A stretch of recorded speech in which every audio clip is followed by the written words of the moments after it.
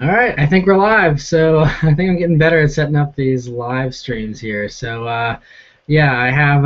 I'm just looking at the questions on the YouTube comments here for the video. So there's no Google Hangout questions like we did the very first time. Second time worked pretty well with just the YouTube comments. So I'm seeing two commenters here so far, Euro Noodle and Dale Johannes. So we'll go ahead and get started with the questions here. All right, I think we're live. So I think I'm getting better. Mute this. I think there's feedback here. Hold on one second. All right. I think we're good now. So, first question here, Dale Johanna says, what do you have in mind for your next car? And that's an interesting question, actually, because we'll see. I don't know. I don't know. I love the BRZ, but I'm always kicking around ideas of other cars to get and stuff. So yeah, I don't know. We'll see. I don't know. I'm not going to comment any further until I have my mind made up because I love the BRZ and I don't want to, get anyone worried that I'm going to get rid of the BRZ or anything. But I'm always thinking about the next car I can get. So Uranudo says, well, hello there, and yeah, I'm looking at the correct questions now. I'm just looking at only the YouTube comments. I don't think there's any other place to ask questions, so just leave them in the YouTube comments here. And TJ, good to see you here. Thanks for all your support, man. What's up, guys? So yeah, that's the right question section. You're good. Harris says, when are you going to take your car to the track? I don't know. I get this question a lot, and I mean the main reason why I don't take it to the track is because I'm worried about insurance, and it's my only car. I need it to be reliable. I need it to be not broken, so I can't just go and totally just screw it up at the track or put it into a wall and just take my time tinkering with it. I need a car that I can drive home with every single time, and so, if you wreck it, most insurance companies won't cover track damage, so that would be pretty bad because then it's on your own. You have to pay for everything. So that's the only reason why I'm being held back from going and doing track stuff. But I have a few friends that are actually track instructors and really know what they're doing, and I really trust them. So if they think that it's safe for me to go out, they think it's pretty low risk. I'm considering it this year. I don't know. We'll see. I might actually do one of the early events this year on my crappy stock tires before I swap tires here in a month or two. So we'll see. I don't know. I might do an autocross. I have no idea what I'm going to do yet. I'm really undecided. Sorry. I wish I had a better answer. Euro Noodle says, Matt, how many potatoes do you own? I don't know what that means. I don't own any potatoes, I don't think. TJ is ready for another 8-hour stream. Yeah, I don't know about that. We'll see about normally it's about 5 hours before everyone kind of just decides to bail, which is fine with me because 5 hours I'm losing my voice and stuff anyway. So we'll see how long this one goes for. Manson on Rampage or whatever. Are you going to take your BRZ to the track? Drag strip. Well, I just answered the question about the track. Drag strip. I don't know. I actually took the Legacy to the drag strip once. I don't think there's any footage of that online, but it was I would just say that my launches were pretty bad, and yeah, I mean the Legacy wasn't a very fast car, and there's some pretty serious stuff there. So I was getting pretty badly. I think one time I beat one guy, and he was in a slightly modified Ford Focus. Aside from that, I lost pretty bad at the drag strip. Not a drag racer, but maybe if I got a Mustang, I'd go to the drag strip more. 11 Michael RB says, Matt, would you put a turbo or supercharger on your BRZ? Turbo, probably not, just because I don't like the idea of having a boost threshold coming on, and that would have kind of upset the balance of the car. I really like superchargers on the BRZ, centrifugal superchargers to be more specific, because they build boost with RPM, so it feels like just a larger naturally aspirated engine instead of a crazy boosted setup or anything like that. So I know that Jackson Racing makes a nice supercharger kit, so does Vortec. Yeah, I'm exploring the idea of doing a supercharger kit. Been talking with some people about doing some stuff potentially, but nothing official yet. But gonna keep the BRZ stock, I think, for a while. I really love its stock, so I don't feel a huge need for tons of power. I mean, it could use 30 horsepower more, but I don't need anything crazy. Z32 for the win says, how's it going, Matt? Pretty good. How are you? Thanks for stopping by. Suman says 335i or BRZ. Just depends what you want. BRZ is a lot more bare bones, lighter, sharper. I mean, I worked at a BMW dealership, so I've driven a lot of 335s. Coupe. I mean, that's a great car. It's just it's heavier. I mean, it's a BMW. It handles really sharply, but I would say the BRZ is a better driver's car, but 335s are great too. Nissan GTR 2000 says, "Are you going to change your rims?" Probably not, unless like someone wants to give me rims to like promote, like I kind of did with the shark fin antenna. But no, I mean I really like the STI rims on the BRZ TS in Japan. If I could get my hands on a set of those for a reasonable price, then maybe I would. But they're kind of pricey, I think. So probably gonna stick with stock rims. I really love the stock rims. They remind me of the Aston Martin V12 Vantage rim, so I like them for that reason. Z32 for the win says, should I get a 300ZX or a 1998 2002 Camaro SSC 28? Well, to be perfectly honest, I'd say that the Camaro would be the more reliable car, just because you have that bulletproof V8 in it. The 300ZX, especially if you do the twin turbo one, like you said, yeah, the twin turbo, those have a lot of reliability issues. It's just a lot of parts that can break. I've heard a lot of horror stories about 300ZXs breaking down. They're also pretty heavy, not very good with handling either. If you're going to get a Z car, I'd either go newer and get a 350Z or go older and do like a 280 or a 260 or a 240. It'd be really sweet. 300, I mean, they're cool. I like the way they look and stuff, but I don't hear a lot of good things about the 300ZX. So if you want the more reliable car, plus V8s are always fun in the Camaro. So I'd probably do the Camaro if I were you. Foob says, "Hey Matt, do you play any video games?" I used to play video games, and I don't know, I kind of just lost interest. I mean, there isn't a whole lot out there, like, I don't know, I played Forza a lot. I loved Need for Speed back in the day and stuff. Just haven't really gotten into it a whole lot in the past. Actually, I sold my Xbox 360, so I don't even have a video game console anymore, and so yeah, dunking in the games. Danny, glad to see you here, man, by the way. Any other mods planned for your BRZ? I did my first major mod to mine, which are coilovers, looking into LCAs now. Nice. I'm probably going to be doing springs. I'm not going to say 100%, but I'm in talks to do something with some springs, and so it'd be a mild spring. The ones that I'm looking at they're made by RSR, and they drop the car like maybe half an inch. So they're very similar to the STI pink springs for the BRZ, except they're not as expensive as the STI pinks, but it kind of retains the same characteristics. Because the thing that I'm worried about with springs and coilovers is the car not having the same kind of tail-happy attitude. Because a lot of the coilover setups, they make the car handle really, really well, but then it's not as tail-happy. And I like the car being really loose and not being very buttoned down, and so that's why I've held off on doing springs or coilovers for so long. But I think I've found the right set of springs that is exactly what I'm looking for. It feels like a stock car. It's just a little bit lower and a little bit sharper. So I'm thinking about doing those. That'll be something that'll be in May sometime. So I'll have more details then for that. Harris, you should end your weekly updates with a burnout. It's funny that you mention that because speaking of burnouts, since if you watched the previous weekly update this past Friday, the snow tires are down to the wear bars in the back, and I'm really annoyed at that. And so kind of as a little, I don't know, send off to how wonderful those tires lasted, I'm thinking about doing a little burnout to finish them off or something like that. So we'll see about that. Honestly, I gotta find a place where I can do a burnout without getting in trouble. If I can find a place nearby where I can just go and shred those tires, I probably will. Because I'll be swapping on my summer tires probably this week. So yeah, it's funny you mentioned that. Nissan GTR 2000 says, "Did you see Ignition's BMW 2M review?" Yeah, I just watched it today.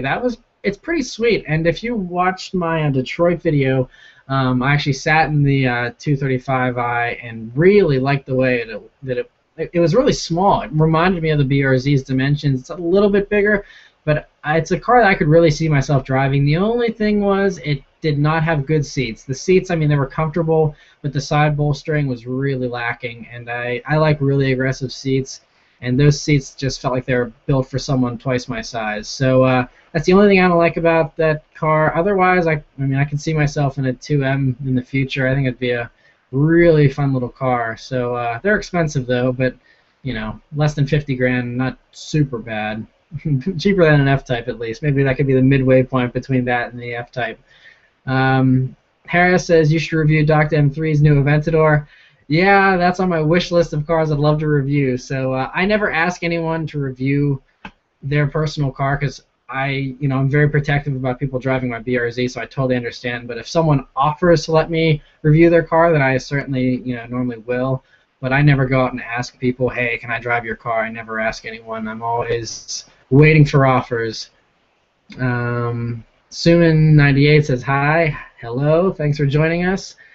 Gary says, would you go for a Mazda Miata or an FRS? Well, considering I own a BRZ, which is like the FRS, I would go for the FRS. I could afford a Miata if I wanted one. If I thought the Miata was a better car, I would have one. I really like them. I did the review last year of the Miata, the retractable hardtop one. They're spectacular. The only thing was the engine was a little bit boring to me. It just didn't have a lot of personality. It was kind of any other four-cylinder. But, I mean, the handling dynamics are great, and I don't care if people think it's a chip car. It's a spectacular driver's car. And if you want something convertible, then I would definitely go for the Miata, obviously, since you can't get a convertible FRS, unfortunately. Hall says, Lamborghini Aventador or Ferrari F12? That's tough. I love them both. I really, really love them both. I think I don't know. I mean, I like the sound of the F12 better, honestly. I like the way the Ferrari sounds. I like the Lambo's looks, but see, I'm really, really torn. I love them both because they're so different, but so sick in like completely different ways. I love them both. So, yeah, I'm just gonna be lame and say both. Sorry. Euronoodle says, did you pay off your car at one time, or are you still paying it off? I'm still paying it off, actually. I financed it. I only put down like $3,000 on the car, and so I'm still paying it off. I did a 60-month loan on it, actually, so it's a 5-year. That's what I did for the Legacy GT, too. I did a 5-year loan, and that worked out pretty well. So, yeah, that's what I'm doing for the BRZ right now. 41 Mack Truck says, hey, Matt, do you think I should aim for a BRZ as a first car? And I know about the preference stuff, and yes, I really like the BRZ, but is it affordable? It just depends, what your finances are as to whether or not it's affordable. If you mean is it cheap to maintain and drive, then yeah. I mean, it's a Subaru, so service is cheap. It's a little four-cylinder that's lightweight and 6 speeds, so it's really good gas mileage, really good on the highway. Like I've mentioned, last year my high was 39 miles per gallon. So I mean, very cheap. You can just drive it and drive it and drive it. A fill-up costs you $35-$40. It's a pretty small gas tank, but it keeps going and going because it's so good on gas. And insurance isn't too bad. It's about the same as an Infiniti G37 for me, and so it's not bad at all.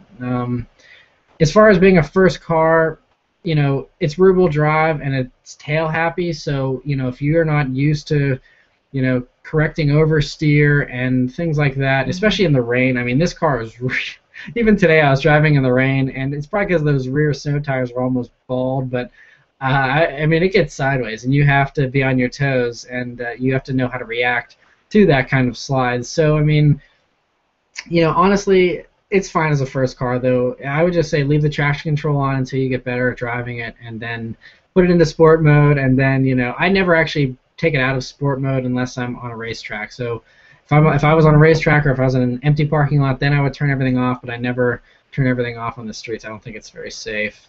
But, yeah. Intel Pentium says, what are your thoughts on the future of Saab?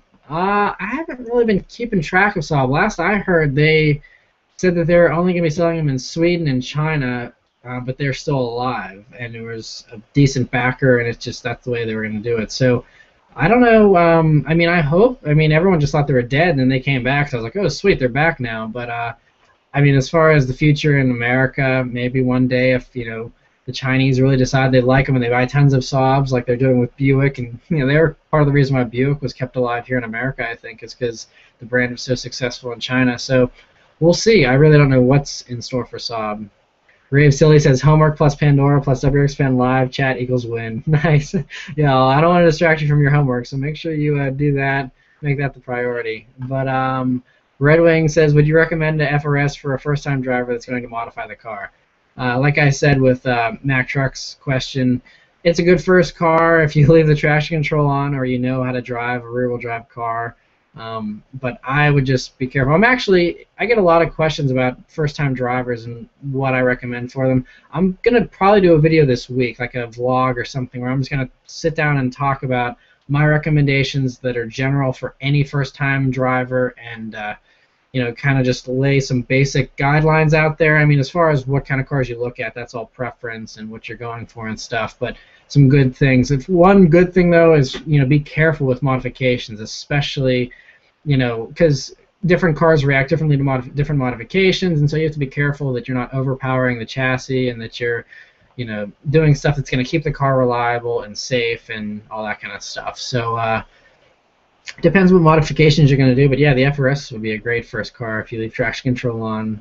But Alex says, my dream car, realistically affordable, is an E46 M3, but I gotta love my Mark II MR2s. Wish they made cars like the MR2. Yeah, I think I mentioned once before, my one neighbor when I was a little kid had a red MR2 that he would like wax every single weekend in his driveway. And that was my first exposure into like sports cars and stuff. Was the MR2. I love the way those look. They're awesome cars. E46 M3 is a great car as well. But yeah, the way the MR2s look, they're classic. 11 Michael RB says, did you hear the Mitsubishi officially retired the Evo today? No, I did not actually. Did you? I don't know where you read that. I actually was just on Autoblog like a few hours ago and didn't see anything about that. But that's interesting. It's inevitable. It's going to happen at some point since they said they're not going to do a successor and stuff. But that's pretty sad if they're actually going to stop production. Harris says, better handling Miata or BRZ? Honestly, I thought the Miata had a little more body roll than the BRZ whenever I reviewed the Miata. I think the BRZ handles a lot better. I actually talked with a guy recently who had a 135i BMW, and he was saying how he sold that for a BRZ, which is kind of a little bit of a downgrade actually. And he's like, there's just very few cars out there that handle as good as a BRZ, and I've realized that too. With all these car reviews that I've done, there's a lot of really sweet cars that are great handling cars, but the way the BRZ and the FRS feel with how low the center of gravity is and the lightweight and your low seating position, it's pretty unique actually. I'd say I don't know, I love it. One second, guys.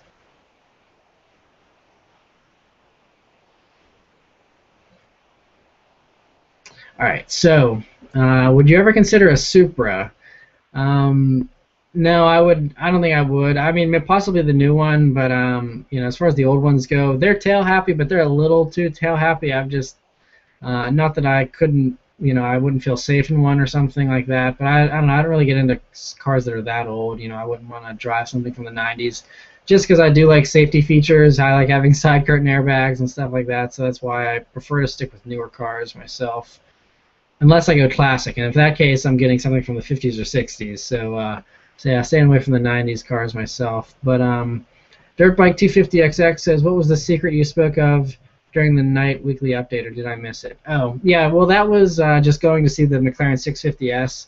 I was going to check that out, and that was one of the first ones in the country. It might have been the first one, I'm not totally sure, but that was a pretty big deal to see that car, before a lot of other people got to see it. And so I'm really appreciative to McLaren of Philadelphia again for inviting me out, and R8 Pro for inviting me out as well. So yeah, that was pretty awesome. So that was the little surprise secret thing or whatever. But yeah, so Josh TC says, hey Matt, how do you meet people at Cars and Coffee? You have a great relationship with Dr. M3 and the supercar guys, but I find it hard to make those relationships. It's an interesting question. I don't know. I think part of the problem is, there's this stereotype, which is partially true from what I've seen in other communities, is that, people aren't, a lot of supercar owners aren't very friendly, or they're, you always hear the ideas about how, people say, oh, Ferrari owners are, douches or jerks or whatever, and things like that. And so I don't know, where you live or where you're at. It could just be that people aren't as nice where you're at. I don't know, but in Pittsburgh, we're really lucky. All the guys are very down to earth. they're just very friendly, and it's very easy to, they're all very easy to talk to, very, very easy. So I don't know. It was never hard for me to like make those relationships. You just kind of walk up and say, "Oh, I love your car." You just start talking, and I don't know. Maybe you just have a different crowd where you're at. I'm not sure, but I've noticed that in the car community, it seems like people are pretty friendly though for the most part. If you have that common bond of loving cars, and so I feel like most people can, kind of be pretty friendly about that. But good luck. Hopefully, you can find some friendlier guys. That's kind of crappy. Foob says, do you always wash your car using that touchless car wash? No, that's mostly either in the wintertime or if I'm really pressed for time and don't have time to actually hand wash it. I prefer to hand wash it myself. Just because not only is it better for the car, but you can kind of look over the car whenever you're up close to it, and you're washing it. You can kind of, inspect the car and, see, look for rock chips and, any imperfections in the paint, things like that. So normally I will just wash it in my driveway. And I know a lot of people have been asking me about detailing videos and things like that. I mean, the car sits outside. I don't park it in the garage or anything, so I really don't baby the car. I mean, I wash it, I keep it clean, I wax it, but that's about it. I don't, go crazy with a buffer or anything like that. So, as far as detailing videos, I can show you guys how I wash my car, but it's about the same as how anyone else would wash their car. Sometimes I do 2-bucket washes if it's pretty dirty, because that way you can rinse the mitt first, and then, you don't mix the dirt in with the soap and whatnot. But normally I just do a 1-bucket wash if I'm just, doing a light wash. It's no big deal. James says, do you plan on buying the BRZ armrest or knee pads? Yeah, I actually have been thinking about that recently, because when I was driving back from Philadelphia, recently, I kind of was resting my knee on that plastic piece there on the transmission tunnel, and it isn't very comfortable, and I'd like to have those knee pads down there. So honestly, I haven't even looked at them though. I mean, if they're affordable and they're not too crazy, I might install them. That'd be a pretty good idea. It's just something that I don't know. I don't come in contact with a lot, so I don't really care. Armrest is the same thing. I mean, normally the way the seats are in the BRZ, there isn't like, you can't just lean over and kind of relax on an armrest. They're kind of, you're sitting upright, sitting straight. So if I don't have my hands on the wheel, I kind of just have my hand sitting by my side or something. But I mean, honestly, I even just rested on the cup holders. It's not really that uncomfortable, so I don't see a huge need for the armrest, but I've considered it. Man's on a Rampage says, during your car reviews or weekly updates, have you ever been pulled over? No, I haven't. I have never been pulled over, thank God. But there was one time where I was just doing my opening speaking part there in the park at that parking spot that I always use, and one of the park cops came over and was telling me the laws about mounting GoPros. Apparently, you can't mount a GoPro on the driver's side, only on the passenger side of the car. And he said if the camera protrudes more than 8 inches off the car, you have to have a permit, a film permit for it or something. And he was going on and on about all these different things. So apparently he's been following the channel or something if he looked up all these laws about mounting cameras and stuff. But that was kind of random. But that's the only thing. He was friendly though. It wasn't like he was yelling at me or anything. But that's the only time I've ever had any discussions with the cops. As far as weekly updates, never had any issues either, because I mean, I drive pretty slow except for that last little acceleration at the end. But even that, I do that on a road where there's a high speed limit, so I'm just accelerating up to speed very quickly. That's all I'm doing. So if there's any policemen out there watching, it's totally above board. Everything's good. I am the tall Gillo says, have you seen this new video with the FRS? It's awesome. I'm answering questions, but I'll check that out later. Let me copy and paste the link so I can check it out. Okay, next question. What are you going to do with the door ding you got? I'm going to probably get some rubbing compound and just try and see if I can kind of rub it out a little bit. I even was just kind of feeling it, though. There's definitely grooves there. It left a mark in the paint, like an indent in the paint. It's not just paint transfer, so gonna have to do something. I don't know. I still kind of know someone with a buffer, so I might be able to go and buff the car real quick and see if I can get it out. But Yeah, I don't know. I mean, it's pretty small, and I mean, it's, I'm gonna try and do something. I don't know. I haven't really decided yet. It's been raining like every other day here, so it's gonna be kind of hard to fix it right now. But hopefully later this week it'll be nicer. I can try and look at it some more. Alex says, "Yo, Matt. So what's your favorite '90s car?" Um, I don't know. Trying to think now. I mean, hmm. Honestly, I don't even know. Favorite '90s car. I mean, I would probably say like either, actually, it's probably the NSX, Acura NSX. I think that's probably my favorite '90s car. They're just pretty awesome. Yeah, I'll go with that one. Thomas says, "Where would you want to live if you weren't living where you live now? Any dream place?" Yeah, actually, I would live in Southern California, hands down, without a doubt. That or San Francisco. Actually, I love both places a lot. I've been to both, really love both. And so, yeah, California has been calling my name for a while. So, might move out there, not soon, but maybe in the next couple of years. You could see me out in California. Pittsburgh's great. I love it here. But there's so many wonderful places to live in the world that I feel like I would be limiting myself if I only lived in one place my entire life. So definitely think I'll be at California at some point. Real Skier says everything about putting in a taller final drive into the rear differential. Um, I don't even know. Maybe you know more about that for the BRZ than I do, but I don't even think anyone makes a different final drive for the BRZ unless I do like a custom thing or something. Honestly, I wouldn't want a taller final drive. I don't know. I think that would affect the drivability. The car doesn't have a lot of power to begin with, so putting anything taller in would just make it even slower. I think I would probably want to do something shorter, if anything, because I love cars that have short gearing, like the GTR, where it's got tons of power, but first gear runs out super quick, but it just bangs through the gears and feels really fast. And so that's kind of what I would do. I don't know about a taller final drive. Dragon Slayer says, "Do you feel that the new Subaru STI looks like a knockoff Evo?" I mean, I can see a little bit of Evo inspiration there. But I don't know. I don't think it looks that much. I mean, like a knockoff Evo. That's not like a lot of people like they were flipping out about that. I don't know. I didn't think it was that bad myself. I think it looks great. I love the way it looks. But definitely a little bit of Evo influence, I think. Ryan says, "How is the AC on the BRZ? Does it work well, and can you feel any loss in power when it's on? I live in Florida, so I have it on most of the year and hate how much it bogs down my four-cylinder Accord." Um, I don't ever feel any kind of loss in power. I mean, I guess technically there probably is some slight loss in power, but it's not enough that I can notice it or anything like that. But yeah, I mean, the AC is good. I mean, the Limited has the dual zone climate control, so it's just on auto and it just kind of does its thing and cools the car off pretty quickly. But yeah, I mean, there's not, the glass isn't large in the car. There's no moonroof or anything like that, so it's pretty quick to cool down and stuff. Yeah, I think it works pretty well. Billy the Slugger says 2006 STI versus 2007 STI.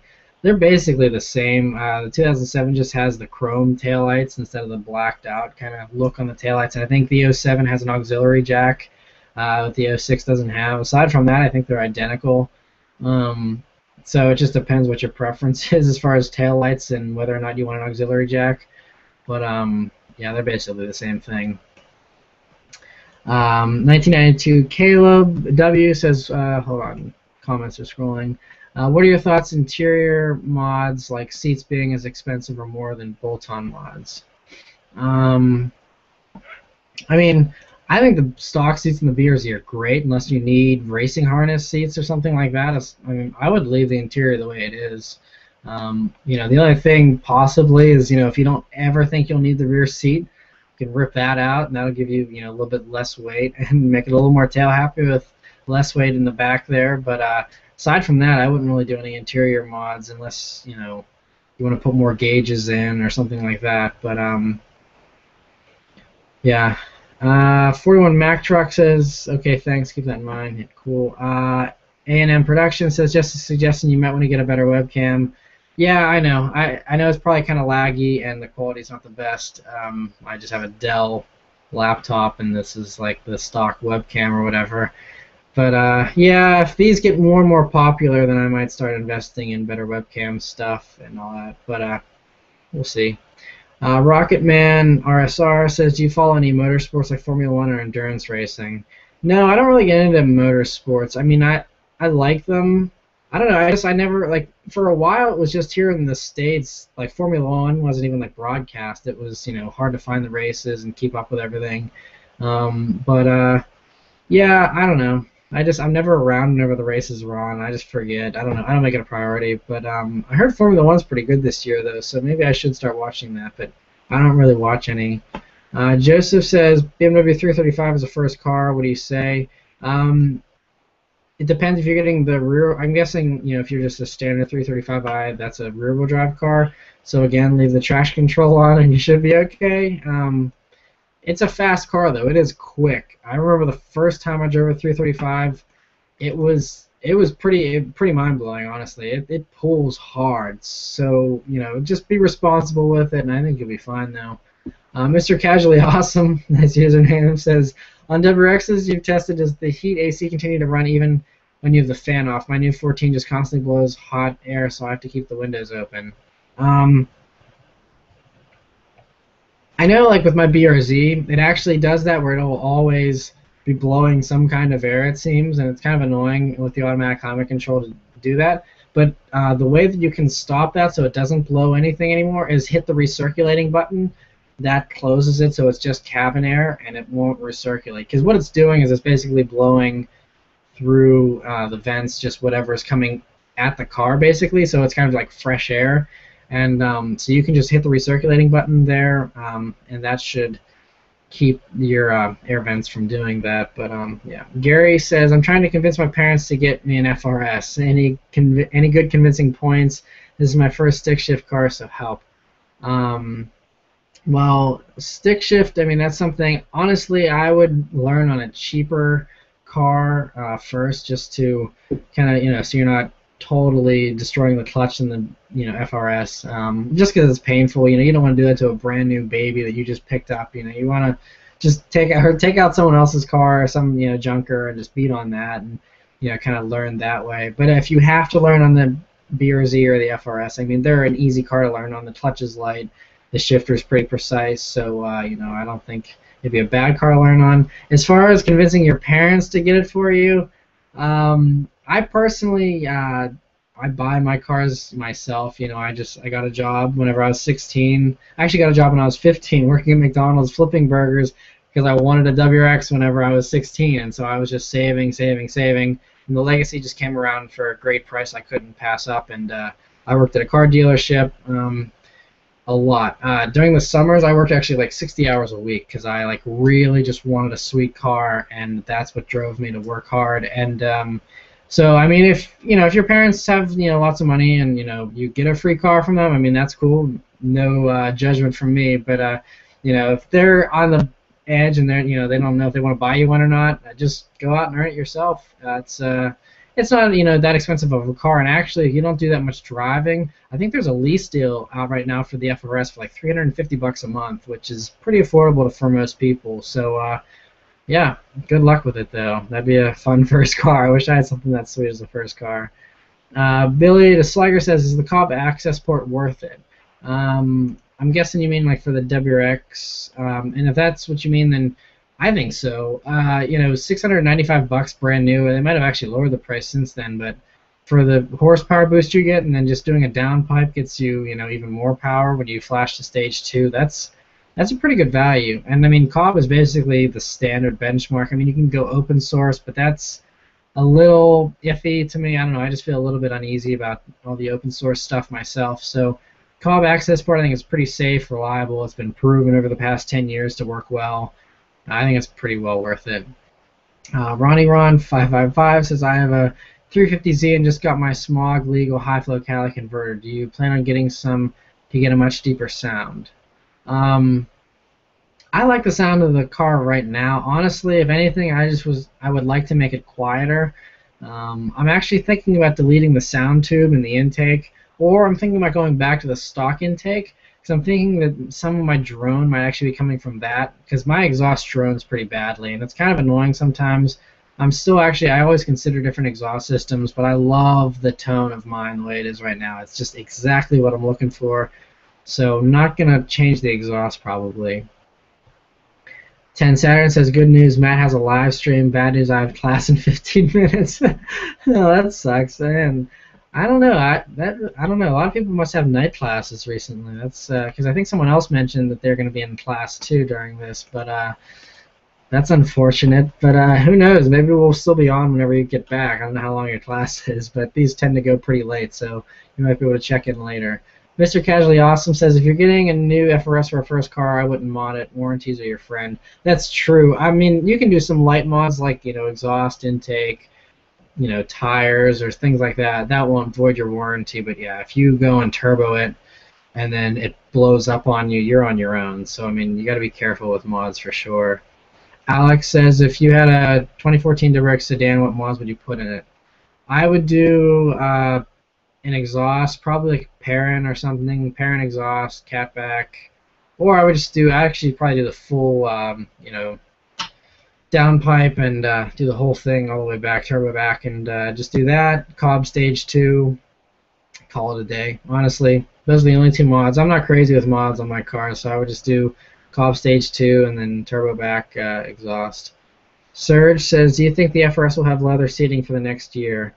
Well, if you get the Monogram Series FRS, that comes with the leather and suede like the BRZ Limited. But I don't know. I mean, people have talked about them making a more luxurious FRS. The idea, though, of the FRS is it's supposed to be the more bare bones car. If you want the nicer car, you got the BRZ. Now with the Monogram version, that's the more luxurious FRS if you want one. But I think most people that want a BRZ or an FRS, they want a lightweight car. And the more luxurious items you put in the car, the heavier it gets. And so the general consensus from the BRZ and FRS community, at least that I get, is that they would rather have it more bare bones than more luxurious. So I doubt you'll see anything more luxurious for the car. But I mean, leather seating, that's something you can go to an upholstery shop and get leather seats put in. That's very easy to do. Some dealerships will actually do that for you as well if you want. So that's pretty easy to fix.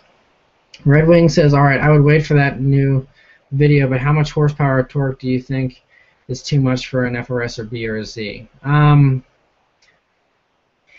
It's not so much how much power as much as it is the type of power. So, like the thing is, if you do like, something like a kind of like a Roots style blower for the car where it's just instant torque, or if you do a turbo that's, high boost or something like that where it comes on and just goes nuts at 4,000 RPMs like a WRX or something like that, that's where you get in trouble because it just offsets the balance of the car and stuff. But if you're doing a very, very mild turbo, low PSI, like less than 8 pounds of boost, 5 to 8 pounds, or if you do like a centrifugal supercharger, most of those that are pretty small, and pretty conservative forced induction, those rarely do over 300 horsepower. So I would keep the car under 300 horsepower myself if I were you, just to keep it so it's not totally bonkers. But I mean, even I've seen people with the small turbos on the car, and it still is pretty bonkers. I mean, the car is tail happy stock, so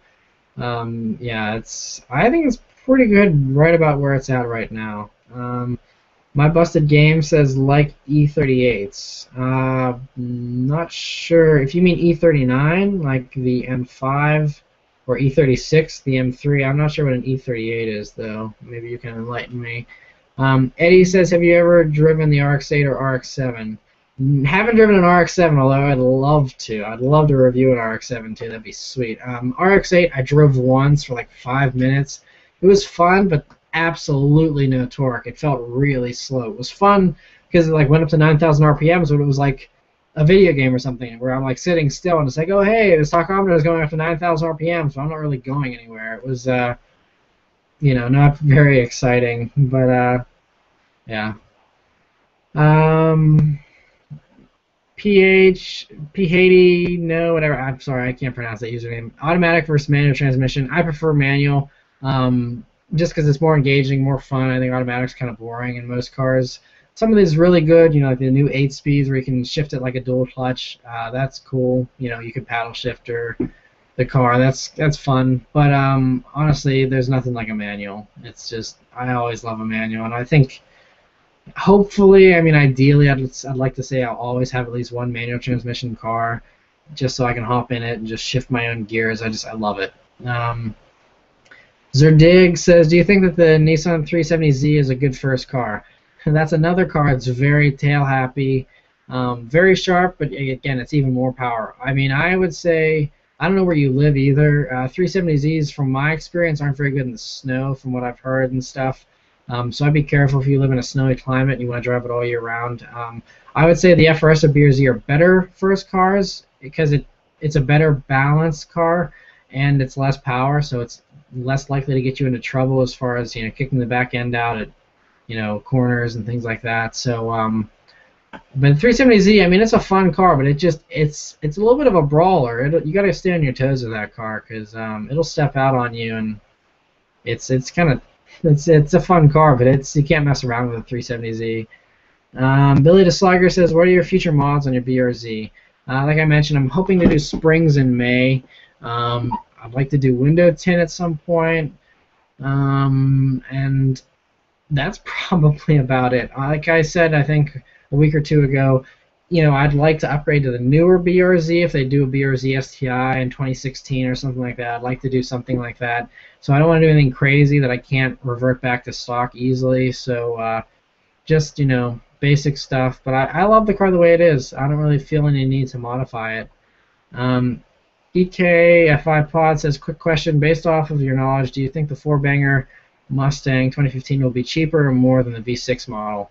Well, I've been following the 2015 Mustangs pretty closely, and I was actually on the Mustang forum chatting around for a while, and pretty sure they said that the four-cylinder is going to be like a $220 option, like upgrade over the V6. So V6 is still going to be the base model. Turbo is going to be the upgrade, and then you're going to have the V8 as the top of the line. So, I think the four-banger is going to have similar horsepower and torque ratings, probably have a little bit more torque than the V6 actually, and have better fuel economy, and so that's why they're kind of going to advertise it as a slight step up over the V6, but it's literally going to be a couple $100, and that's it. So I'm pretty sure that's what the case is going to be on that. But yeah, I'm really interested in the four-banger Mustang. I think that's actually going to be, that could possibly be the enthusiast choice for the Mustang, because it's going to be the lightest. It's going to be the most mod friendly, I think, because just turn up the boost and you're good. So yeah. mTor92 says, "What do you think of the Cadillac ATS? I work at a Cadillac dealership and absolutely love it." Actually, the one local dealership here was just advertising that they gave out a $50 gas card if you test drove a car from their dealership, and one of the dealerships was a Cadillac dealership, and I was going to go test drive an ATS, but the night that I showed up, there was only one salesman there, and he couldn't let me go out and test drive the car because he was the only guy there. But I was going to test drive an ATS last week, actually, just for fun. I don't see myself getting one. I like the ATS. The only problem I have with the car is the price. I think it's a little pricey for the... I mean, base is nice, but I would want the performance version, which goes close to 45 grand. And, if I want something sporty and stuff, I would probably do the CLA with the all-wheel drive system. And you can get one of those for, $38,000, nicely equipped the way I'd like to. So it's just... I don't know, and I actually prefer the interior of the CLA better than the ATS, and I'm a small guy, so the fact that the CLA is a small car works for me. So I would do a CLA if I was looking for a luxurious, small little four-door car. But I mean, the ATS is a cool car. I'd love to test drive one still. Steven says, "What do you think of the Jeep Grand Cherokee with a 3-liter diesel engine?" Haven't driven one. I think diesel is the way to go if you want a fuel-efficient car or if you want something that's really good at towing stuff.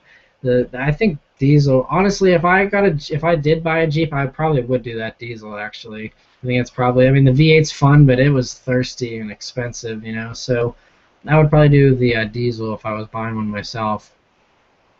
Euronoodle is asking, "How did you get the door ding again?" I forget. I don't know how I got it. Some inconsiderate person just decided to nick my door apparently, and so I always park in the back of parking lots. I'm pretty careful about that kind of stuff. I mean, sometimes I don't park in the very back, but I park far enough away that no one should need to park next to me unless they just want to be a jerk. And so yeah, don't know how I got that door ding, but that's exactly why I don't park in the front of parking lots. It's for that very reason. A&M Production says, "Can you please not curse?" I never really do curse, but yeah. Z32 for the win says, "That dude in blue just uploaded a 590 horsepower Miata drifting video." Nice. I didn't see that yet. I'll have to go check that out. Jackson SP says, "Nice." Someone, hold on. Okay. Zerdig says, "Brides versus Recaros."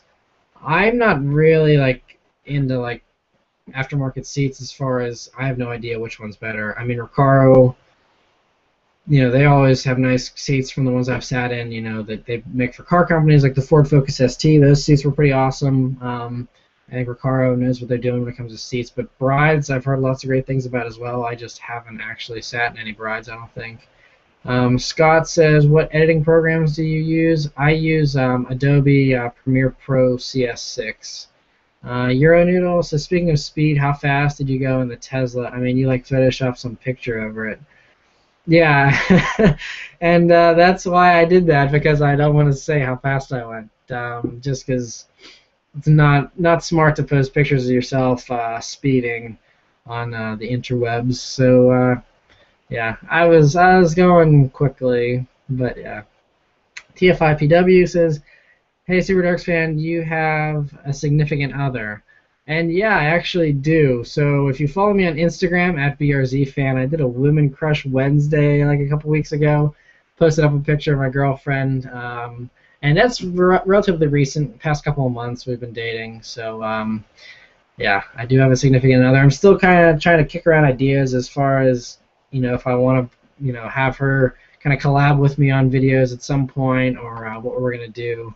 I know like Shmee150 has his Miss Shmee channel, something about doing something like that possibly if she's up for it, but we'll see. Not totally sure what I'm gonna do. 10 Saturn says, "I currently have a POS 99 Saturn, which is on its last legs. I'm thinking of trading it in for either an '08 Outback Sport or an '06 Legacy 2.5i. What are your thoughts on either of these?"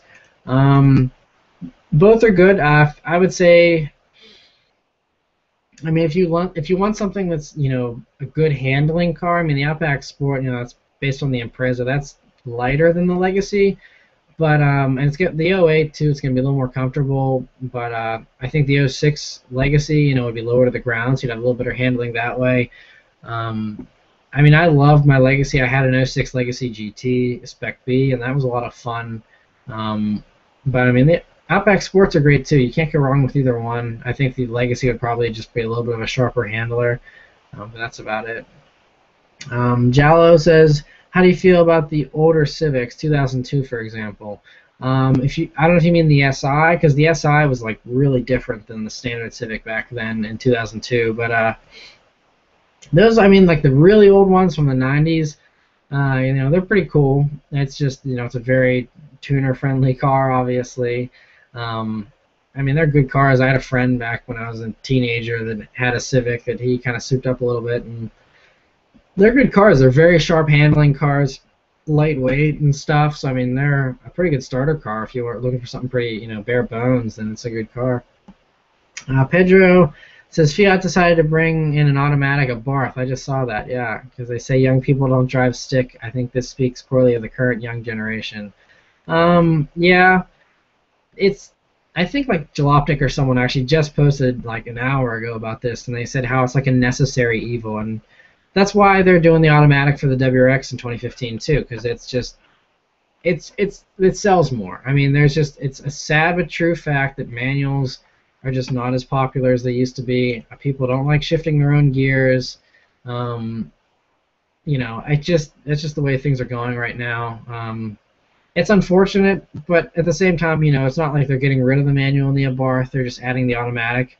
You don't want an automatic, you don't have to get one. It's not like, they're forcing you like Ferrari or Lamborghini is now, where you can only get, the paddle shifts in those cars. At least you can still get a manual in the Fiat and stuff like that. I mean, but I think, the young generation, we talk about our young generation, a lot of us are into cars, but I think that car culture is actually kind of on the decline, because it used to be that, back in the olden days or whatever, everyone, you had to get your license and you had to, cars were everything because that was your only way of freedom. But recently I've noticed that, people aren't as inclined to get cars, and you have things like Zipcar, and people, are just sharing cars, and, you have all these different taxi services and stuff, and there's less and less people actually driving that are our age. And so I think there's just not as many car fanatics as there used to be, and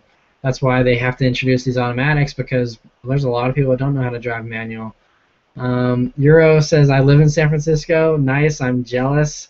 Man, if I lived in San Francisco, I would probably almost definitely sell my BRZ and buy a Mustang and pay one of those cops to let me jump those hills like in Bullet. That's like one of my dream things to do. I want to remake the Bullet chase one day. If I ever like win the lottery or something, I'm totally redoing the whole Bullet chase like with a Mustang and stuff. That'd be amazing. I love San Francisco. So yeah, I'm jealous. Zerdig says California is 80 degrees right now. Yeah, that's nice. I wish it was 80 degrees here. It's rainy and like 50, but hey, it's better than like the 30s and stuff we've had in the past couple of weeks, so I'll take it. Kyle says, what are your thoughts on the Genesis Coupe? It's a good car. I have never driven one, so I can't really say one way or the other about them definitely, but from what I hear, the handling isn't as sharp, the steering's vague, the shifter isn't precise, throttle response isn't good. It's a heavier car, it's a bigger car. People like saying it's a BRZ competitor just because it's priced somewhat similarly, and it's rear-wheel drive coupe. But from what I've heard of the Genesis, it would be nothing like a BRZ. I personally don't think I would ever want to own a Genesis myself. Nothing against them. I like smaller cars. The Genesis is on the bigger side, and if I was going to go for something bigger like that, I would probably do a Mustang. So yeah, but I mean they're pretty popular and stuff. So I mean they definitely cater to a certain demographic for sure. Pedro says, any new cars now that you would consider in the future? Yeah, I mean, I'm always thinking about different cars and cars I'd like to buy instead of the BRZ or adding on to the BRZ. So yeah, I'm not going to talk too much about this, but I'm thinking about actually going a different direction instead of upgrading cars. I'm thinking about downgrading possibly. Not this, it wouldn't be like anything lame or anything. It'd still be a fun enthusiast car, but every once in a while, I really, really would like to have a classic car still, but with how the BRZ, I mean, it's not a cheap car, but it's not expensive either. But based on my current financial situation, I'd like to have a classic, but I can't have a classic and the BRZ. So I'm considering getting something cheaper that's still fun and also have a classic as well, but we'll see. I know a lot of you guys would probably be really upset if I got rid of the BRZ, and I love the BRZ. I'd be upset if I got rid of it too. But so I'm considering a bunch of different cars, but probably just gonna stick with BRZ hopefully. Torbo DJ says, hi everyone, I'm from Dubai and I'm a big fan. I appreciate you checking in all the way from Dubai. That's awesome. So yeah, thanks for tuning in. I am the tall Gila says, my dream car has always been a Maserati MC Stradale, but this morning I saw a Ghibli for the first time. Looks awesome, but I was highly disappointed with the exhaust. Quattroporte and GT sound better. Yeah, well, I mean, the Ghibli you can't get in the V8, I don't think, so that V8's always going to sound better to me. I love the way that sounds. I know exactly what you mean. Maseratis are sweet. Love those things. Jason Blu-Rex says, hey, I'm sure you've mentioned this, but why Wrxfan if you bought a BRZ? If there's a vid about it, I'll look it up. Thanks. Yeah, I did a weekly update like probably 9 months ago or so addressing that exact issue. If you just go and search why I bought BRZ over WRX or something, or why I never owned a WRX, I think is the video called. It's what it's called. It's one of the earlier weekly updates. But basically, I don't need four doors. I don't need all-wheel drive. The BRZ, I think, is a more attractive-looking car. I always wanted something rear-wheel drive, and so the BRZ was just the perfect fit for me. So that's why I got that. But I just always loved WRXs, and I made this channel back in 2006. That's when I made the username and just kind of stuck with it. So I mean, I still love the WRX. I am a WRX fan. You know, I'm not obsessed with them like I used to be, but they are great cars. Ben Hunter says, if you had to get another car that isn't a Mustang or another BRZ, what would you get? Depends what price range you're talking about. If you mean around the same price as the BRZ and Mustang, can I say FRS? That's probably not a valid answer, but I would, if I couldn't get a Mustang or BRZ, I'd get an FRS. If I couldn't get an FRS, um, what would I get? I mean, I don't know. One car that I really do love is the Mini Cooper S. I love those things. Miata would be another car that I would consider. S2000, I mean, it's a little bit cheaper, but that's another car that I really love a lot as well in the same price range. So, yeah, those are a few options there. Aw2K says, just got in. Sup, Subaruwrxfan. What's going on? Thanks for stopping by. Appreciate everyone that's stopping by and checking out the live stream here. What is your favorite generation of the 911? The first generation. Love the first generation. Love 60s cars, and I don't think there's ever going to be a 911 better than the first one. I mean, obviously the new ones are faster and whatnot. Aside from the 60s ones, my other favorite generation is the 991. I love them. You know, the brand new ones are great. If I had to go anywhere in between there, basically any 911 before, I'd say before the 993 generation. So all the ones from the 80s and the 70s, those are all awesome as well. I think the oldest car I actually drove for a decent amount of time was like a 1985 Porsche 911. No power steering, no power brakes, totally bare bones. That thing was, talk about a driver's car. You could feel everything in that car. I was like blown away when I drove that 911 for the first time. Those 80s 911s are spectacular. Especially considering all the other crap that everyone else was making in the 80s. The 911 was one of the few good cars from the 80s, in my opinion. Andrew says, "What are you going to trade in? Are you going to trade in the BRZ for the WRX?" Probably not, unless for some reason I need 4 doors or I really feel like I need all-wheel drive at some point. I can't see myself trading in the BRZ for a WRX. I would like to test drive one. I mean, because I'm open-minded. If I was able to test drive a 2015 WRX and it really, really blew me away, then I would trade it in. But apparently it's pretty hard to test drive a new WRX just because they're in such high demand. And Subaru dealers like treating the WRX like it's a Lamborghini, and so it's very hard to even test drive one, period. So I don't think, unless a nice person or a Subaru lets me review a 2015 WRX, I probably won't be driving one anytime soon. Joseph says, you skipped my question. I don't know what your question, never mind, okay. H-Man the Legacy says, Super BRZ versus Hyundai Veloster Turbo. Never driven a Veloster Turbo, but it's a totally different car. Front-wheel drive, turbo, hatchback. So they're going to be completely different. I think I would like the BRZ better. Never driven a Veloster Turbo, though, so I can't say definitely, but not the biggest Hyundai fan, if I'm honest, so I'd probably go for the BRZ. Actually, I'm 99.9% sure I'd go for the BRZ. Although I have a friend that just picked up a Veloster Turbo R-Spec. I'll hopefully be reviewing that here in about a month or so. So if you're interested in the Veloster Turbo, stay tuned. I'll definitely be giving you some more info about that. Justin Brown says, what do you think about about radar detectors? I think they're pretty helpful, I guess. The thing is, for me personally, I just, if I'm driving above the speed limit, hypothetically, I just watch out for brake lights and, you just keep your eyes peeled.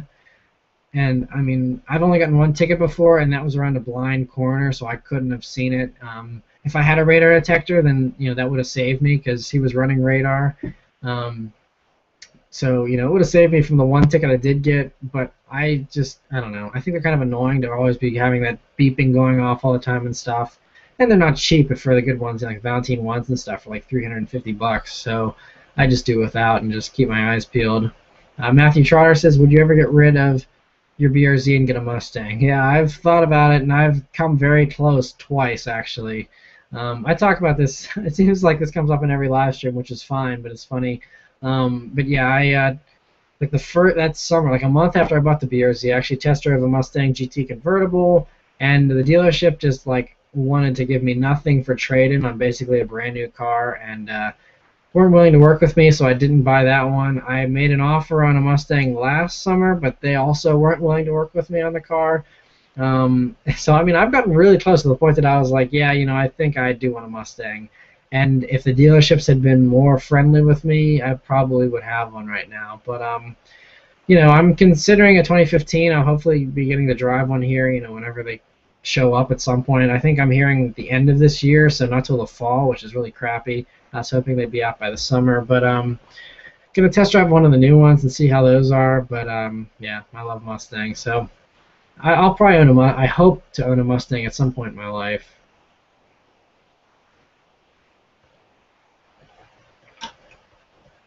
So Naja Man says, any thoughts on the new 2015 Chrysler 200 V6 Pentastar? No, I don't really have any thoughts on them. I mean, they look luxurious and stuff. I don't really have any thoughts on it though. I don't really get into luxury cars that much. I mean, the problem with the Chrysler 200 is it's front wheel drive, and if I wanted something front wheel drive and luxurious in that price segment, I'd probably just go for a Lincoln MKZ or a Ford Fusion. I like those a lot. And Chrysler 200 though, I mean, I'm sure it'd be a good car. Abel says, is it true that the Evo has been canceled? Sorry if you've already covered this. Well, someone just mentioned in the beginning of this live stream that someone said today officially they've killed the Evo. I didn't hear that yet. I just know that they don't want to make a successor, but they could keep making the Evo for the next couple of years if they wanted. It would just be the same car, but I don't know if it's true or not. Pedro says, learn stick driving a classic Beetle. Yeah, that's a good car. I drove a classic Beetle once. So that was a ton of fun. And yeah, that's a good car to learn on. Turbo DJ says, what are your thoughts on the Nissan 350Z for a first car? Like the 370Z, it's balanced, but it's a little more tail happy than the BRZ or the FRS. So you have to be a little more careful.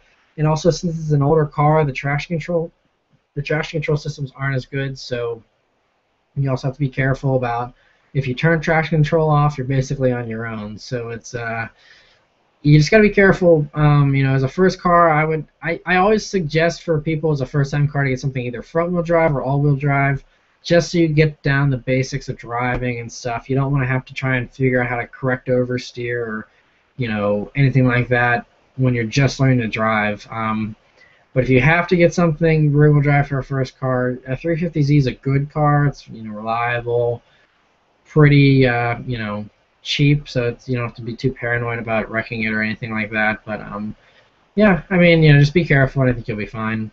Alex Maldonado says, you mentioned in the 13WX sedan review that it felt like it pulled a little bit harder than the 12 STI. Then you reviewed the STI hatch. Does the STI hatch pull harder than the 2013 WX sedan? Yeah, it did. But I swear something was up with that STI hatch. It was the fastest stock STI I've ever driven. If it was stock, for sure. Yeah, it felt faster than the sedan. The reason why the 13WX will pull harder though is just because it's a 5-speed, and so the gear ratios, the way they're set up, it just pulls harder than just the 6-speed and the STI. You just have to shift a lot more, and so yeah. But I don't know. I mean, I think like I said, there must have been something up with that hatchback STI because it was definitely quicker. I think generally the consensus I've heard from other people is that my observation about the WRX was right, that the WRX does feel like it pulls harder than the STI. So I think in general, most of the time the WRX is going to feel like it pulls a little bit harder probably, just because of the gearing. Chow Wang says, hi, hello, thanks for stopping by, everybody. Flavio says, hey, how's it going? Thanks again for stopping by. Hod says, add a baffle to eliminate some sound on your BRZ.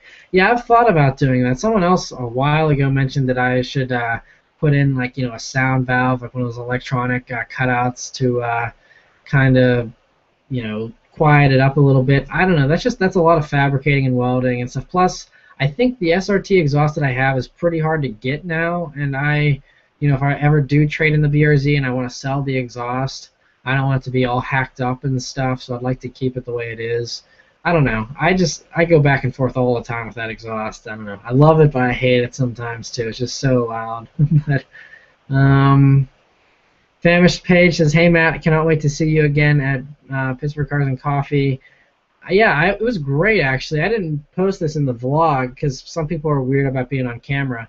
But I met a whole group of great fans that showed up at Cars and Coffee this past Saturday, and that was awesome to meet you guys. I love meeting you guys. And if, by the way, if anyone else ever sees me out and about or anything, like actually, I just went to Sheetz last night, and I was just in there to get gas, and one of the guys that worked there was like, "Hey man, what's going on?" Like, he's like, "You're a Subaruwrxfan fan, right?" And he's like, "Oh, I love your videos." He's like, "I have an FRS out there." And he's like, "I bought it largely because of your videos." So he's like, "Thanks, for, making the videos and stuff." And so it was awesome, just out of the blue, just some random guy at Sheetz. And, and I checked out his FRS. It was pretty sweet looking. And so I love just bumping into people and stuff. So if you ever see me out and about, definitely say hello. And, yeah, it was great to see you guys at Cars and Coffee. Andrew says, thinking about getting the BRZ, but not sure if the WRX is a better deal. It depends what you're looking for. I mean, yes, you get 4 doors, an all-wheel drive, and a turbo, and more power for the same money as a BRZ, but, it's just a difference, and, the BRZ is lighter, it's sharper handling. It's all personal preference. Man's on a Rampage says, if you had the money, would you find another Legacy GT? No, I mean, I really like the Legacy GT, but I had my fun in it. It's a good car, but, it's kind of sad, but I don't really miss it a ton. I just love the BRZ so much more. So, maybe if I'm sentimental and I'm like, maybe if the Legacy GT is like a classic in 30 or 40 years, maybe I'll look for one then, but I don't think I'll be owning another Legacy anytime soon. Gary says, thoughts on the 370Z?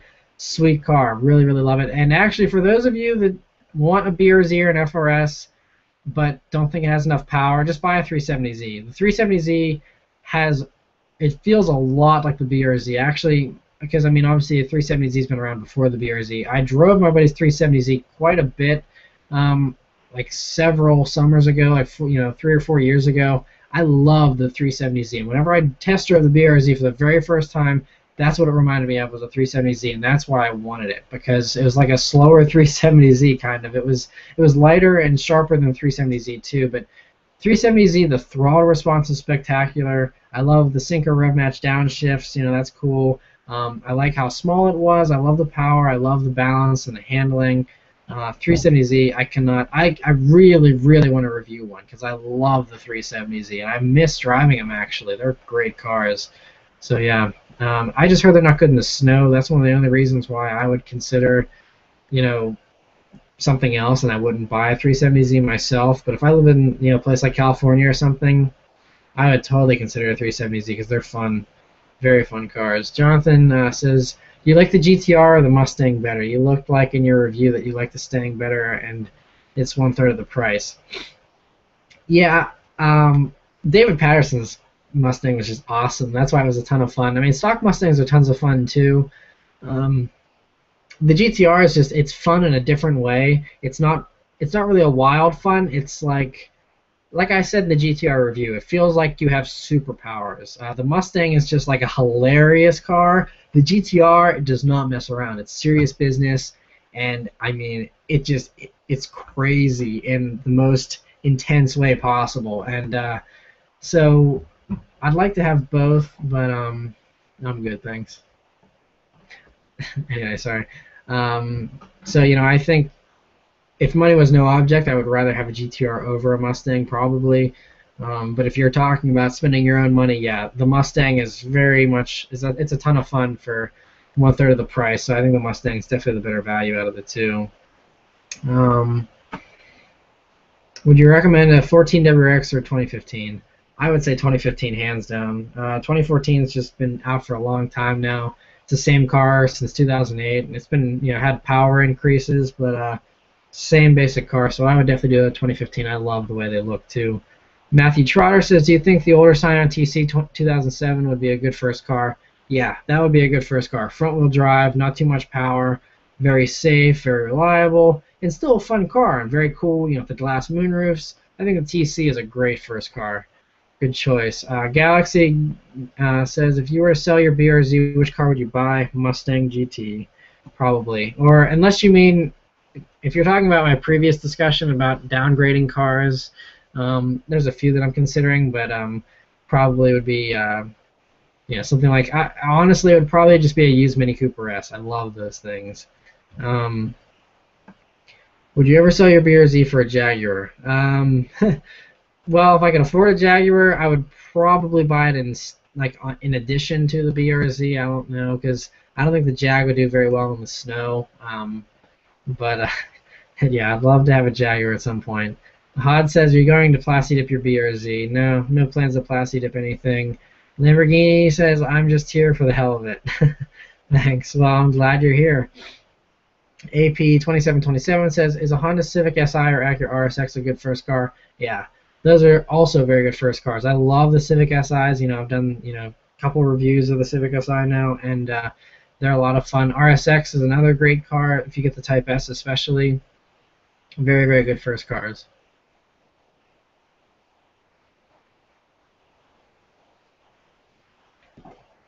2005 NSX fan says, do you think Honda will make a S2000 successor to compete with a BRZ?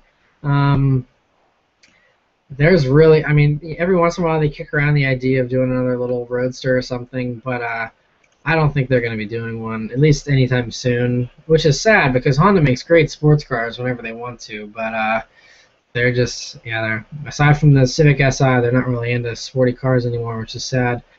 John says, some landscaping company ran into my car and put a hole through the fender, and all I got was a Post-it note on my window that said, I'm sorry.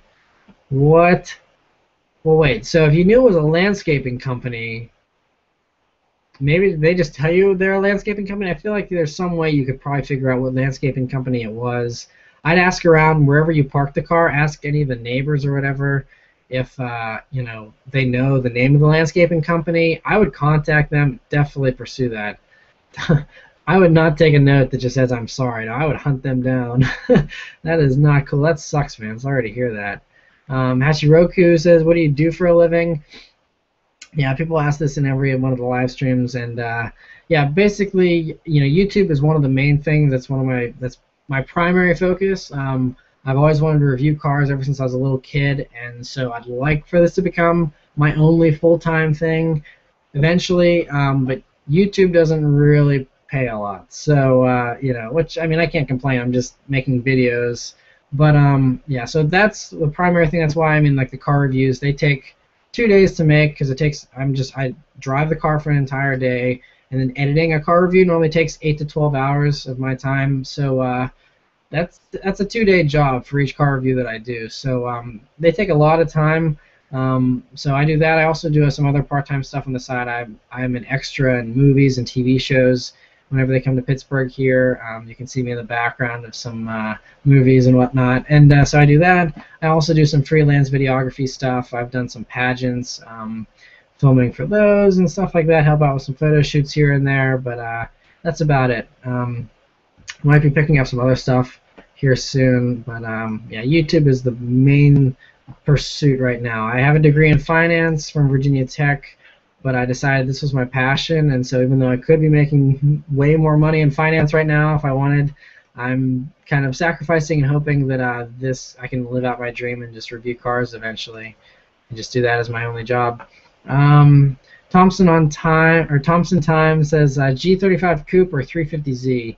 G35 Coupe if you want something more luxurious, 350Z if you want something more raw and sharp. That's about as easy as it gets. Josh TC2 says, I bought an auto because I drive in terrible DC Baltimore traffic almost daily. What do you think if I got a manual I would get used to it, or would it be annoying? It depends how long you sit in traffic for every day. If I lived in traffic, like if I had commuted in LA and just sat in traffic for hours every day, or like, DC Baltimore is pretty bad too from what I hear. If you're sitting in a lot and it's just stop and go, then I would have an automatic too. You can still have a fun car even if it's an automatic. That's not that big of a deal. So I certainly understand people that drive automatics for that reason. It would be annoying though to have a manual if you're doing stop and go. Your leg would kill you, especially depending on what kind of car you got. The clutch might be heavy, like the Mustangs and stuff. That would be tough in traffic. Can you make a more in-depth video on downshift and rev matching? Because it still seems confusing to me. Every once in a while, someone requests that I do a follow-up video. The thing is, everything that I can think of as far as tips and tricks for how to learn to drive a manual, I put into that first video. So I can't really think of anything additionally that I can kind of show you to help, if that makes any sense. Honestly, the best way is just to go out and do it yourself. It's something you have to do every single day to kind of get good at. If you have any specific requests for things you'd like me to discuss, then I can certainly try and do a second video, because that video is really popular, and I mean, so I feel like it's helped a lot of people. So I'm hoping if I did another video that would also help a lot of people as well. So I'm certainly open to making a sequel to that video. I just don't know what else I would say. 370Z versus new WRX, your thoughts? Again, rear-wheel drive, 2 doors, all-wheel drive, 4 doors. If you don't care about those two factors at all, 370Z is probably going to be a little bit faster. Like I said, I love coupes. I love rear-wheel drive. I would probably do the 370Z myself. Z32 for the win says, I want to start doing YouTube videos about cars. What do you think? Or what do you think I need to get started? I'm going to get a car and a job in less than a year. I sent you my first videos on Facebook. Yeah, well, as far as doing your own videos, it's just buy a video camera and start filming away. My first several hundred videos I just did for fun. Before I became a YouTube partner and stuff, I just was doing them and just posting them up. Just do whatever you like, I mean, post up whatever you like posting up, and it's really I look at it as an art. It's kind of just a way to express yourself and stuff like that. So I mean, just all you need is a video camera and your creativity, really. Let me load some more questions here.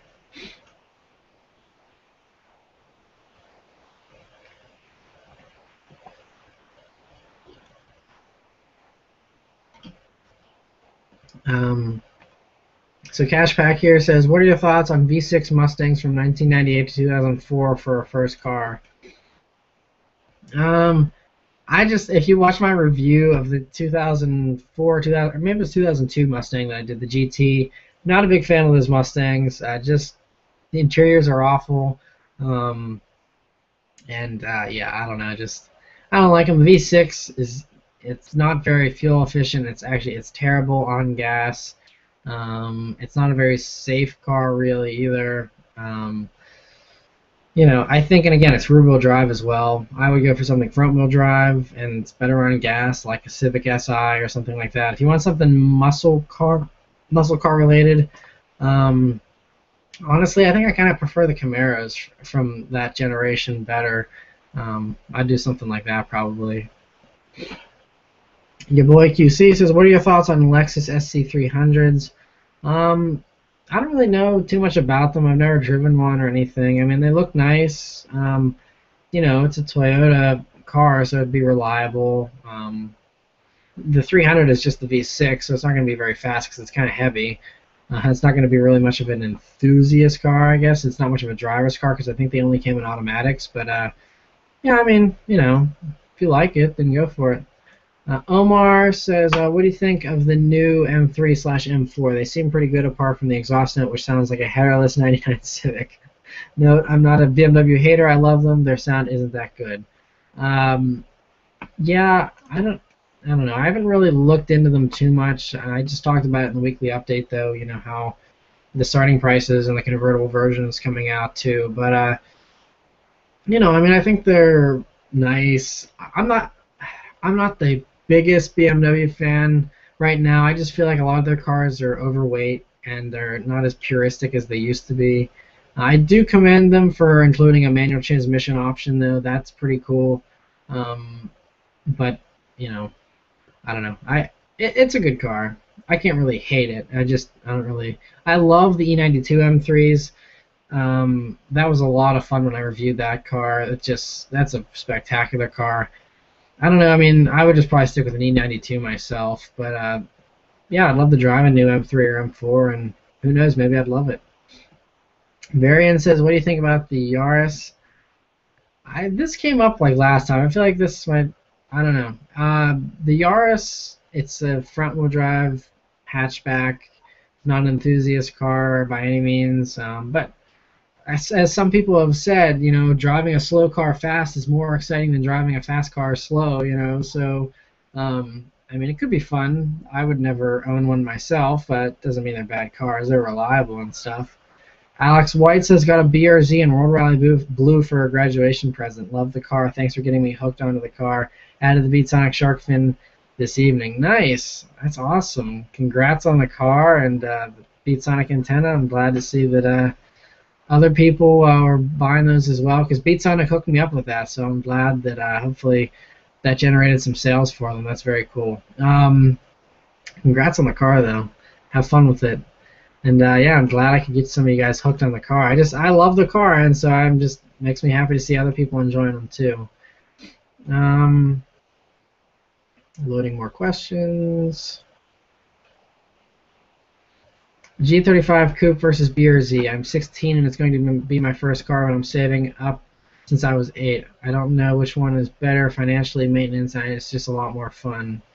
I'm in high school. The G35 is an older car, obviously.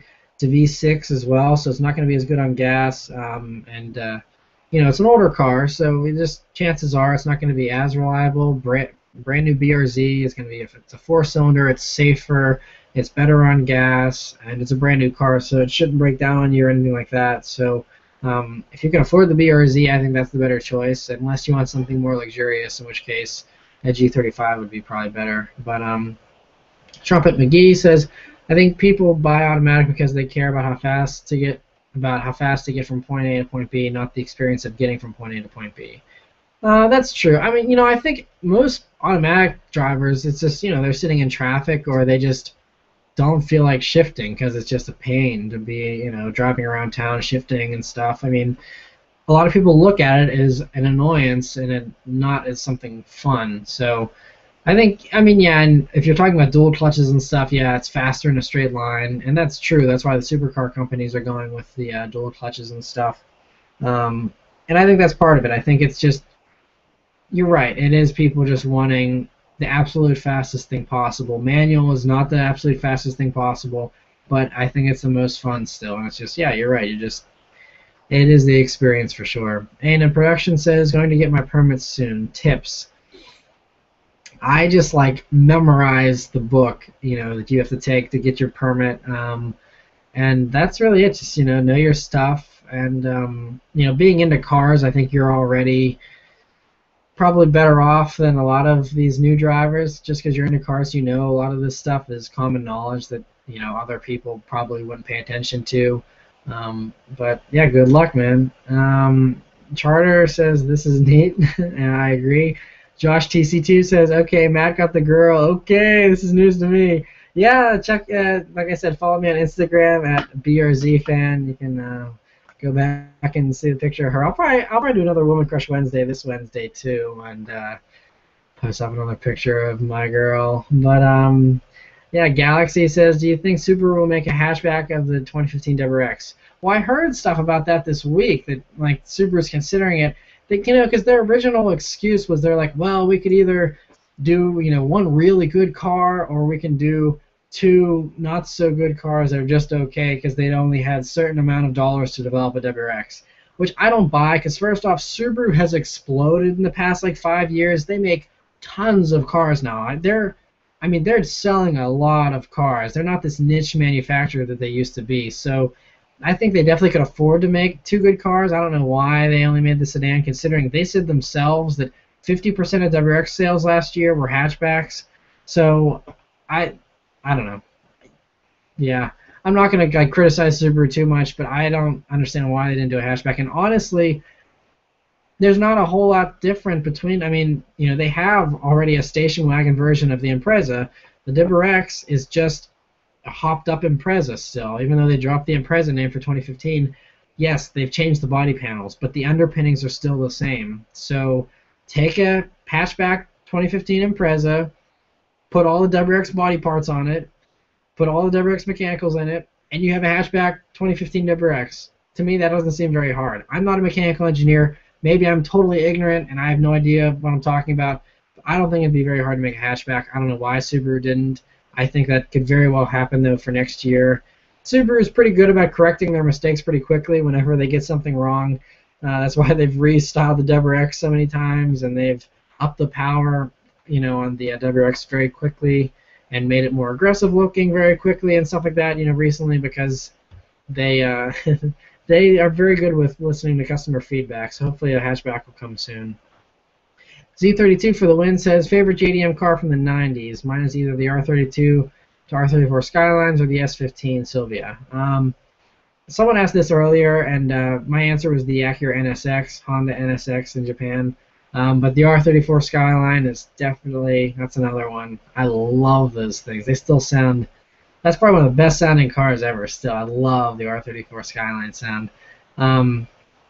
Subaru STI fan says, would you consider trading your BRZ for a 2015 WRX? Someone else asked this just a few minutes ago.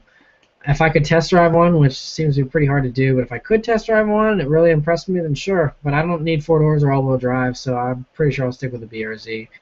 41 Mac Truck says, I'm 15 and I want to stick really bad, but there's less people into cars, or at least modifying and making their cars unique. Yeah, like I said, I think the car culture, it's more magnified now because we have YouTube, but like every male used to be into cars, like, back in the day. Now it's like there's not as many people into cars, and I think that's why manual transmissions are becoming less and less popular, because people just don't care. They just want transportation, and that's it. Alex Maldonado says, have you ever checked out Smurf and WRX on YouTube? He's YouTube famous just like you. Yeah, actually, I think, I'm pretty sure, yeah, I've checked out a lot of his stuff in the past. I might be getting him confused with someone else, but I'm not sure. I'll have to go check out his channel later, but I've definitely heard of him, yeah. Joe Bellows says, have you made any progress with collaborating with Subaru? I'm about to trade in my WRX for BRZ next week. You're one of the main reasons why. Thank you. Yeah, I haven't had any progress with Subaru. Honestly, every time I email them, I get automatic response emails saying they're out of the office, or I just never get a response back. So kind of, it's, I don't know. I guess I need to make some kind of personal connection with someone at Subaru somehow. I need to, I don't know. I have no idea how I can get through to Subaru. I mean, if you guys really want to help, I mean, you can write letters and send them to Subaru of America and say, hey, work with Subaruwrxfan or something. I mean, honestly, I don't know if they even if they would even care, but I think I definitely showed them with the 52nd weekly update, the 1 year anniversary, that there was just when I asked to send me a picture of your BRZ that you bought, there was like a dozen people of just BRZs. That's not all the FRSs as well, but Subaru was just worried about BRZ sales. Just BRZs, there was like a dozen easily, and I've gotten probably another 20 people that have sent me messages over the past year and a half saying they bought one because of my videos, and so. Hopefully that's, hopefully Subaru will recognize that at some point. But if nothing else, it's a good car. So it's my thanks to Subaru for, making such a great car and bringing it here to America. So I guess I can't really expect anything in return. Ezra WRX says 1999 Subaru WRX. We don't, actually that's the GC8 edition. Yeah, we didn't get those in America, sadly. But yeah, if you're in another country and you got those are sweet. I would totally go for one of those if you're discussing 90s JDM cars. Salmon Babovich says, would you buy Evo 10 fully loaded or an STI sedan fully loaded? Depends what you're going for. Me personally, I don't know. See, I love the way the Evo drives, but the interior, I mean, the seats in the Evo are great, but the rest of the interior still feels kind of cheap. Fully loaded STI sedan isn't much better, but it's a little more comfortable. Honestly, I wouldn't buy either of those cars still. There's other cars out there, like I'd say 370Z, something like that, a Miata S2000, Mini Cooper S, Honda Civic Si. I'd probably do one of those. I mean, the STIs are great, WRXs are great, but I don't know. There's all kinds of good stuff out there. Loading some more questions here.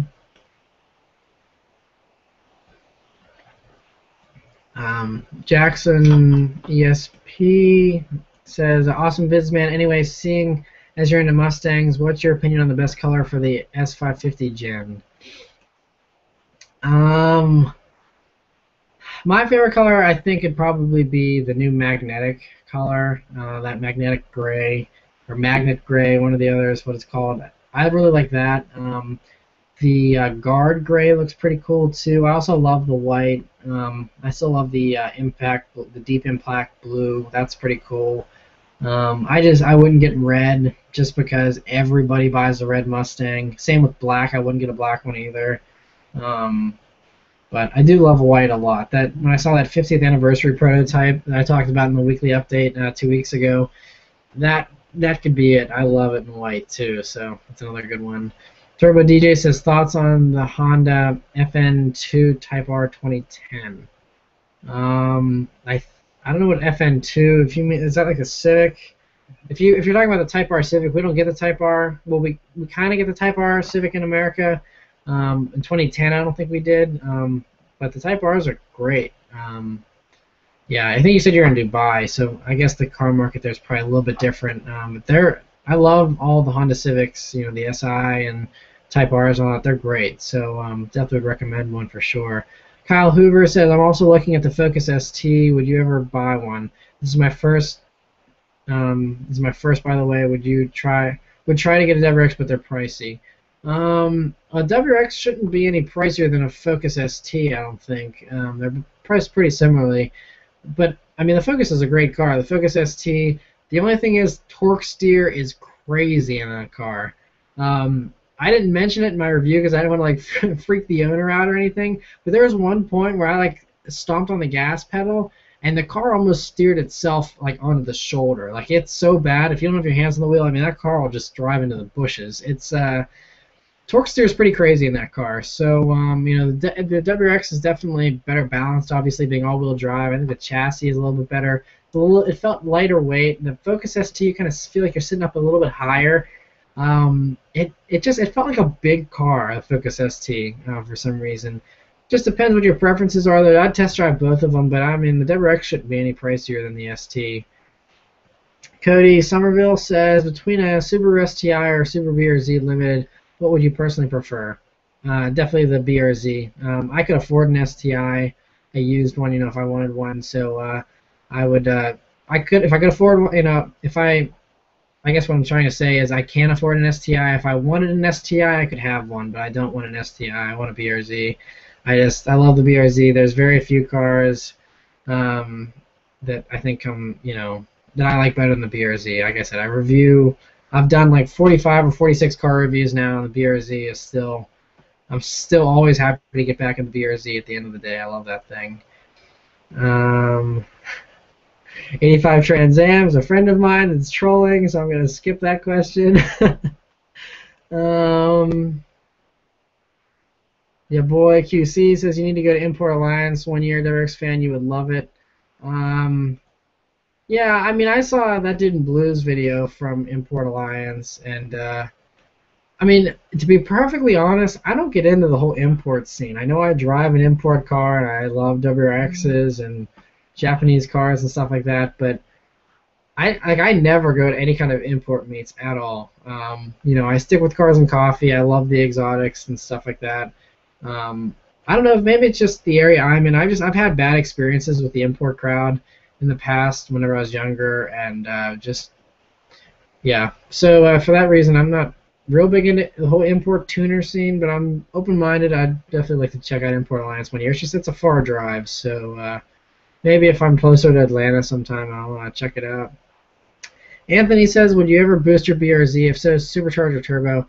I answered this at the beginning of the live stream, but basically I like superchargers because I would do a centrifugal supercharger because it builds boost with RPM, so it feels like a larger naturally aspirated engine instead of having a crazy boost threshold in a turbo car or having some kind of root style blower that gives you tons of torque. I would just do basic centrifugal supercharger, and that way it just feels like a more powerful naturally aspirated engine. Mr. Silver Finest says, are you doing forced induction on your VRZ? Well, I just answered that. Not planning on anything anytime soon. Miguel says E46 M3, R32 Skyline, or 2015 WRX.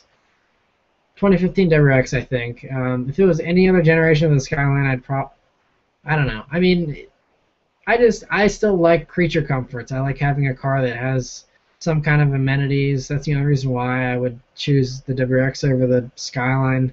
Otherwise, I would say Skyline all day. The E46 M3 is a great car. Yeah, I don't know. I like the 2015 WRX. Let me load some more questions here.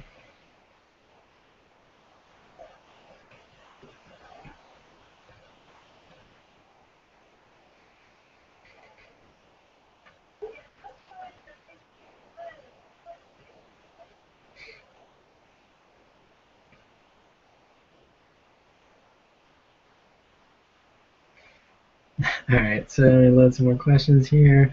Okay,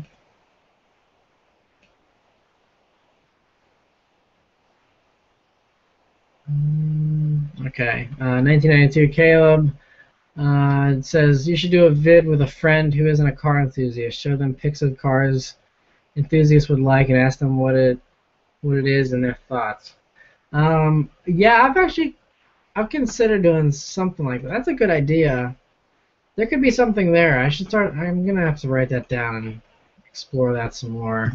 That's that. Yeah. If you have any more thoughts on that, send me over a message because I think that could be something pretty interesting. I've considered doing something like that with like my sister, like having her give her thoughts on like cars because she's not really a car enthusiast.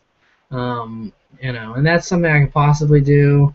Maybe with my girlfriend at some point, get kind of her thoughts on cars because I mean she likes cars, but I wouldn't say she's like an enthusiast, like most guys are and stuff like that. So I mean, getting her thoughts on stuff I think could be pretty cool too, because you don't really see a lot of girls weighing in on cars and stuff. I think I know of one YouTube channel of a girl that kind of vlogs about her car. Aside from that, like there's not really a whole lot of female voices out there for that. So I think that could be something cool as well. So definitely worth exploring. I'm gonna make myself a little note here and think some more about that.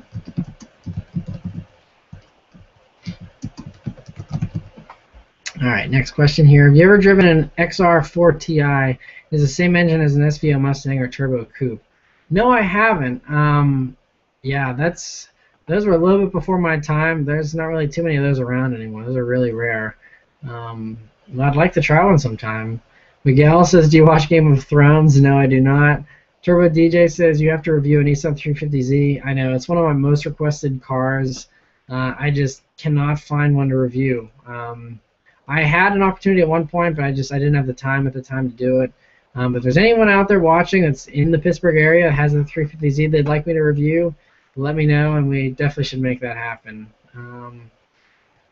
AP2727 says, what do you think about the Honda Prelude? Another great car from the 90s.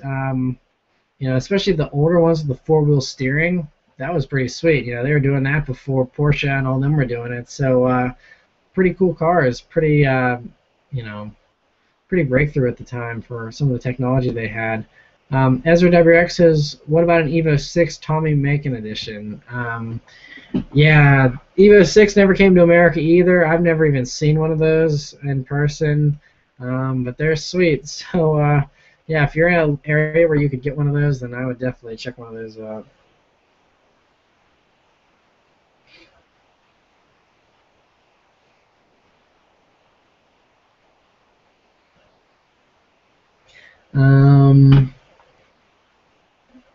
Miguel says, is he answering questions from here or from Google Plus? I'm answering them from Google Plus. I'm just a little bit behind, but answering them as quickly as I can here. Cody Somerville says, if you could, would you purchase a BMW M3? No, I think the way the BMW M3 is priced, there's other cars I would rather have. If I wanted a brand new M3/M4, I would probably do an F-Type instead. It's I'd do like a base F-Type or something like that. And if I was going to do a used, like an E92 or something like that, I'd rather have like a GTR or Boxster or something like that myself. But I mean, they're great cars. Just I don't know. I don't really have any desire to own one, I guess, for whatever reason. Tom W says, have you ever driven a 1999-2004 Mustang Cobra? If so, what do you think? No, the only Mustang from that generation I've driven was a standard GT So don't really know anything about don't really know much about the Cobras because I've never driven one. Hummer 4200 says, do you think you will get a chance to review a 2007 to 2009 GT500? I certainly hope so. I really would love to review one of those. What would you rather have, a 2013 GT or an 0709 GT500 from a performance and tuning standpoint? From a performance standpoint, honestly, the 5.0 motor in the 2013 GTs is so mod friendly, and the support out there is so good for it. Honestly, I would just do a 2013 GT myself. The 0709 GT500 is great too. It's just a little bit older, and from an interior standpoint, a little more crude and stuff. Personally, I would do the GT, and like I said, the 5.0 motor is spectacular, so I would definitely probably just go with that myself.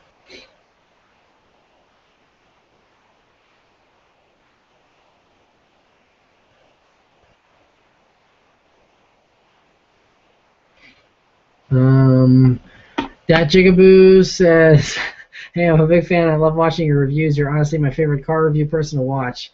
I appreciate that. I don't know. I'd put them out there, and I'm glad you guys enjoy them so much.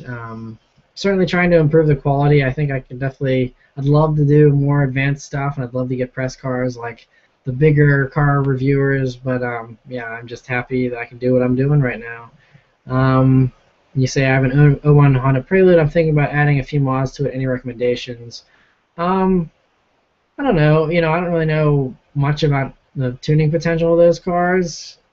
I would just, put a nice exhaust, nothing too ricey, but put a nice exhaust on it, just to give you a little more sound, maybe an intake or something. Like I said, I'm not really big into modding my cars big time, so I wouldn't go crazy with it.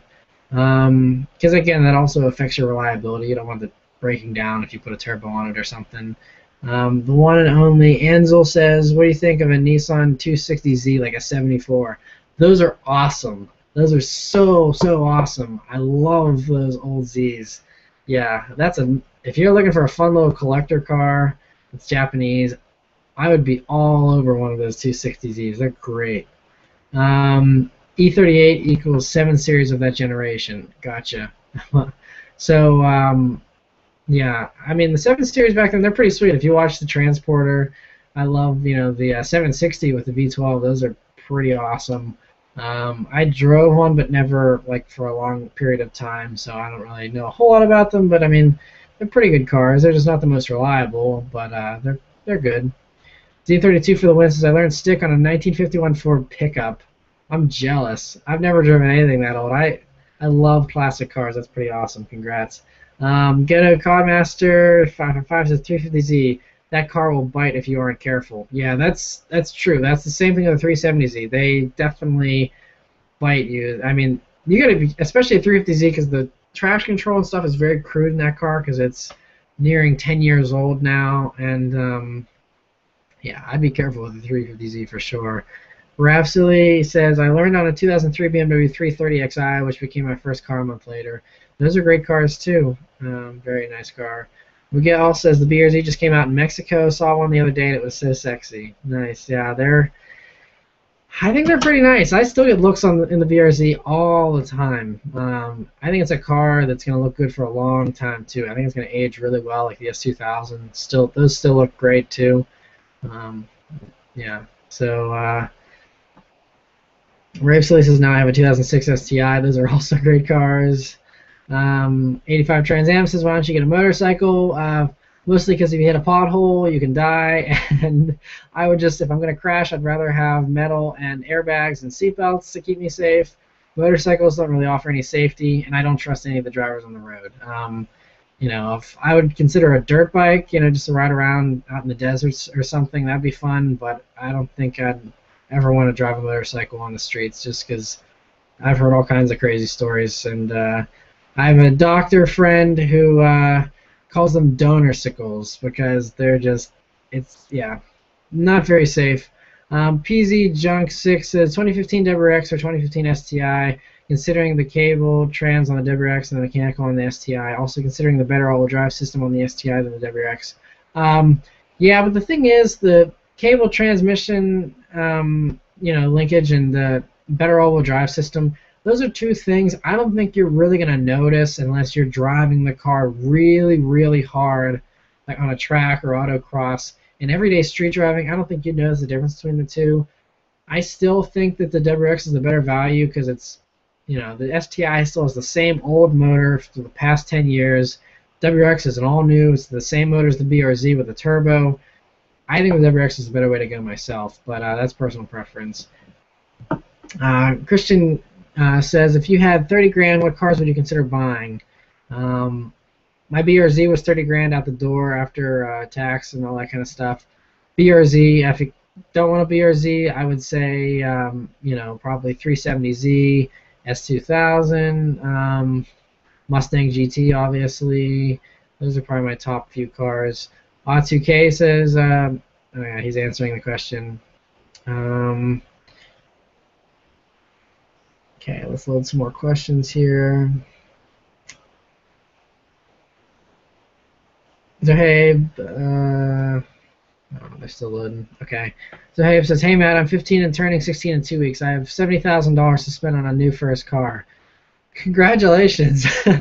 You're fortunate. Count your blessings. What would you recommend? I'm looking for a luxury performance coupe like the M4, C63, RS5, or CTS-V.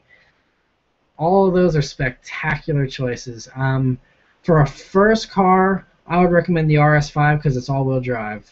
Just for that reason alone. The RS5 is going to be a safer car. It's going to be easier to control. And plus, it's really, really sick. So I love the RS5. If you didn't want something all-wheel drive, though, I would do the C63 myself, just because, I don't know, I'm kind of a Mercedes fan, just if I have to go with a German manufacturer. CTS-V is nice, but the refinement still just isn't there, and I like having a nice interior, and the CTS-V just does not cut it. M4, like I mentioned earlier, is a great car, but I just prefer the Mercedes myself. But honestly, and I don't know where you live either, but me personally, if I was given the choice of those four cars, I would do the Audi RS5 too. The one and only Anzul says, hey, I love your weekly updates and how you say your opening line. Yeah.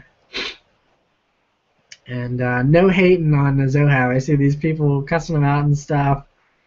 That's not cool. That's awesome that he has 70 grand for a first car. Tony is Gaming says, have you tried the V6 Camaro 2013 and 2014? Not a 2013 or 2014. I did the review of the 2011. That's the newest Camaro that I've reviewed. And V6, like I said, it's not bad. I just prefer the Mustang and the Challenger over the Camaro myself. That's just personal preference. Crater Lakey says, yeah, get the M4 and wrap it around a pool. Yeah, you guys are tough. No, the M4, if you leave traction control on in the M4, you'll be fine. Just, be responsible and stuff. But like I said, I would recommend the RS5 for sure. Man, you guys are rough. So, let's see here. Load some more questions. What was more fun for you to drive, Mustang GT or MX-5 Miata? Mustang GT. Miata is a nice car to drive. Mustang GT is hilarious fun. Andres Cruz says, have you or will you drive a pre-General Motors Saab Turbo? I haven't driven a Turbo, but I've driven a Saab 9000, I think is what it's called. They're like, the ones from the early 90s. I drove one of those for an afternoon. I was actually really impressed. I mean, it had body roll and it wasn't precise, but it was kind of great in the way that, it's great because it's terrible. It's a terrible car, but it just has so much charm and personality that you can't help but love it. I'd actually really like to review one of those. That'd be really cool. But they're very, very rare.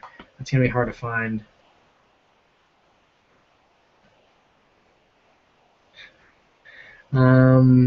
Okay. Ahad says, has Subaru ever contacted you or offered you some sort of job yet for representing their company? No, I wish. I'd love to work with Subaru. I mean, I want to keep this YouTube channel and, keep growing this, so I don't want to, quit this and go work for Subaru, but I'd like to work with Subaru to, do stuff with them, but I've never been contacted by Subaru, Unfortunately. Fingers crossed, hopefully I get something from them at some point. just a matter of time. Hopefully the channel continues to grow and someone from Subaru finally, notices me at some point and sends me a message. That'd be great. Subaru STI fan says, if you ever get the chance, review a 4th generation Supra. Yeah, I'd love to. I just don't have any 4th generation Supra friends, and no one that owns one has offered to let me review one yet. But if someone offers, I'll totally review it. Mr. Silver Finest says, what do you consider for faster to 60 time?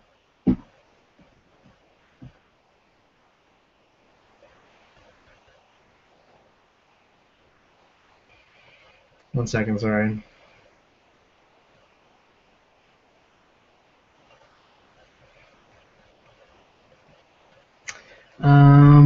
Faster to 60 time, to me, anything fast is, I mean, honestly, anything under 6 seconds is pretty quick. You know, the BRZ is like 6.5, 7 seconds. So, you know, that still feels pretty fast. So anything under 6 seconds is pretty darn good, in my opinion.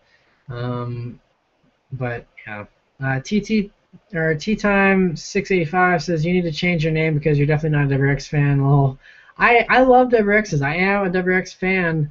I just like a lot of cars. I'm not only a fan of WRXs, and I've thought about changing my name, but I can't. You can't change your username on YouTube, and plus everyone knows me as a WRX fan. If I changed it, I feel like I'd probably lose some viewers because people just wouldn't know how to find the channel anymore. So yeah, but I'm considering starting to use like my full name in car reviews, kind of like how Chris Harris and Matt Farah and all them do. So thinking about doing that at some point and making Subaruwrxfan just like the channel name, like how Matt Farah has the smoking tire. So make Subaruwrxfan the channel and have myself, Matt, as the actual host of the channel or whatever, I guess you could say. I'm just trying to figure out how I would transition all that if I did intend to do that at some point. But I kind of like having the username kind of nickname. It's kind of cool. Kevin says, how do you feel about the stance car scene? If you watch the 50-second weekly update, I do a little mini rant towards the end about stance. Not a big fan of stance. I'd rather have a car that drives well than one that just looks nice when it's parked. Just personal preference, though. I mean, that's the great thing about cars. You can customize it any way you want. Jokey says, have you ever had a problem with your BRZ's ECU? And no, I haven't. It's been totally fine. Jeff Tucker says, bought my 2014 BRZ about a month ago and just hit 1,000 miles a week ago. Your vids really helped me choose the perfect car. Thank you. I'm glad. So this is the second person tonight that's already said they bought a BRZ because because the videos helped them to make an informed decision, and that's really awesome. So I love that. That's awesome. I hope that Subaru and all these guys recognize that. I'd love to, get more, corporate people interested in having me review press cars and stuff, so I can bring you guys some brand new car reviews and things like that. I need to make some connections somehow. But Gary Wang says thoughts about the new Lexus RCF. I think it's sweet, really, really sweet. I love the RCF. Seeing one in person at Detroit, I was pretty blown away by it. The RC350 also looks really good, but it's not quite as intense as the RCF. I really like the RCF. That's another car. If I was looking for something in the M3, price range, definitely would consider an RCF. I'm on my second drink of the night here now, you can't tell, I'm kind of losing my voice here, so yeah, all this talking is killing me. Your boy QC says, well, they came in stick too from 92 to 97. Oh, the SC300, gotcha. Just drop a 2JZ in it if it doesn't already have it, and you have a Supra. Yeah, it's like a more luxurious Supra. I like the looks of the Supra over the SC300 myself, though. So, I would stick with the Supra myself. Tomic says, hey, and I say hello back. Thanks for stopping in and checking out the live stream here. And and actually, I'll give a little shout out here. My girlfriend Beth and her friend April are watching, so shout out to you guys. Thanks for watching and being awesome, Beth. She's a pretty special girl, so give her a little shout out. So Vince Story says, hey, Matt, just popping in to say, hey, I just heard today on FLD that Subaru is considering bringing back the WRX hatch. Have you heard this? And yeah, we talked about this a little bit ago here. I think that they probably are going to bring back the WRX hatch. You know, there was no reason why they shouldn't. I don't know why they didn't make a WRX hatch from the beginning. I'm not going to go back and do my rant all over again, but they can very easily put the sedan WRX parts on a normal Impreza hatchback, put the body kit on it, and be good to go. So I think it'd be very easy to make a WRX hatch. Angelo says, here in Brazil, there is the possibility of Hyundai Genesis Coupe 2.0T cost less than the Toyota GT86. Which car would you find the best choice in this case? I still would pay more for the GT86. I just think it's a better handling. It's probably going to be a better performing car. The Genesis, it's not going to be as good on gas either, so it'd be more expensive to maintain. And it's also a bigger car. I don't know. I like the GT86 a lot better. Let me load some more questions here. Matthew Trier says, do you think getting rid of your BRZ would change the environment of your channel? No, I don't think so, because I mean, I only post a video of the BRZ, once every month or two. I don't really do a lot of actual videos of the car, aside from the weekly updates. But I could do the weekly updates with any car, I mean, obviously people are interested in the BRZ, and it's a brand new car, and people are interested to see what it'll be like and what the ownership experience is like. But if I downgraded or upgraded or whatever I did, I could still do Jaguar F-Type weekly update, and just keep doing it with that. Or if I downgraded to like an older Mini Cooper S, I could just still do weekly updates and do them that way. I mean, because all the other stuff I do, car reviews, the vlogs, all that kind of stuff I can still do. So I really don't think the channel would change much if I changed cars. I think a lot of you, will probably like following the BRZ, and I have a lot of fellow BRZ owners on here and stuff, so maybe some of them would stop watching. I would hope that everyone would still keep watching, but I don't think the channel would really change at all. Creator says, what do you think of the Lexus IS300? I think the IS300 is a pretty good car. I just wish it came in a manual transmission. That's the only thing I can say. One second.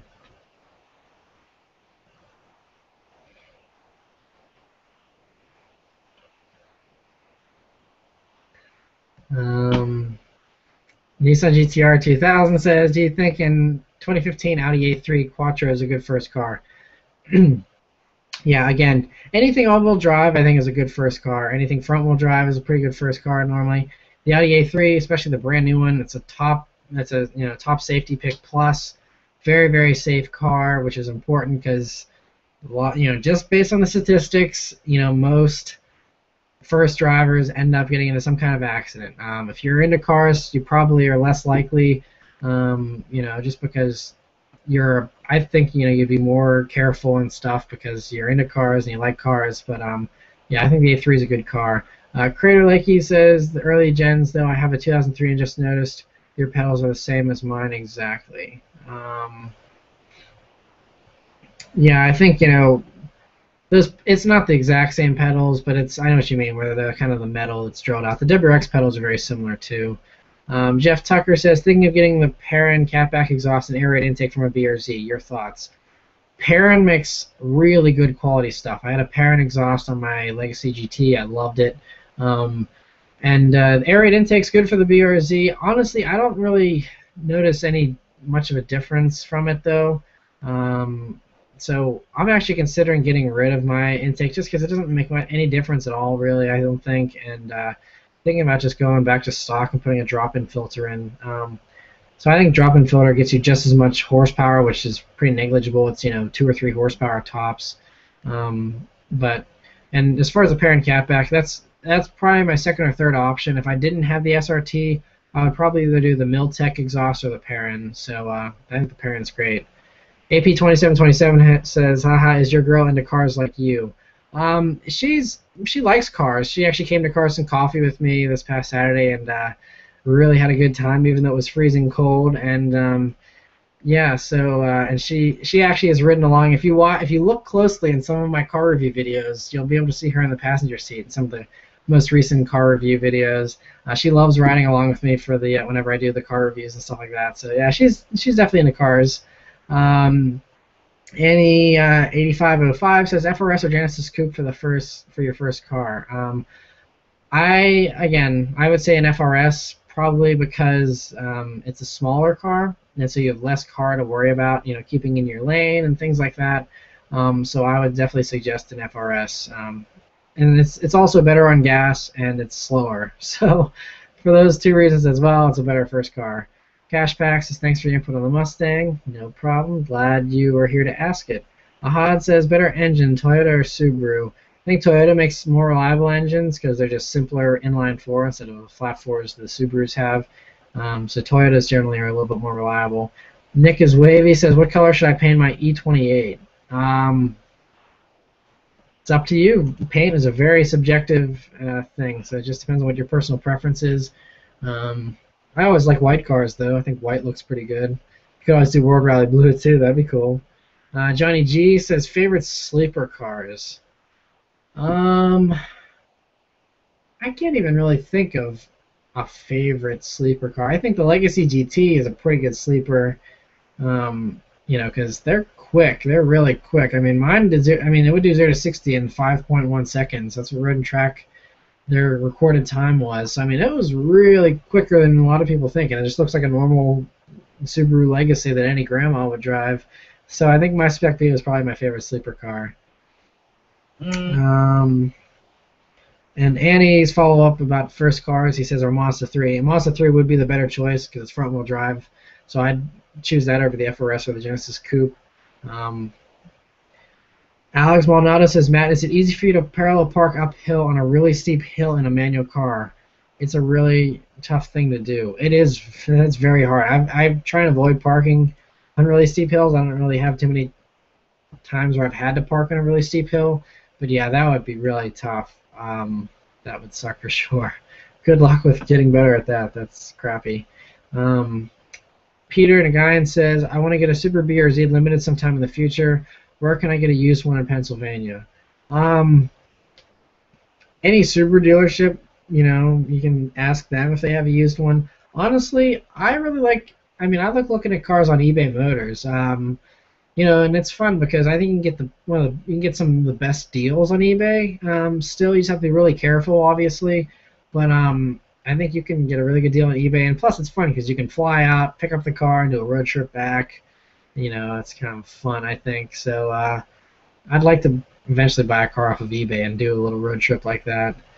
BS the Madman says, I'm looking to upgrade from my 03 Accord EX 2.4 5-speed. What would you recommend?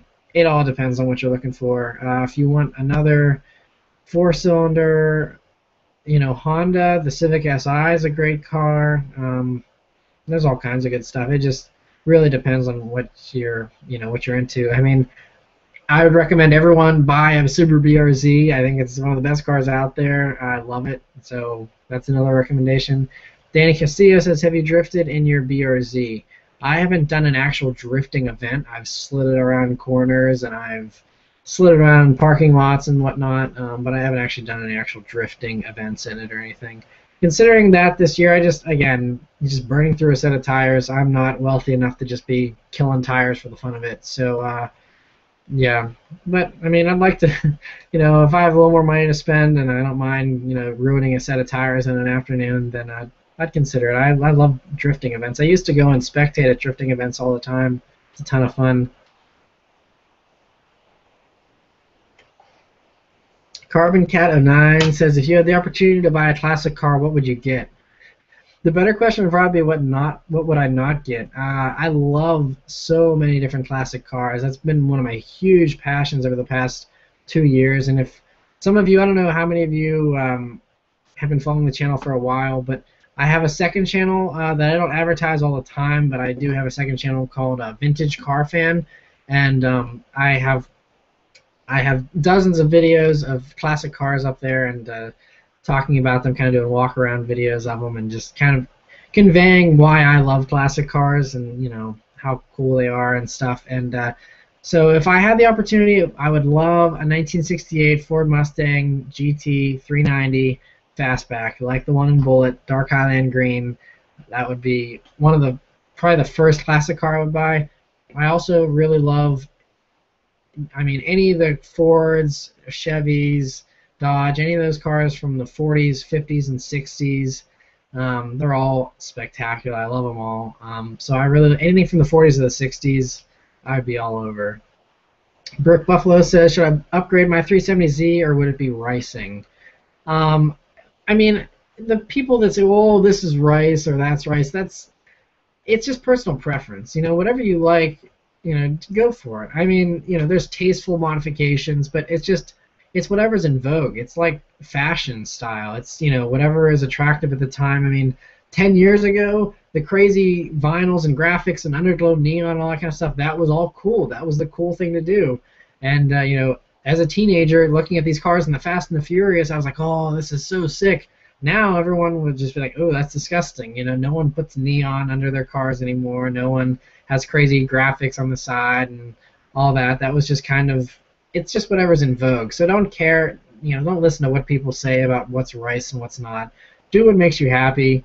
I would say if you're going to upgrade your 370Z, just put an exhaust system on it so you can hear it a little bit better. Nothing super crazy, just upgrade the exhaust system and enjoy it. I mean, the 370Z is a great car from the factory. I don't think it really needs anything to be any better. Danny Castillo says, "Why don't you put the live stream on YouTube for people who can't watch it?" I do actually. You can go back if you don't watch this. You can go back and watch it later. I think it does. It should be recording, and because I know in the past I've had people that have watched them later and commented after. So you can always watch them afterwards if you can't watch them live. Brick Buffalo says, "What do you think about the Jaguar F-Type V8S?" Yeah, if you follow me on the Subaruwrxfan Facebook page or Twitter or anything, I love the F-Type. V8S is sick. I love them. Yeah, I don't know. I'd love to have one someday. I think the V6S is probably the better handling car, obviously, but the V8 is just so ridiculous. It's hilarious. I want one so bad. JGI says Civic Si for the win. Keep it up. Yeah, I love Civic Sis. Maybe some people hate on them. I think they're great. All right, loading some more questions here, and I gotta check my phone real quick.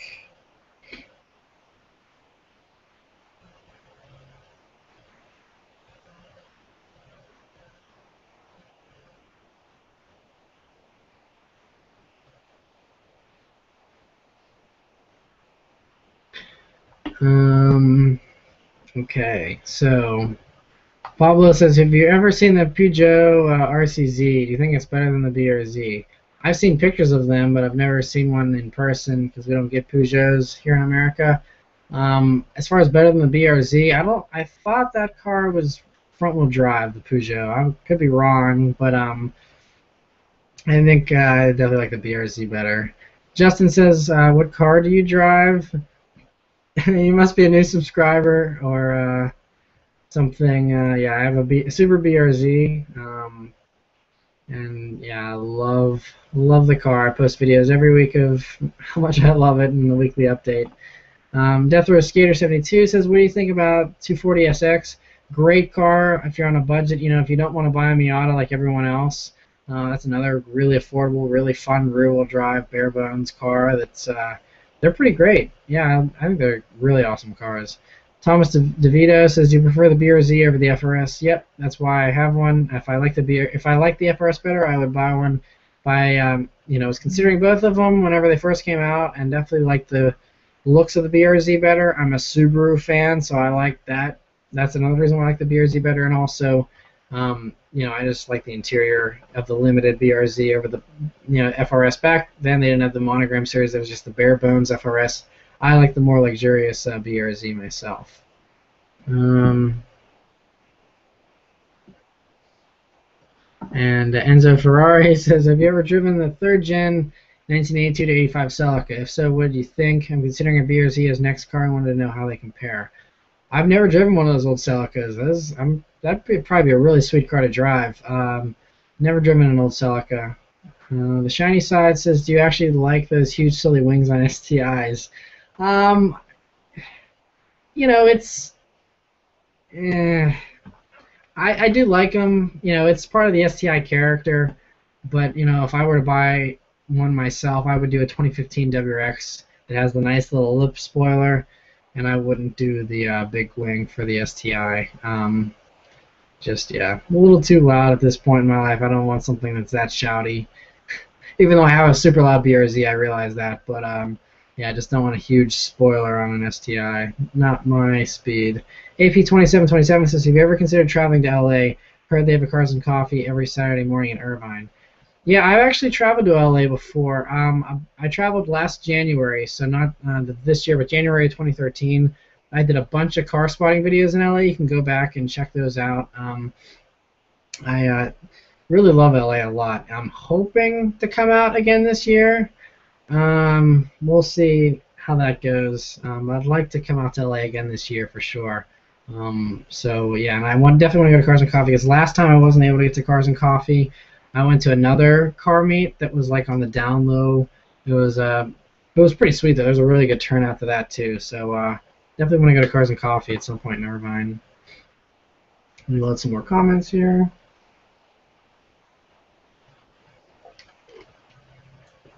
Death Row Skater 72 says, would you ever do videos on how cars work, like engine, transmission, maintenance? I would really enjoy that. I mean, I would. I just don't think I'm qualified to do videos like that just because I'm not a mechanical engineer. I know about cars, but I'm not a mechanic. I'm not highly knowledgeable. I can't educate you on how to, change head gaskets or anything like that. I'm an enthusiast. I don't know, but I don't really get in and tear apart engines and stuff. I've only torn apart one engine in my life, and it was a little like one-cylinder like gasoline like like a lawnmower engine or something like that. It's like a Briggs and Stratton like 5 horsepower engine. The only thing I've ever torn down. So don't really know a ton about taking apart engines and stuff like that. But if you have any specific ideas as far as maintenance, I could probably do something like that. But nothing too crazy. I take my car to the dealership for everything. I don't do any of my own service or anything. Alex Maldonado says, how old are you, if I may ask? I'm 23 years old. I'll be 24 in July. Old 12 School 3 says, what's your thoughts on the all-wheel drive Hemi Charger full-size WRX? Kind of. That's an interesting comparison because it is kind of like a bigger WRX in that it's all-wheel drive and it's V8 and stuff. The only thing is the all-wheel drive system in the Chrysler is not going to be as good as the WRX. It's a little bit slower reacting, but it is a sweet car. I actually talked with someone at Cars and Coffee that has an all-wheel drive Hemi Charger this past Saturday, and it's a sweet car for sure. Yeah, if you don't mind the extra gas consumption, then yeah, it's like a bigger WRX basically. I would go for the SRT8, just get the rear-wheel drive version though, if it were me. Loving Music 17 says, what was it like driving the GTR? Everything you could imagine and more. I was blown away, and I had really high expectations for the GTR, and it still blew me away. The way it's geared, it's just geared to just rip your face off, and it's spectacular. I love it. Oh man, I go back and forth on whether or not I want to have a GTR someday. I'd like to. There's so many good cars in that price range that it's tough. It really is tough. But I would like to have a GTR at some point. That blue one that I saw at Cars and Coffee on Saturday was really sick. They sound so good too. Yeah, I know. I've been thinking about GTRs a lot recently. I might try and, because that's a little bit cheaper than an F-Type, so I could probably step into a GTR before I could actually get into an F-Type. So who knows? GTRs though, they're not really depreciating. They dropped really quickly, in the first couple of years, and then they just sat. There still is never a GTR that's cheaper than 60 grand. They're that's as low as they're gonna get, and so I don't know. I was hoping they would keep dropping and they maybe be in the 50s by now, but you can't. It's really hard to find one that's less than 60 grand. But maybe if they keep dropping, I can pick one up for around 50 grand. I would totally do that in a year or two. Sim All-Wheel Drive says, how do you feel about diesels? Also, drive on down to Subaru of America in person is better than emailing them.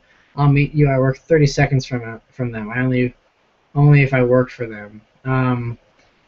Yeah, they're in New Jersey. I think right in Cherry Hill, New Jersey is where Subaru America is located. I don't even know. I mean, if I walked in the front door, I don't even know. Like, it's not like I can just walk into the CEO's office. But I mean, I don't know how. I mean, I'm gonna try and see. I think there's a few Subaru reps that show up at some of the meets throughout this course of the summer here. I'm gonna try and start talking to some people. I was really hoping when I went to the Detroit Auto Show that I'd be able to talk with some Subaru reps, but the only couple of people I talked to, they were like, "Oh yeah, you should talk to so and so," and they're not here right now. And so it was kind of like I was never able to talk to the person I needed to talk to.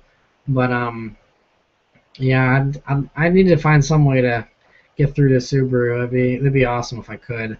Nick is Wavy says, "What's your favorite BMW?" My favorite BMW. Honestly, I would probably have to say probably the E92 M3. I think it's probably my favorite still.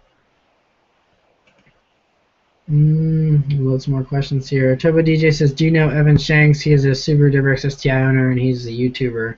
Yeah, I've heard of him. I think I've seen one or two of his videos. But yeah, I think yeah, I've seen some of his stuff before in the past. I should probably check him out some more.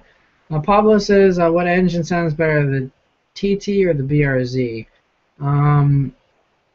I think you mean the Audi TT. If that's the case, then I think the BRZ sounds better. TTs can sound cool too, but it sounds like, depending if you get the 4-cylinder, it'll sound like a GTI. If you get the 6-cylinder, then it kind of just sounds like any other V6. The TT doesn't have a very unique sound, so I like the BRZ better with an exhaust. Anthony says, "What do you think about the 2015 Mustang? What engine would you get with it?" I talked about this a little bit earlier. I love the 2015 Mustang. I'm really excited to test drive one, hopefully, whenever they come out here in the fall or whatever. What engine would I get with it? Ideally, if I had unlimited money, I would get the V8. But I think the 4-cylinder would be a really cool option. I think, being really cheap, it would be, it'd be more attainable. Plus, it'd be the lightest version because it'd have the smallest engine, so it'd be the best handling car, because you have less weight over the front end, and it'd still be really, I mean, those EcoBoost motors are great, and I mean, very easy to modify. You turn the boost up, and you instantly have horsepower. I think that'd be a pretty cool choice too. So, but I would obviously prefer the V8. Ahad says, "What is the oldest car you've ever driven?" Well, driven, I technically drove a BMW Isetta. That was a 1957 car, I believe. It's a little 3-wheel, or it's a 4-wheel, but it has the door in the front. They're really hilarious. Google them if you've never heard of that. But the BMW Isetta is probably the oldest. Aside from that, I've driven some Porsche 911s from the 80s. Those are pretty spectacular as well. That's probably the oldest other car that I've driven. I really, really want to drive more like classic cars, like really badly. I want to start doing classic car reviews and just that would be awesome. But anyway, Alex Maldonado says, "Do you have your own house or do you live with your parents?" I still live with my parents. I get along great with my family and my sister and all that, and don't really have a reason to have my own place right now. So I'm just saving the money and hoping to get my own house here, some point in the not too distant future, but we'll see. Sharad says, "I have 30K. Would you suggest getting a 2015 WRX or a used BMW 3 Series or an Infinity?" It depends on what your preference is. The BMW or the Infinity would be a lot more luxurious and refined. 2015 WRX would probably be the fastest choice. Unless you can get a used 335 that'd be faster than the WRX, but I'd do the WRX myself if I were you. It'd be more reliable, cheaper to maintain, all that good stuff. Christian says, "What do you think about the E46 M3? What about the 07 to 08 Audi RS4?" E46 M3 is a great car. That's just it's a tricky car to handle. I mean, it's pretty tail happy, and the balance is very good, but you got to be on your toes with an E46 M3. The 07 to 08 Audi RS4, they're great cars, but the interiors are really cheap. I don't know. That was just that period in Audi's history. They're like Volkswagen interiors to me. I can't stand those those old Audi interiors. In my opinion, they're just not very refined, just squeaks and rattles all over the place and stuff. But I mean, the RS4 is a spectacular car, though, aside from the interior. Sean says, Can you do a review of a BMW 120D?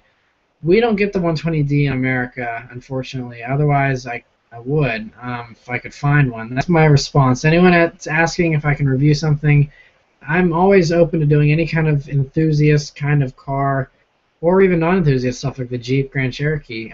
It's just I gotta find it. I work with two car dealerships, and if it's not on their lot, then someone either has to offer to let me drive it, or it's gotta be someone that I know that's a friend. Otherwise, I really have no other way of getting any cars to review. So but yeah, Mr. Silverfina says any new details on 2015 FRS or BRZ?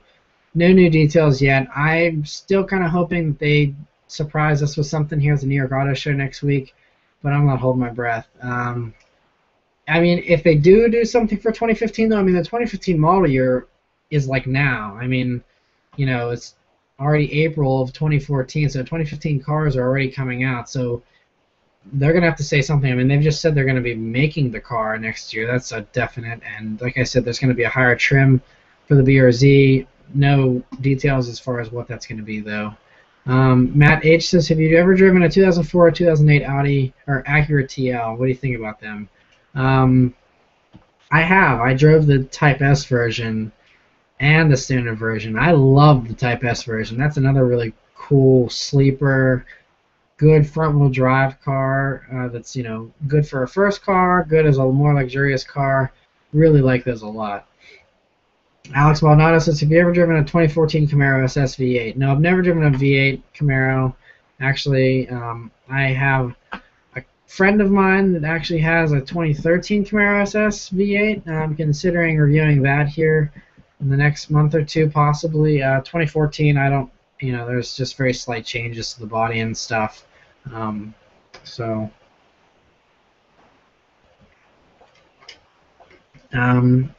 Freakek, through whatever, I can't pronounce your username, sorry, it says, what is your actual job? I answered this earlier too, but I'll briefly say it again.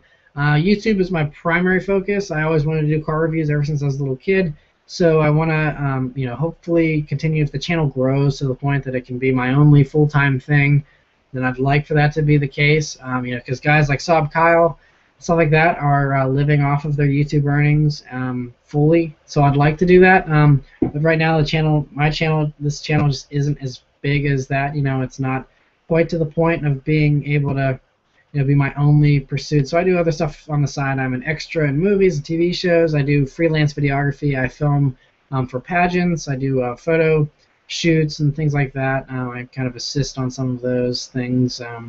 So I do a bunch of other side stuff, but I have a degree in finance from Virginia Tech, but cars are my passion, so I want to pursue this if I can. And I really love doing the videos on the YouTube channel, so I'm hoping to continue doing that, and hopefully it'll grow to the point that it'll pay me enough that I can just do it as my only job. Adam says, hey Subaruwrxfan, what are your thoughts on the Infiniti G35 Coupe, and would you ever review one? Thanks. I love the G35 Coupe. I would definitely love to review one. I just can't find one to review. I take that back. There is one that I can review, but it's 3 hours away, so I'm going to try and work something out to review one of those soon here, because that's a car that a lot of people request, so I'd like to do that soon. Ezra WX says, do you know if there's an option to get an exhaust system for the 2015 WX so you can keep that sexy sound? I'm getting one in a couple of weeks. Nice, congrats. Well, the 2015 WX doesn't have unequal length headers, so you're not going to get the boxer rumble. It's going to sound kind of like the BRZ, except it's going to have a turbo. If you want the unequal length headers, you're going to have to either put aftermarket ones on or buy the STI instead. The boxer rumble is not going to be on the 2015 WX.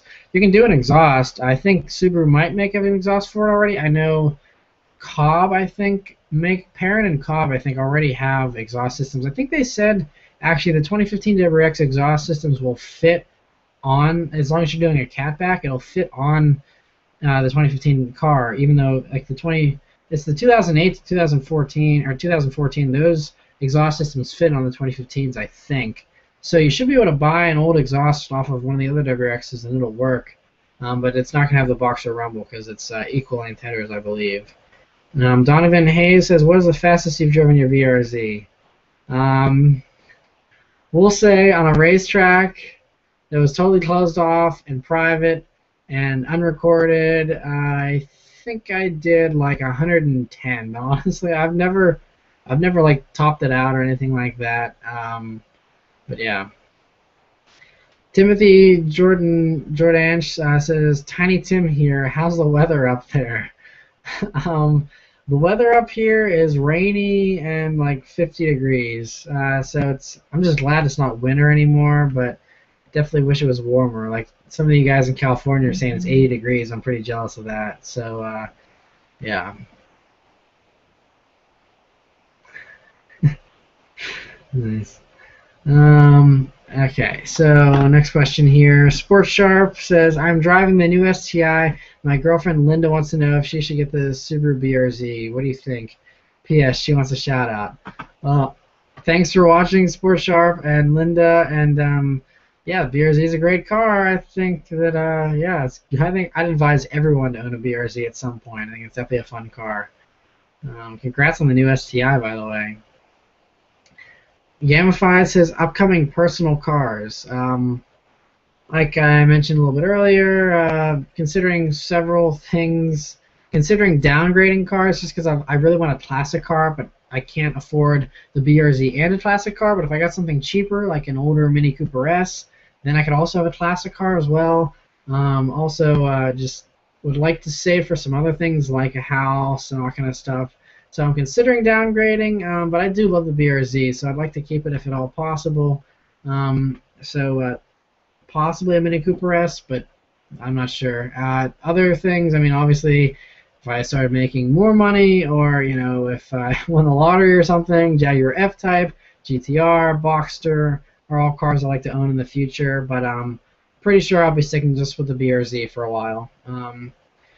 Timothy says, and a quick question, how do you take care of your car detailing-wise with all the bad weather?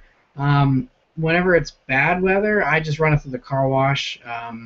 Whenever it's nice out, I just do a hand wash, wax it, just basic stuff. My car doesn't sit in the garage. It sits outside all the time, so there's no point in trying to make it look perfect all the time. So I just do basic stuff, and that's about it. Noah's B9 says, heading to Chicago anytime soon. No, not anytime soon. I like Chicago, though. I was there once and really liked it. I was actually there with Dr. M3. There's some cool dealerships up there, so I made a trip up with him a couple years ago. That was a lot of fun. Mike Sai says, just want to say thanks for the videos. I bought my 2014 BRZ 2 months ago and totally loving it. Nice. So that's 3 people tonight that already said that they're just recently buying BRZs because of the videos. I love hearing that because it's, really makes me feel good that I'm kind of helping you guys to make decisions as far as what cars to buy and stuff like that. I'm glad that I'm being a help to you, so that's great. Glad you're enjoying it. So Kevin says Evo 10 or Subaru STI. Evo if you want a good handling car, STI if you want a better all-around car. The Recon 4 says come to Massachusetts and you can swap your BRZ to drive my 2015 WRX and make a review. I'd consider that. Yeah, I'm very hesitant about letting other people drive my BRZ, which is why I never ask to drive anyone's cars. But if people offer, then I gladly do it. But I'd love to review a WRX. Massachusetts is just very far, but I do really want to review a 2015 WRX. I'm hoping that I can find one somewhere nearby here, but we'll see. Me Like Nike says, in some of your videos you say how much you love turbocharged cars, yet you own a naturally aspirated BRZ. My question is, which do you prefer? Turbocharged cars are great if it's all-wheel drive. With rear-wheel drive turbocharging cars, I mean, if there's no turbo lag and the boost threshold's pretty low, then that's fine. Like Ignition just did the review of the M235i today, and they said there's no turbo lag, and it just feels like a naturally aspirated engine. So if it feels naturally aspirated, then that's fine.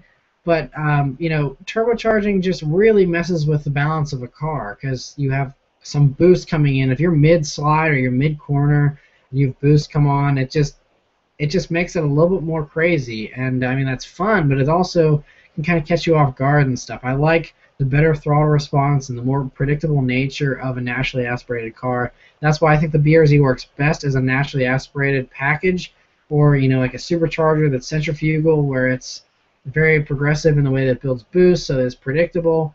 I just feel like these high turbocharged cars are very unpredictable, so that's why they're great for cars like the STI, because it's all-wheel drive, so it won't just do a 360 on you randomly. Front-wheel drive cars, stuff like that, it's fine. But I have an appreciation for all cars and all engine types. I love the scream of a high-pitched naturally aspirated V8 or a V10 or V12, but the crazy turbo sounds from the R34 Skylines and stuff like that are really sweet too. So there's always both are good. Justin says, I have a CTSV coupe. Do you prefer the coupe, sedan, or wagon? I think the wagon's the coolest one. The coupe is really good as well. Sedan is great too. I do love the way the coupes look though. They're very, very cool looking. Congrats on that car. That's a fun car. So yeah, they're sweet. All right. Yamafite says, I'm not getting my license for 2 years. Any ideas for new or somewhat new cars that are actually fun to drive?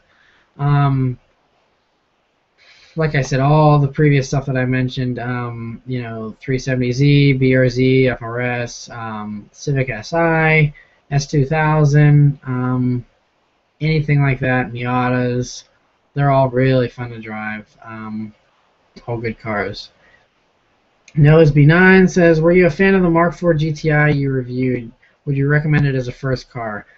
I didn't like the Mark IV GTI. I didn't like a lot. Yeah, just see. The thing is, for the same money as a Mark IV GTI, you could have a first-generation Mini Cooper S, and I love the first-generation Mini Cooper S. That supercharger whine is ridiculous. They handle spectacularly. They're so much sharper than the GTI. I think the refinement inside is better as well. If I was cross-shopping, cars in that segment, I would just do a Mini Cooper S, hands down. Anvil JR says, what is your job? I just answered that, so I'm not going to go through that again.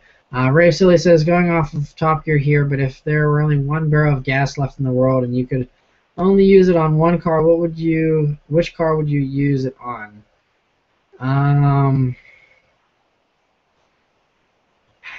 One barrel of gas left in the world. I don't know. I'd probably just go for one last drift in the BRZ or something. I'd just do one last red line run, and that's probably what I would do. Tony says, is there going to be another Cars and Coffee video? Yeah, every time I go to Cars and Coffee, I film and do my vlogs. So you can go back and watch. I did a Cars and Coffee video every time they had one last summer. So I have dozens of Cars and Coffee videos. You can go and watch those ones if you really like the one that I did this Saturday. I'll be doing them all throughout the summer though. So yeah, definitely look out for that. Every other Saturday I'll be doing those. AP2727 says, favorite gen of the Civic Si. I like the 06 to 11, but the 2013 interior looks nice.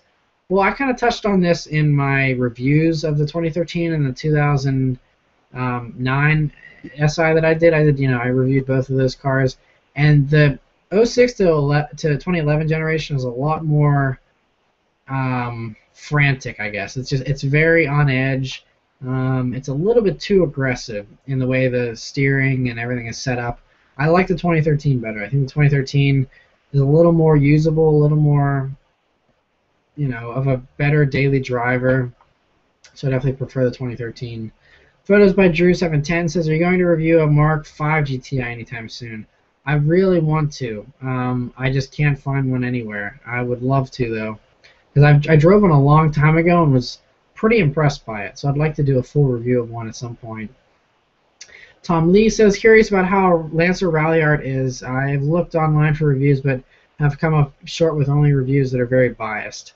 Yeah, Rally Art's a car I really want to do, and I work, at South Park Mitsubishi, so I'm hoping to review a Rally Art at some point because they do get a lot of Rally Arts in, from time to time. They sell really quickly. They're very popular, so I was close to reviewing one once, and then it disappeared the next day. So yeah, hoping to get my hands on one at some point here. Carl says, I have $125 to spend on a first car. What do you recommend? Matt JK just trolling. Sorry, loading more comments. Love your show, man, but I think the answer would be Miata. If you can find a Miata for 125 bucks, then go for it. I don't know of any car you could buy for $125. That'd be tough, but yeah, that'd be fun though. That'd be a fun little like Top Gear style challenge. Give me like $100 and try and find a car. That'd be pretty hilarious. Noah's B9 says, "What camera slider do you have?" It's the Glide Gear. I can't remember the name of it. It's just one Glide Gear. It's pretty cheap. It's on Amazon. It's like, I don't know, $90 or something. But yeah, it's pretty good. I like it a lot. Also say, planning to go to Chicago anytime soon? Yeah, no plans to go to Chicago anytime soon. RBiker22 says, MX5 or BRZ? BRZ. If I like the MX5 better, I would buy one, but I like the BRZ a lot better. X-Hype says, do you like stance cars? No, I do not. I'd rather have a car that looks good when I'm driving it than just having one that looks good when I'm parked. I just don't like scraping all over the ground and stuff like that. I think it's kind of silly. Vinyl Flames for the win, Lil JK.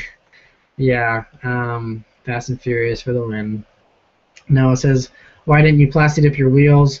I was going to plasti dip them just to protect them in the wintertime, but the wheels actually held up fine. I got maybe 2 nicks in the one wheel over the winter. I was planning on buying aftermarket rims or buying those STI wheels. That's why I just kind of held off on the plasti dip. Plus, to plasti dip it right, you have to take them off, and it takes a whole afternoon to make sure you do it right and everything. And I like the way they look stock. I'm not gonna do all that work if I like them just fine the way they are. Hexagon says, what do you think of an Audi S4 B5? Again, that generation Audi, just those older Audis, the interiors are just squeaky, rattly, cheap plastic. Not a big fan of those older Audis. I mean, it's a good car. I mean, that V8 is bulletproof. I knew someone that drove a B5 S4 for like over 200,000 miles, just did basic maintenance, and that was it. I mean, spectacular engine in that car. But yeah, I wouldn't buy one myself personally just because of the interior. But I mean, they're good cars. James says, how's the BRZ during the winter? If you go back and watch all the BRZ weekly updates over the past winter, you can see in the title I say how the BRZ does in the snow and, getting the snow tires put on and all that kind of stuff. I talked about that over the past 4 or 5 months. It does fine with snow tires, though. Crispy Box says, I forget how to get to the Google Plus page where I can write questions on there. I did it on your first live one. Yeah, we're not doing that anymore. I can't even figure out how to do that anyway. We're just doing them on YouTube here, and it seems to be working pretty well. Load some more questions here. That Epic One says, how about 13 Civic Si? Great car. You can watch my review of the 2013 Civic Si to find out more about it. CJ Sarker says, I'm getting my license in a few months. What's a cheap rear-wheel drive car? Mazda Miata or Nissan 240SX. Noah's B9 says, what's your favorite food? Favorite food. Either pork chops on the grill or like manicotti or some kind of Italian dish. I love anything Italian. Johnny G says, would you recommend an older Forester XT or a Legacy GT as a first car? I'd recommend both of them. Legacy GT would handle better. The Forester obviously is higher off the ground. A little less refined interior, so I did the Legacy GT myself. Gamified says, looking for any new cars soon. No, like I mentioned, I'm probably going to stick with the BRZ for a while, unless I come up with a bunch of money all of a sudden. BS the Madman says, what are your thoughts on the Kia Forte 5 SX Turbo Manual? I didn't know they made the Forte in a turbo. Maybe I'm just behind on the times. Sorry, I don't really follow Kias that much. No offense to Kia or anyone that owns one. Just not a big fan of them. A friend of mine actually had a Kia Sorento rental car a couple months ago, and like the head unit and it like just froze up. It was like a brand new car and the head unit didn't even work. So I don't know. I still feel like they might have a little bit of quality issues. Which is part of the reason why I'm not a big fan of them still. But I mean, I don't know. I've never driven one, so I have no idea. It could be a good car. I'd like to review one if I had the opportunity. Western Prelude says, what was your first car? It was a 1997 Subaru Impreza Outback Sport. I did a weekly update where I talked about my first car last summer. You can go back and check that out if you're curious to hear more about it. I actually uploaded a video of it revving as well. I had an exhaust on it. Anyway, so CJ Sarker says, I'm July 25th. How about you? I'm July 8th. Tony says, my cousin was giving me crap about Subaru's all-wheel drive system, saying it's really crappy. Is it true? No. Subaru's all-wheel drive system, I think, is one of the best ones out there. I think Audi is better. The new BMWs and Mercedes might be better. But Subaru's really good. I mean, they're famous for their all-wheel drive system, so your cousin's clearly full of crap. But gonna skip the next question. Clearly a troll. Peter says, where are you from? Got a subscriber. Keep up the great work. Hopefully you can review an Aston Martin DBS or DB9. Oh man, would I love to review a DBS or DB9. I want to review any Aston Martin at all. I would love to. I'm from Pittsburgh, though. That's where I'm from. So Luke says, Mazda MX-5 versus the Bra. Thoughts? The BRZ I like better. If I liked the Miata, I would buy one because it's cheaper than the BRZ. But I like the BRZ a lot better. It's sharper handling. The engine is more exciting in the BRZ, and I just like the way it feels better. Keep loading some comments here.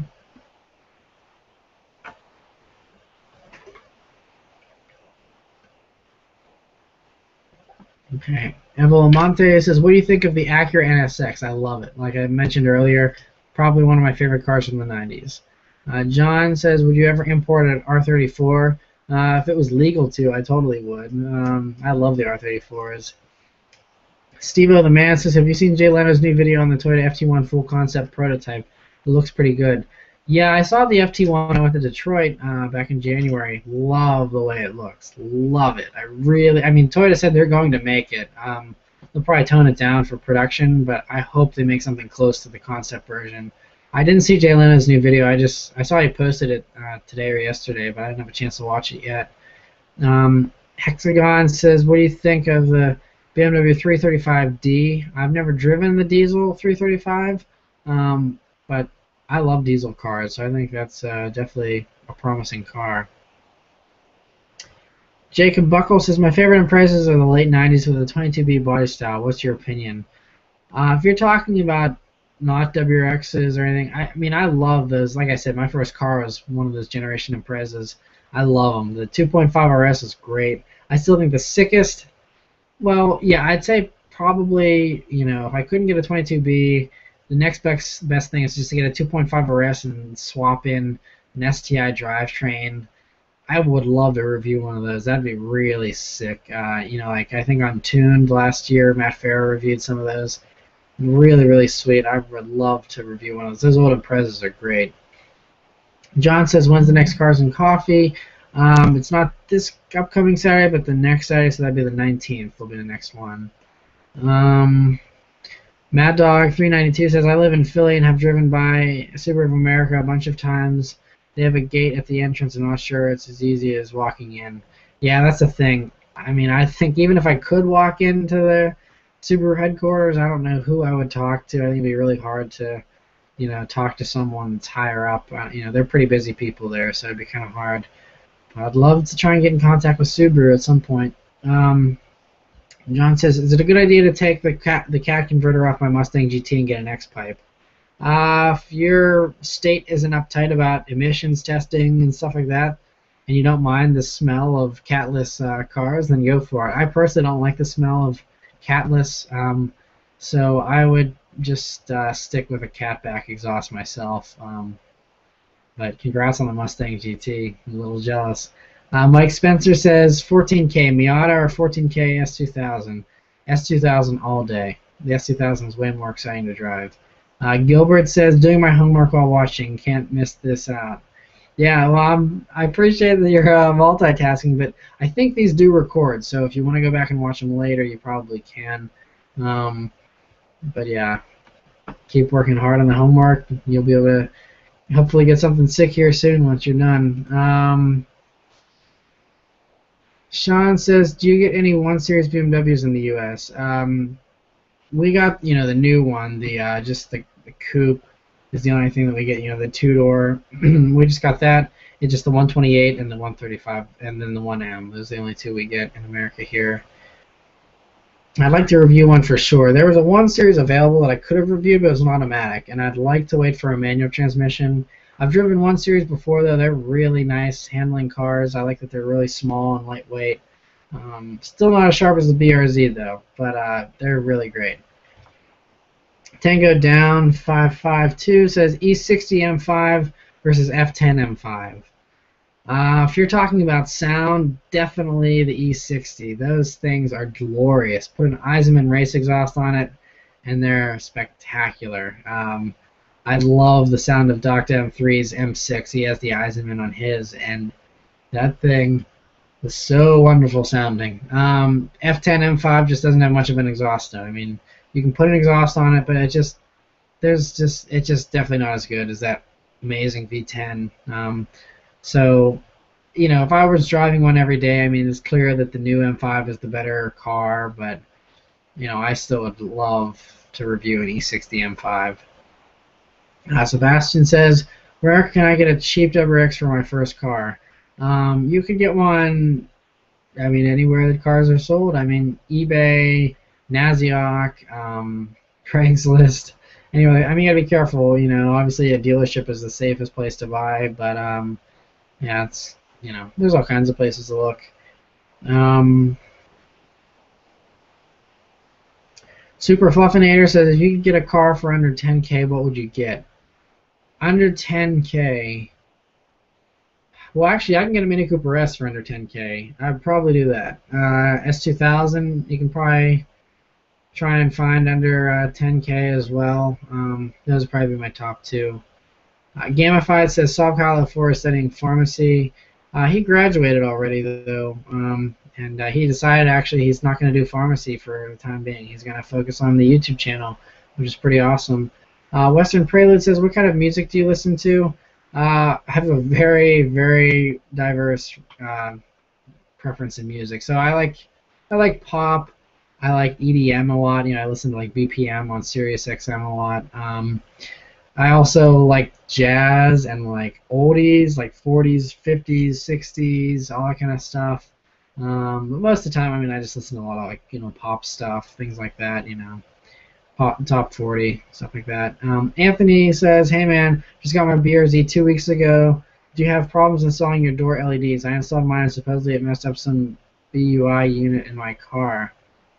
That's weird. No, I didn't have any problems installing mine. I just popped them in and that was it. Haven't heard of any issues with that.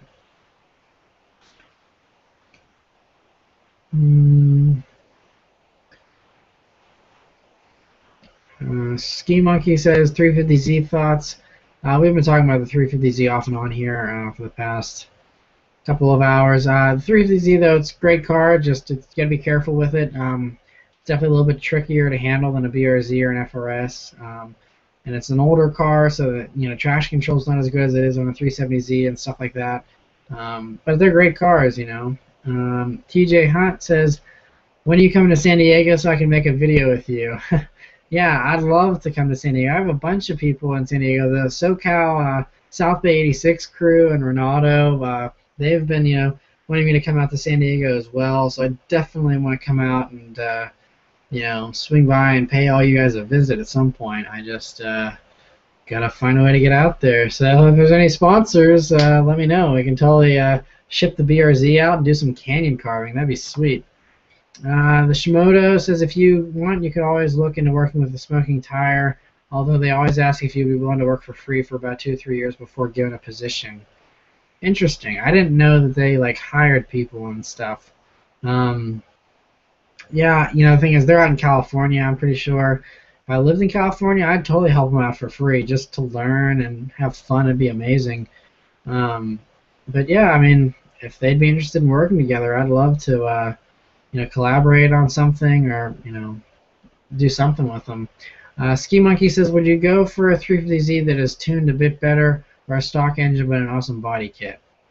Um, I would go for a stock 350Z and just put an exhaust on it and call it a day.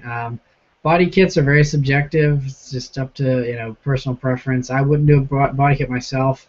As far as tuned, you gotta be careful with modded cars because you don't know if they've been done right or if they've been beaten on or whatever. So I would just go for a stock one. Anthony says, you ready to see the BRZ S at the New York Auto Show? I hope it shows up at the New York Auto Show. That'd be awesome. I just think I'm just worried I'll be disappointed. It'll probably just be the BRZ TS parts, so front lip, STI rims, STI side skirts, and spoiler, and that's about it. So if that's all it is, then it's just gonna get a big yawn from me. I'll wait until there's a real new BRZ before I upgrade for sure. I'm Charlie V1 says, what do you think of the 2008 Pontiac G8 GXP? They're sweet. I mean, they're really, really sweet. I just wish they came in a manual, but aside from that, they're awesome cars. Sebastian says, get a Prius. That's a funny joke. TJ Hunt says, if you had to buy a turbo kit, which one would you buy?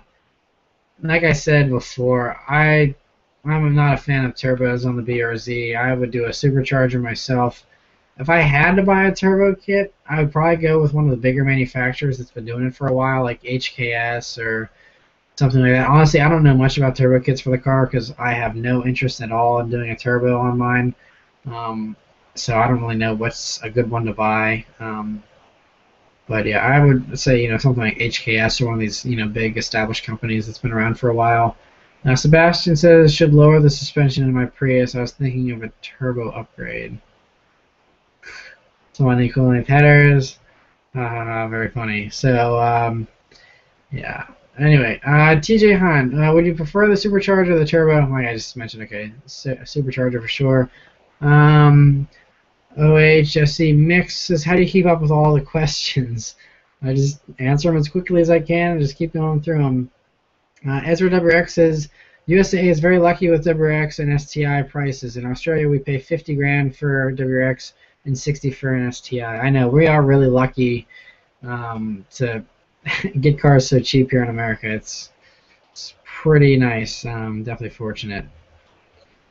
Sebastian says, are you a baller? No, not yet. Wish I was. Jeho Schmo says, you need to review a 2004 Cobra, man. Love the enthusiasm in your reviews. I'm definitely open to reviewing a 2004 Cobra. They're just kind of rare. I don't see too many of them around. So if someone that owns one would like me to review it, definitely shoot me a message and we can set something up. I can't pronounce that username. Anyway, would you rather drive a 300 horsepower STI or a 330 horsepower G37 Coupe as a summer car? Probably the G37. I love the G37. I drove one once briefly and I love that thing. And as you know, I love coupes, so I'd probably do that. Justin says, would you like your BRZ more if it was lowered with springs? I'll let you know. I'm hopefully going to be doing springs here in May. But the car is great stock. You gotta be careful with springs because when you change the spring rate, you'll change the handling dynamics of the car. And so I like the way the car handles stock. So the springs that I'm gonna be getting hopefully are gonna be very similar to the feel of the stock springs, just a little bit sharper and a little bit lower. But I don't want to go with a crazy drop. It'd be like half an inch, I think, for the ones I'm looking at. Mazda Speed L says, hello Subaruwrxfan, will you get any chances to do a test drive on Mazda Speed 3? I know lots of people want me to do a Mazda Speed 3. I can't find one to review. They're kind of rare. I don't know. I just don't see them around that much. None of the dealerships I work with ever get one in, and I don't know anyone that owns one. No one's offered to let me review one. But if someone offers that's nearby, I'll definitely do it. My father, or BS the Madman says, my father has an '07 Mercury Mountaineer V8 all-wheel drive, which will be passed on to me. What should I do to it? Do you have to keep it? Honestly, I would sell it and buy something else with the money. I don't know if you're allowed to do that, but that would be my recommendation. I mean, it's a fine vehicle. It's just not an enthusiast or performance car whatsoever. Um, I wouldn't do anything to it. I would just leave it stock. Justin says, "How do you feel about the Mitsubishi Evo because they aren't making anymore?" Yeah, I don't. Well, I don't think it's been confirmed yet. They're actually going to discontinue it. They're just not going to make a new version. But I love the Evo. I did a review of the Evo 9 and the Evo 10. You can go and look back at my reviews on those cars to find out more about them. But they're great. Evo 9 is just a little more hardcore than I'd like. Anthony says, "How's the reception on the shark fin antenna?" It's the same as stock. It's just as good. No problems whatsoever. Gamer's Gone Crazy 03 says, "You want to come over to Oregon anytime?" Oregon's really far, but I'd love to if someone wants to pay for me to go there. I like traveling places, but I have no reason to go to Oregon, so don't think I'll be going there anytime soon. Thomas Griffin says, "You need to drive the RSX Type S. It seems so unassuming, but it's such a fun car to drive. It's kind of like the Civic Si, but it feels more alive, if that makes sense." I drove one briefly, but the one that I drove had a bad clutch, so it was slipping pretty badly. But I mean, they seem like they're great cars. I definitely want to review one for sure. Justin says, "I wish you would come by South Florida. All my friends watch and talk about your videos all the time. A lot of your fans are here." That's awesome. I'd love to meet up with all you guys and yeah, do some videos, do some driving. That'd be sweet. South Florida, yeah.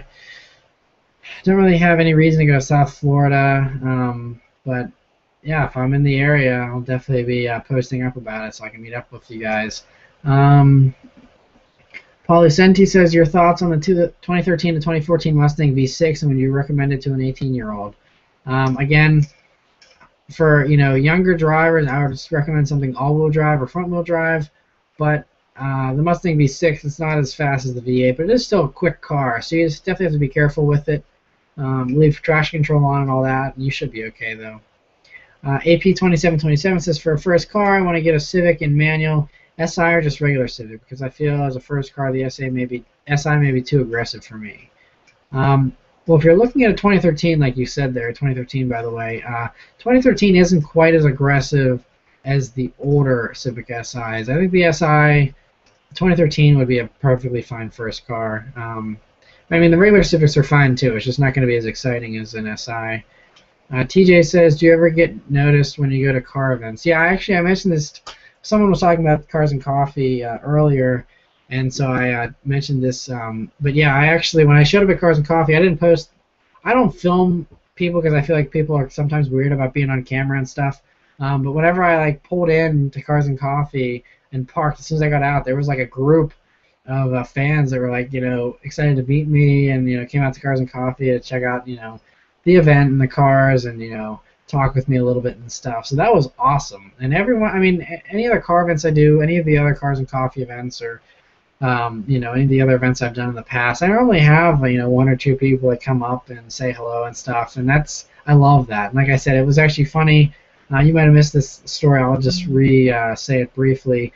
I was just I went into Sheetz last night at midnight, and Sheetz is like a gas station kind of place if you're not familiar. And went into Sheetz, and this guy, I was paying for gas, and this guy came up. He's like, "Oh, you're Subaruwrxfan, aren't you?" He's like, "Oh, I love your videos." He's like, "I have an FRS out there. I bought it, because of watching your videos and stuff. You definitely helped me with making my decision." And I was like, "That's awesome. It's super cool." So I love running into people and talking with people and stuff. That always makes my day. It's so awesome. So yeah, I like that for sure. Clayton says, "Can you do a review of my car?" I don't know what your car is, but if you're in the area and it's something that other people would be interested in watching, then yeah, I definitely would be up for reviewing it. Game Has Gone Crazy 03 says, "Which car do you like better, 2015 GTR or Audi R8, and which is a better everyday driver in your opinion?" I think the Audi R8 is a more comfortable car.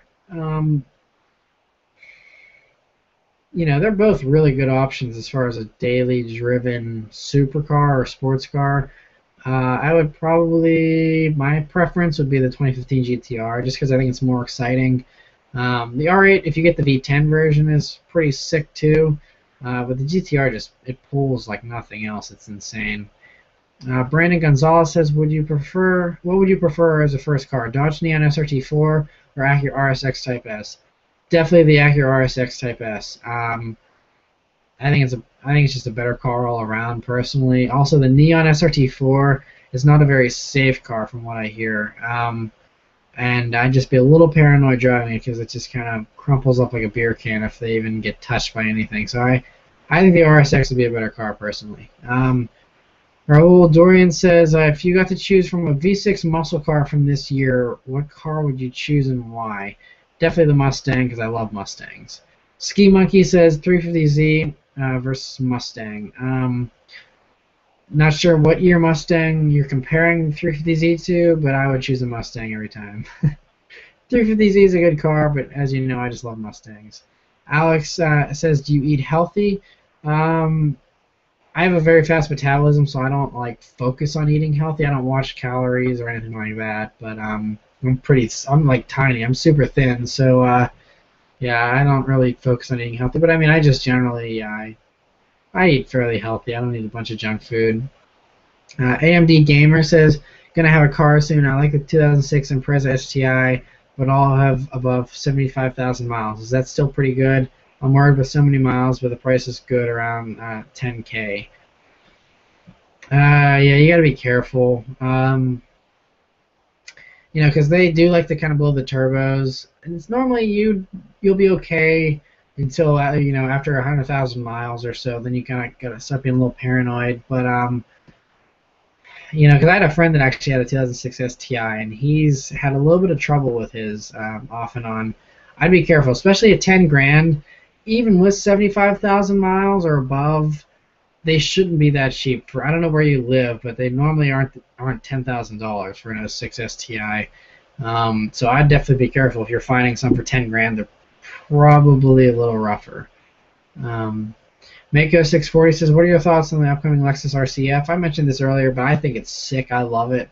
I love it a lot. That's another car that you know, if you're comparing M3s, M4s, C63s, all that kind of stuff, I think the RSF is a really unique choice. I'd consider one over the German cars too, just because it's different and everyone has an M3 and you know, all that kind of stuff. So I think having an RCF would be kind of cool. CJ Sarker says, "What's the best modification to do with your car performance-wise that would affect insurance rates least of all?" I think an exhaust, honestly, because it opens up, you know, the car just breathes better, you get the better sound, and insurance companies don't care about an exhaust system. So I think that's definitely one of the good choices. JR says, "Sup, man, just stopping by to show some support. I missed the last live Q&A. Thanks. Yeah, I recognize, you know, your username. You always comment on the videos. I appreciate that. Thanks for stopping by and supporting the Q&A. I appreciate that." Lucas says, "Just bought a 2011 World Rally Blue WRX hatchback, mostly because of your videos. Thanks, man." Again, I'm glad that I'm helping you guys with car buying decisions. That's awesome. So thanks for telling me. TJ says, I'm trying to decide what exhaust to get on my BRZ. I'm thinking about getting a nameless. I want something loud but not brutally loud. Any thoughts?" Well, I mean, what you can do, I would suggest, TJ, is get an exhaust that you like, just like a catback. If you want to make it louder, just put headers on it, because headers will give you more power anyway. So I think that's always a good choice. You know, just do headers if you want something louder. So I would go quieter first, and if you're like, man, I want something louder, then just add headers. Instead of like being like me, where I bought the SRT and I was like, wow, this sounds amazing, but now I'm like, it's pretty loud. I wish it was a little quieter.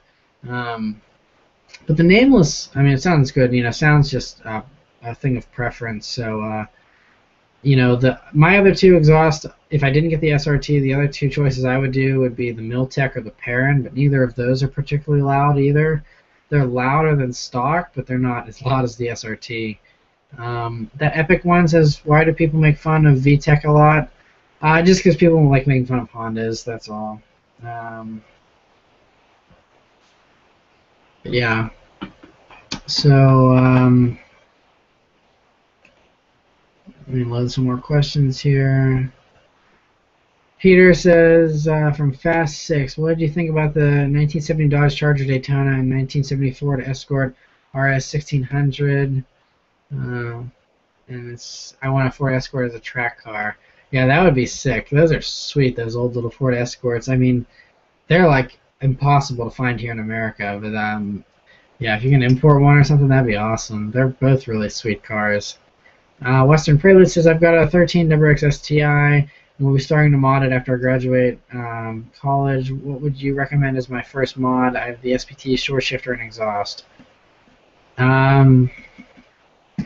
Honestly, those are the first two modifications I would do would be an exhaust and short shifter.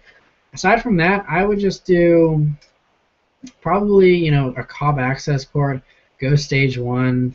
And then if you want to get a downpipe, then go stage 2 just to get more power. That's fun all the time, Those would probably be the only two things I would do. Gamer's Gone Crazy says, where do we ask? And that's just right where the comments are. That's where you can ask.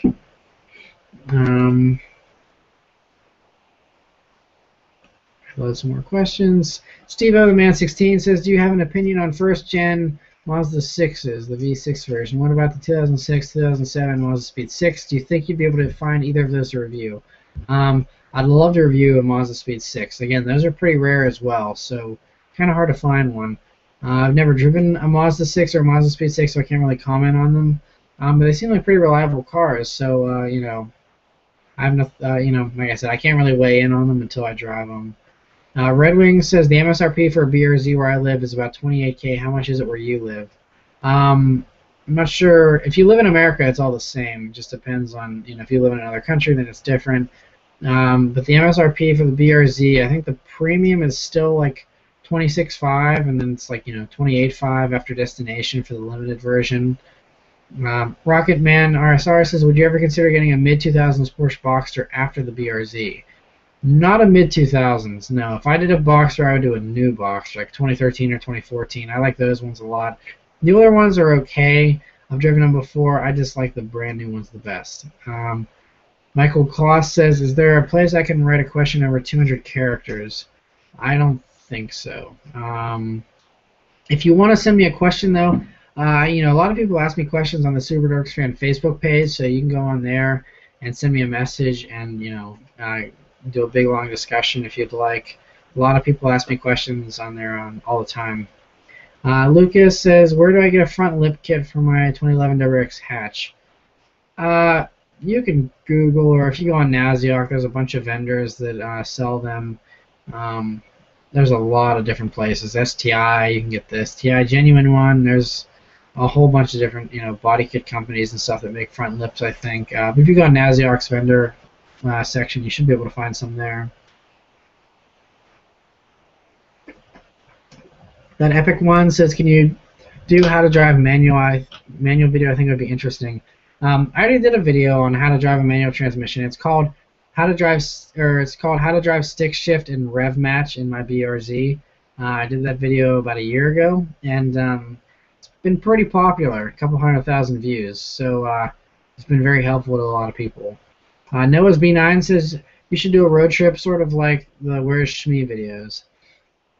I've considered that. The thing is, that just takes a production budget. Any kind of road trip costs money for hotels and gas and that kind of stuff. I'd love to do a road trip. I just don't have a lot of free time, and I don't have the money to just do trips. But if a lot of people really want me to do a road trip, and you want to start a Kickstarter or something, we can totally do that. Like regular car reviews, they did that like crowdfund, that like fund anything thing or whatever, and they got a bunch of money to do some road trips. So I mean, I don't know if people normally don't like paying money or sponsoring people and things like that. But if people really want to see me come to a place, we can make it happen. Like I said, with LA or any of these places, if someone pays for a plane ticket or pays to ship my car out to wherever, we can go and do drives or whatever. It all takes money. I'd love to do that kind of stuff, though. Shmee obviously has money. He has a McLaren, so it's pretty easy for him to do road trips, I'm sure. Justin says, I used to have a 350Z and hydroplane and total it. You're right, traction in the rain is terrible. Yeah, I've heard they're kind of tricky, so that's why as a first car I wouldn't suggest the 350Z. I mean, you can if you want to be really careful and leave the traction control on and stuff, but it is kind of tricky. Cody says, tune 2003 Volkswagen Jetta TDI or 2003 WRX STI. Well, the WRX STI would be way faster. Jetta TDIs would be way better on gas. Just depends what your preference is. They're pretty different cars, front-wheel drive versus all-wheel drive, all that kind of good stuff. I'd take the WRX myself, though. The real Yamaha says just tuning into the show here. Which version of the WRX STI do you prefer, the sedan or the hatchback? By the way, I love your videos. Keep up the good work. Thank you. I prefer this hatchback normally. Like I mentioned in the 2013 hatchback review that I did, the STI, I just like the way the shooting brake style is. As far as the new ones, I think the new sedans look pretty good though. But I'd be curious to see the 2015 hatchback if they made one. It'd be pretty cool. Tango Down 552 says, "What do you think of the rumored 3000 GT successor?" I don't know who said anything about a 3000 GT successor, but considering Mitsubishi is killing the Evo and they want to just do green cars and they're not looking to get into sports cars, I don't think there will. Well, I'm not going to say ever, but I would not expect a 3000 GT successor anytime, probably ever, unfortunately, because I mean they're cool cars, but I don't think that's ever going to happen. John says muscle car or tuner, depends what you're talking about. Like I love the BRZ, but I love the Mustang GT. They're both great in different ways. It just depends on what you're looking for and what your preferences are. You load some more questions here. RHY Synth says, did you spend money on your first Impreza suspension? No, I didn't. I only had the car for about 6 months. It was just handed down to me by my parents. I just put an exhaust on it. I put an STI seat in the driver's seat and some carbon fiber bits on it here and there, a strut tower brace, nothing too crazy. Didn't do anything to the suspension really though. Reventon LPX says, I don't know if this has been asked, but is there any chance of a 370Z review coming up soon? I'd love to review both. I just can't find one anywhere. If anyone in the Pittsburgh area has one that would like to let me review one, send me a message and we'll definitely make it happen. Otherwise, it's just I'm at the mercy of the 2 dealerships that I work with and waiting for one to hopefully be traded in or come in at some point. But I'd love to do one at some point eventually. Tango Down 502 says, do you like any tuner companies? I mean, yeah, there's a lot of great tuner companies out there. Grady, HKS, all those good Japanese tuners are great. STI is technically a tuner company, so I like them a lot too. Load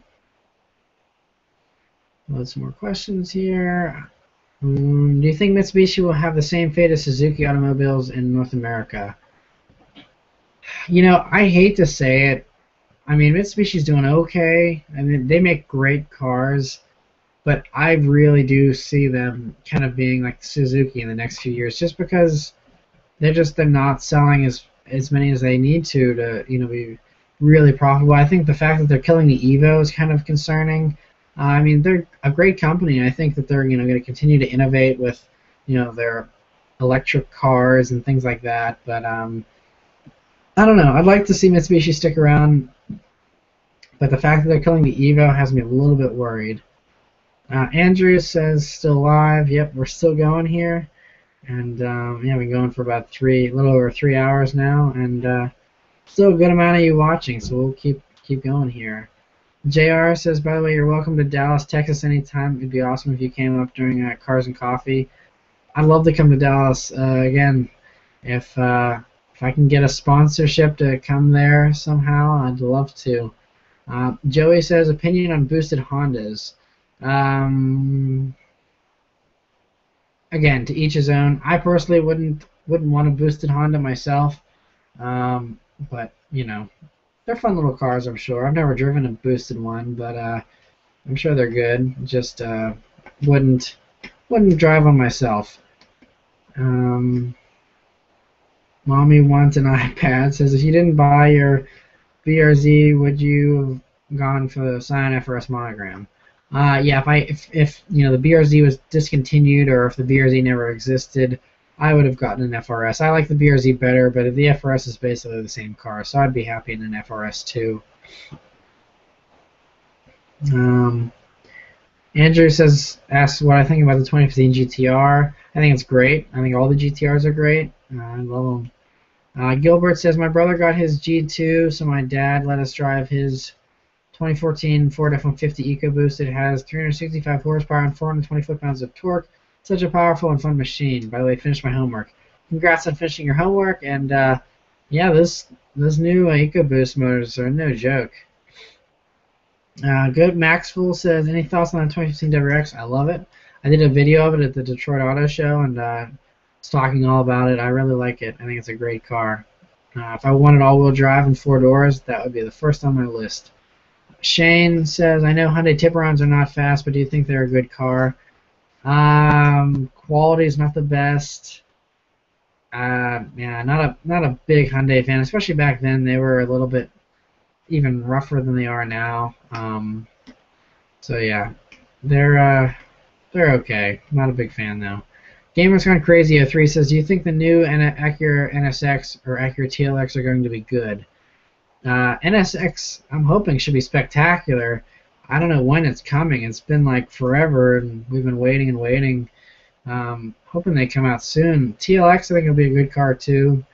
Yeah, I like the way they look. Andrew says GTR versus 458. 458, definitely. I mean, it's a Ferrari. Come on. I mean, the GTR is great. 458 probably wouldn't be as fast, but it's a 458. They're awesome. I love them. Tony says, does the 2015 WRX STI have unequal length headers like the last gen, or is it like the 2015 WRX?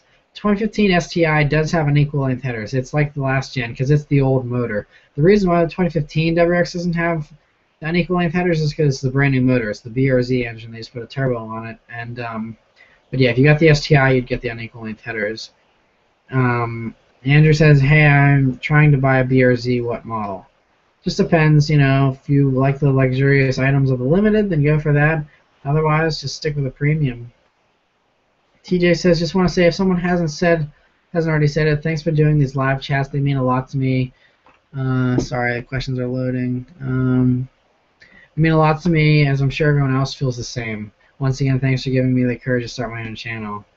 I'm glad that I'm positively affecting, you know, you guys and your car buying decisions and just helping.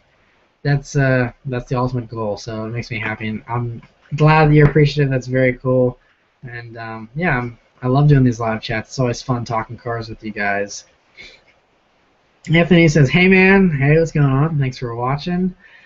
Peter says, would you install bucket seats in your BRZ? If so, what brand would you choose? If you mean like racing seats, no, I wouldn't install them in the car. The stock BRZ seats are spectacular. They're some of the best seats I've ever sat in, and I definitely would not want to get rid of them. If anything, I want to take the BRZ seats and put them in whatever cars I own from here on out. 10 Saturn says, I'm back. Well, I just saw a guy in a Stance Versa take a parking ramp too quickly and almost take his bumper off.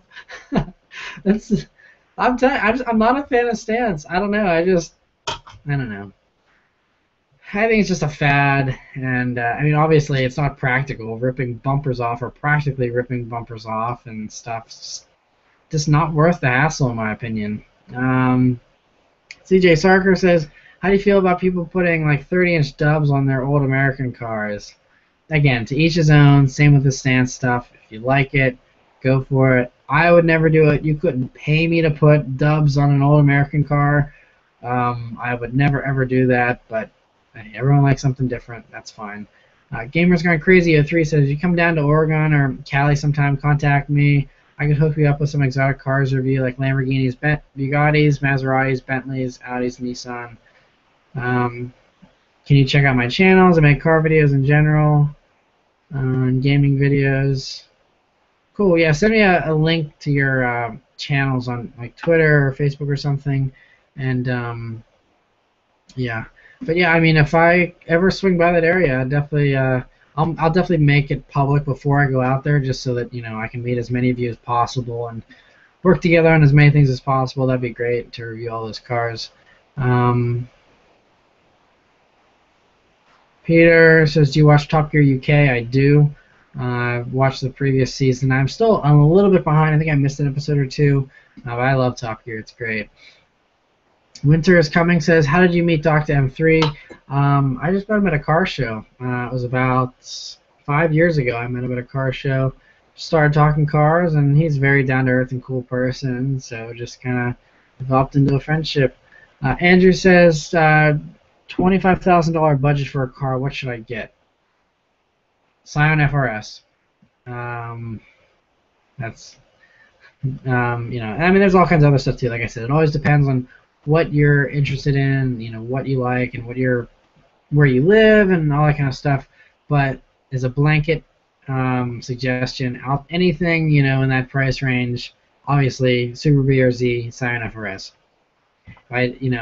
Obviously I drive one, so that's about the biggest endorsement I can give. Mardema says, "Man, are you planning to test cars like the Subis or the SUVs in off-road conditions? I really like to see you driving something like an SVT Raptor." I really want to do an SVT Raptor. I have two friends that own them. One is supercharged and one isn't. I'd like to do the supercharged one if I could. I'm just gonna have to try and set it up. I'd like to do it. It's just haven't had a chance to yet. Malkion says, "What do you think about the Canadian Nissan Micra?" Don't really know much about it. I mean, it's a cheap economy car, but if someone's looking for good basic transportation, that's a good car, I'm sure. AP2727 says, "I know the basics of driving stick. Is that enough, or do I need more like rev matching?" No, I mean, you can just start with the basics, and then you kind of teach yourself rev matching after a while. That just takes experience, but you don't need to rev match or anything. Cody Garnier says, "What's your opinion on sport bikes? Do you like them? Would you get one?" No, I just I mentioned this earlier. Someone else asked a similar question. I just don't like them because they're not safe. You hit a pothole the wrong way and you're off the bike, and it's very, very unsafe. If I'm gonna wreck, I want to have metal and airbags and seatbelts to keep me safe. And there's just too many bad drivers. At least in America, there's way too many bad drivers that hit motorcyclists and don't look for motorcyclists. And it's for that reason that I would never ever ride a motorcycle on the street. I would love to get a dirt bike and ride around in the desert at some point. I think it'd be really fun to do this stuff like that, but never on the street. Just not worth the risk in my opinion. AP2727 says, "Sorry, I don't know. I just feel like I can mess up the training doing something wrong." Oh, yeah, no worries. No, just you'll be fine. I mean, you might grind a gear here or there, or it might be a little rough or something, but I mean, it's no big deal. It's just all part of the learning experience. No pressure. Cody says, "Would you ever change the exhaust on your BRZ? If so, why?" Yeah, well, I have the SRT header back on it right now. It's pretty loud, so if I were to change it, I'd get something quieter. I mean, the two that I like, aside from the SRT, are the Perrin and the Miltech exhaust. So those would be the two that I'd go with. Daniel says, "What part of Pittsburgh are you from?" I don't really getting too specific. I'm just in the Pittsburgh area. I'm around. Andrew says he has one. I'm not sure what he's referring to. Dylan Morgan asked, "Do I live my life a quarter mile at a time?" Yeah, nothing else matters. Not my team and all their BS. Those 10 seconds or less, I'm free. Love Fast and Furious. The first one is still my favorite. Good question. Bruce Lee says, "Have you driven the new STI? Love, hate." No, I have not driven the new STI. I really, really want to. Hopefully someone can help me out with that. Rocketman RSR says, "What do you do for a living?" Haha, just kidding. Okay, I was going to say, I've answered this question many times. Do you like the new Camaro facelift / taillights?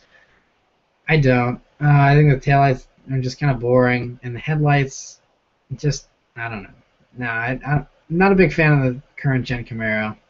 I think the refresh is kind of boring, and yeah, not a Camaro fan right now.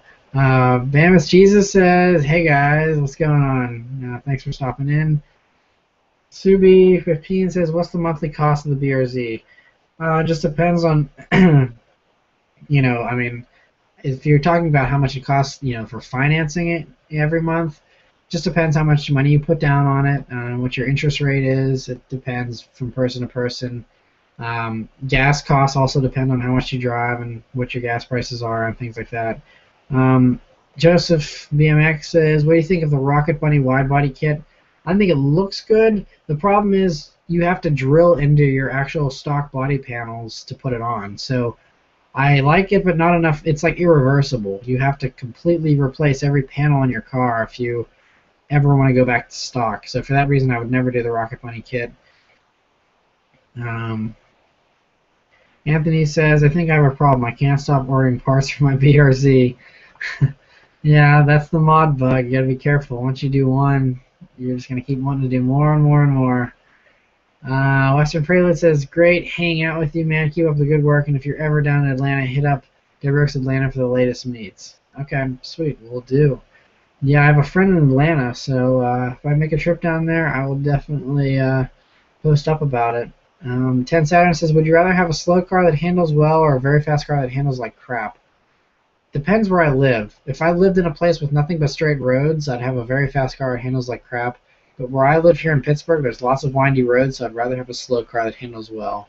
And that's part of why I still have the BRZ and I haven't traded it for a Mustang, because I like having the small, sharp, lightweight handling of the BRZ.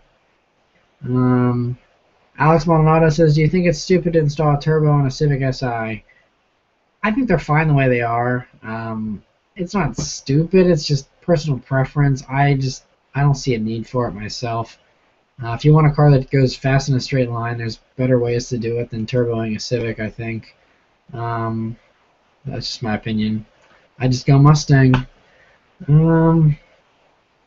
What brand of intake did you go with on your BRZ? It's the Air Raid intake. I did a video review of it probably like a year and a half ago. You can search for it on the channel, but it's Air Raid. Dylan Morgan says, "Would you sell your BRZ for a BRZ STI if it came out?" Yeah, definitely. Well, depending. I mean, if I liked the way they did the BRZ STI, but chances are, yeah, I would definitely want to upgrade if I could afford to. 300C V8 versus Toyota Avalon. Toyota Avalon's just a V6, I think, and not as fun. I would definitely do the 300C. Dr. M3 is checking in, says, "Hey Matt, long day, but figured I would show you some support. Nice job." Thanks, man. Appreciate you stopping by. Yeah, really appreciate that. Andrew says, "Raptor versus Ram Runner." I don't really know too much about those new Rams. They look pretty cool, but I love the Raptors. I think I'd definitely rather have a Raptor. iPhone Man 101 says, "When are you turboing your BRZ?" Never. If I did any force induction, I would do a supercharger. Reventon LPX says, "Hey man, thanks for always taking time to make the videos and spend time with your fans. Recently bought a 350Z and hope to cross paths with you someday. Cheers from Canada." Nice. Congrats on the 350Z. Those are fun. And yeah, I'm just glad that I'm able to do the videos. It's a lot of fun. So hopefully I can keep doing these for a long time. Someone's asking, "What's your best tip for saving up for a dream car?" Sorry, there's more questions loading here. "I'm like every other kid in that I'm crazy for an '06 STI, but I find myself struggling to keep my money and not spend it. What do you do to save?" I just honestly, I every single time whenever I was that age, whenever I was young, I just went and put every single paycheck straight into the bank. I just didn't touch it. And I work so much that I didn't have much of a social life, so I don't have to worry about spending money on anything else. I never really like bought a lot of clothes. I didn't have a girlfriend whenever I was in high school. Saving up. I just didn't have anything to spend money on, honestly. So I just kept saving it and just putting it in the bank. So CJ Sarker says, have you ever stalled your BRZ? If you have, how many times? I've stalled it a handful of times, just feathering the clutch a little too lightly and not giving it enough gas. It's pretty rare. Sometimes if I'm like pulling into a steep driveway or something, I think I did it once at my girlfriend's house, pulling into her driveway because it's pretty steep, and did it once there, and yeah, every once in a while, but it's pretty rare. I mean, it happens. It's just part of driving a manual. No big deal. Peter says, do you get the same feeling as I do when I see a sports car on the street or supercar on TV and go, no way? I mean, I still get really stunned when I see something on the street. I like freaked out the other day. I was like, seeing a 911 even. They're just like, oh, I love seeing anything like that. I still get excited about it. Nick says, any plans for the next car review? I'll be doing one hopefully this week. The thing is, it's been raining a lot here, so that's kind of held me back, and should be nice towards the end of this week here, though. So planning on doing another car review.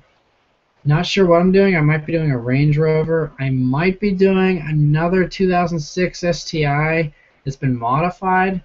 I don't know. I know you guys love seeing the WRX in STI reviews, but I don't want to do those all the time. So we'll see. It's gonna probably be one or the other. Might be something else though. Never know. Let me load some more comments here.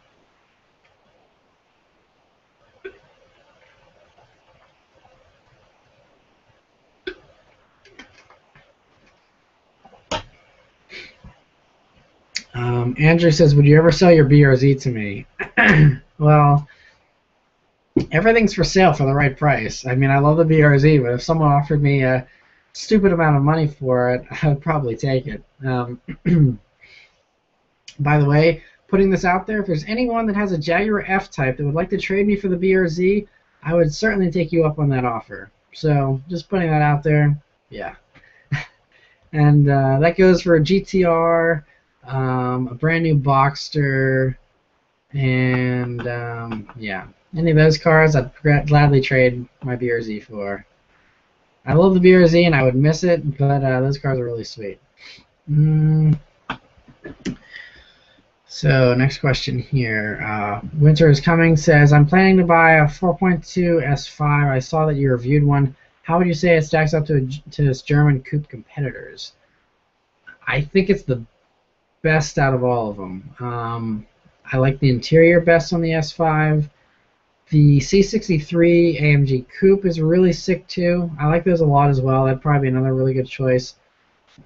I would say that the BMW competitor would be the 335. The M3 is a little bit higher performance than the S5, but the M3 is a really fun car too. It's rear-wheel drive, so it's different than the S5 in the way that it feels, obviously. But those S5s are great. I love that, and that's another car. If I wanted something more luxurious than the BRZ, and I could afford to guzzle gas with the S5, I would totally drive an S5. I love those things.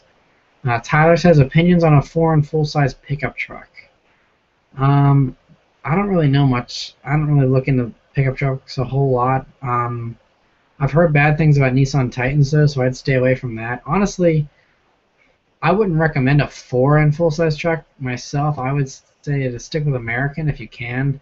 If you have to go foreign, then I think Toyotas are probably good.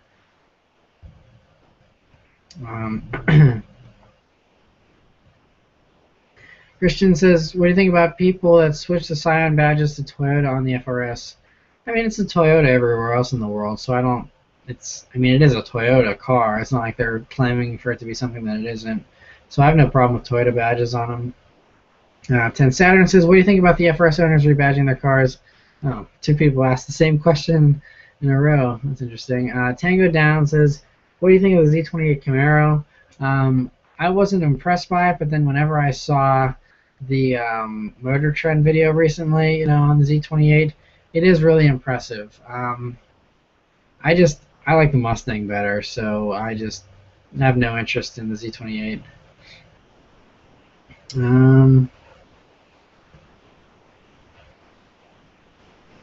Nick says, New York Auto Show, you going? No, I wish, but no, can't do another road trip right now. Tyler says, opinion on a new Raptor. Raptors are sweet. if you want a truck, that is what I would go with for sure. Um, Next question is, pardon me if someone has already asked, but would you get the hatch or sedan STI? Yeah, we've talked about that once or twice, but I would just get the hatch. I like the way it looks better. Tim Klein, hold on, there's more questions loading, says, what is your favorite Mustang ever and why? 1968 Ford Mustang GT 390, the fastback version, dark Highland green, the car from Bullitt. My all-time favorite Mustang. Don't think it'll ever be outdone. Love that one the most. Tango Down says, out of all the Evos, which one is your favorite 1 to 10? 10 for sure. The 9 was way too rough and crude for me. I like the 10 a lot. Highway Star 1009 says, you said you're not a fan of the refreshed Camaro. I'm inclined to agree with you. What are your thoughts on that new Z28? Yeah, like I just mentioned, it's a pretty impressive car. Just like the Mustangs better. Joseph BMX says, okay, thanks. And would you prefer airbags or coilovers? I think coilovers, they handle better than airbags. If you just want to drop, though, then airbags are probably better. But I'd say coilovers. Kyle GT08 says you should buy a Cobra like me if you want a Stang that handles. Yeah, I mean, but still, it's just the weight of the Mustang is the thing that kind of holds it back a little bit. I mean, they handle well, yeah, but you can always feel that weight. And the BRZs just feel so lightweight, and that's what I really love about it. Simon Weisberg says, what do you think of Lamborghini's new design path, and why do you think that Subaru keeps coming out with these jaw-dropping concepts and then releasing incredibly conservative cars? Lamborghini's new design direction, I think that their design's been the same as it has been in the past. It's very aggressive, and I love Lamborghini's designs.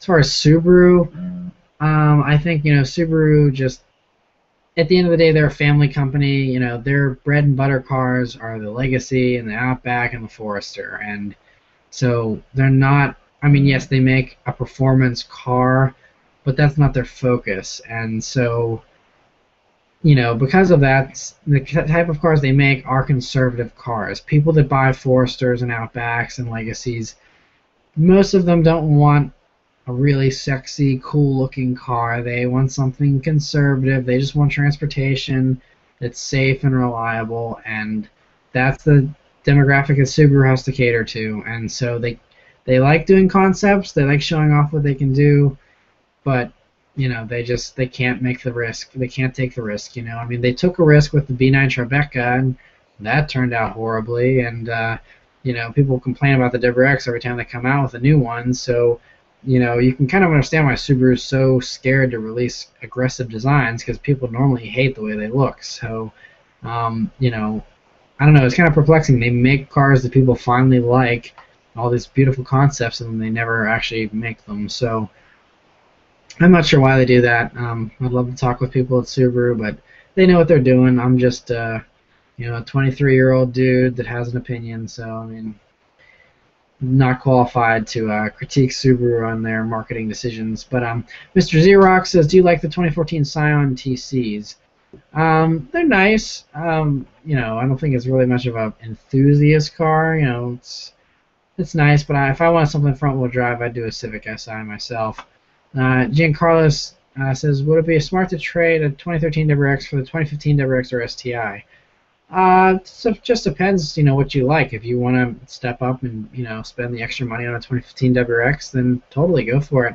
I think the 2015 WRX is going to be a much better car than the 2013, so I would, if you can, then I would trade up for sure. 10 Saturn says, what do you think about the Prius? Not a fan. Mara Dema says, naturally aspirated, turbo, supercharged, or twin-charged. I don't know if you mean for the BRZ or, I mean, in general, it just depends on the car. Different cars are better with different types of induction and stuff, so it depends on the car. Joseph BMX says, have you seen the Rocket Bunny BRZ V2? I have. It looks good. I love the car the way it looks stock. And the Rocket Bunny kits, as far as I know, you can't revert back to stock. You have to drill into the car's body panels, and you can't revert. So, I'm not a big fan of the Rocket Bunny kit for that reason. Maker of Awesomeness says, what do you think about a car with no wheels? Not sure what you mean, but that's funny. Thanks for stopping by the way, Maker of Awesomeness. I always see your comments on the videos. Really appreciate you always supporting the videos. It's awesome. Giancarlo says, would you trade the... Okay, that's this repeat question.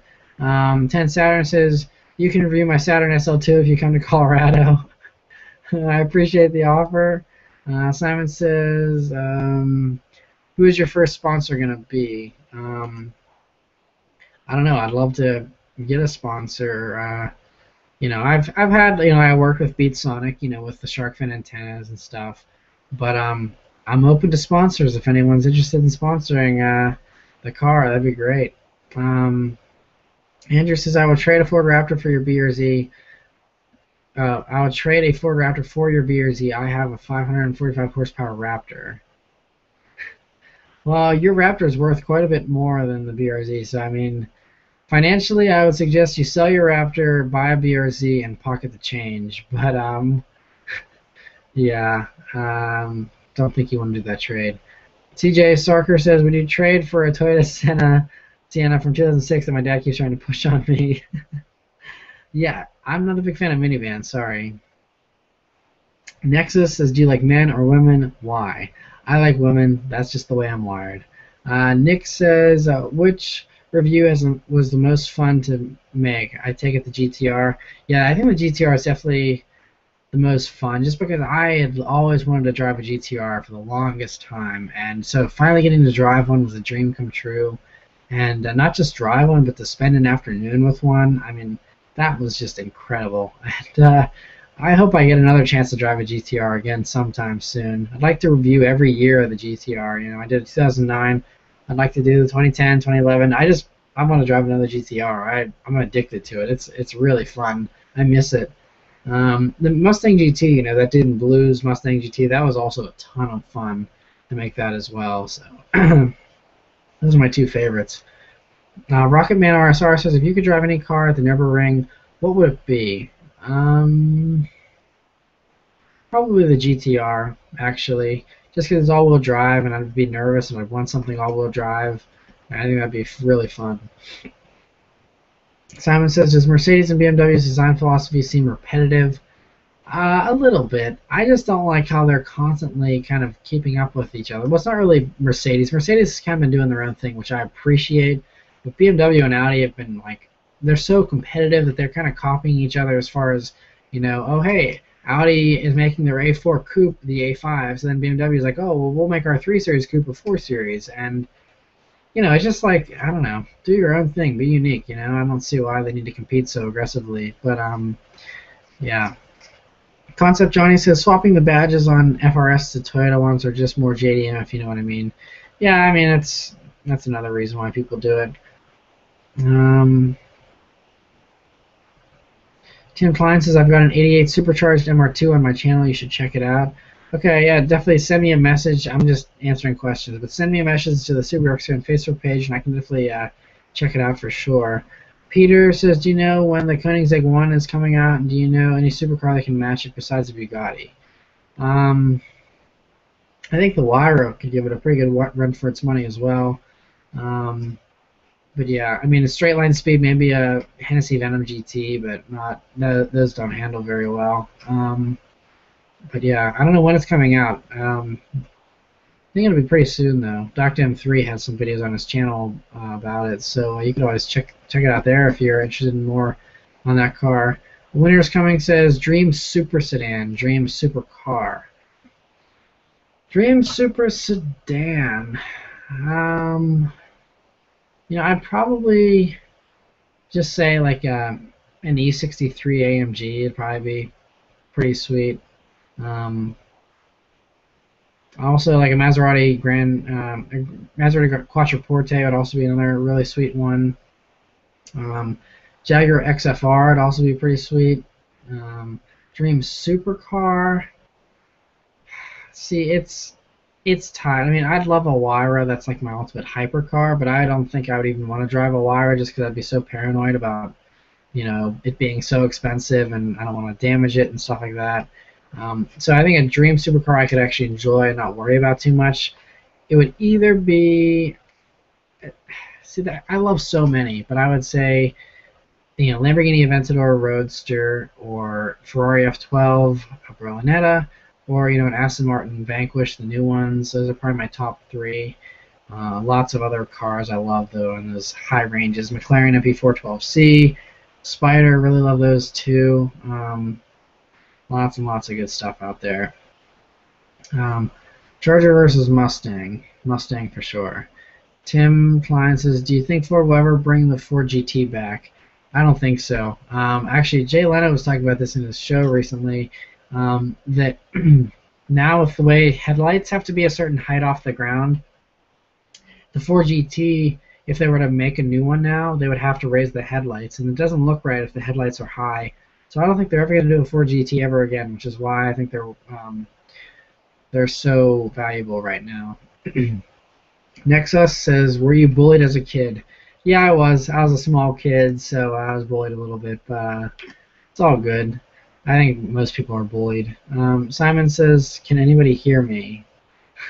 I don't know what you mean, but yeah, I can hear you. At least I can read you, I guess, from your comments.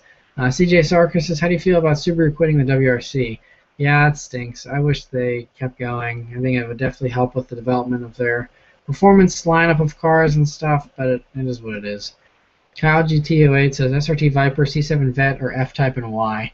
F-Type. I mean, if you follow the channel, you know I love the F-Type. I'd pick the F-Type over just about anything else, aside from the supercars and stuff. But aside from that, I would do a C7 Vet. Not a big fan of the new Viper. Still just kind of crude and not very comfortable from what I hear and stuff. I would just rather do a Vet if I'm going American, but I would do the F-Type over all of them. Dennis says, what's the best used all-wheel drive car to get under 10K? Any kind of Subaru Impreza, probably. Tim Klein says, would you review my Shelby Grand Marquis if I brought it to pit? Shelby Grand Marquis. Sorry for being a noob, but I'm not even sure I know what that is. I mean, I know what a Grand Marquis is. I didn't know Shelby modified them. You can send me more details on that. I don't know if you're close to pit, but I mean, I'm always up for reviewing some new stuff.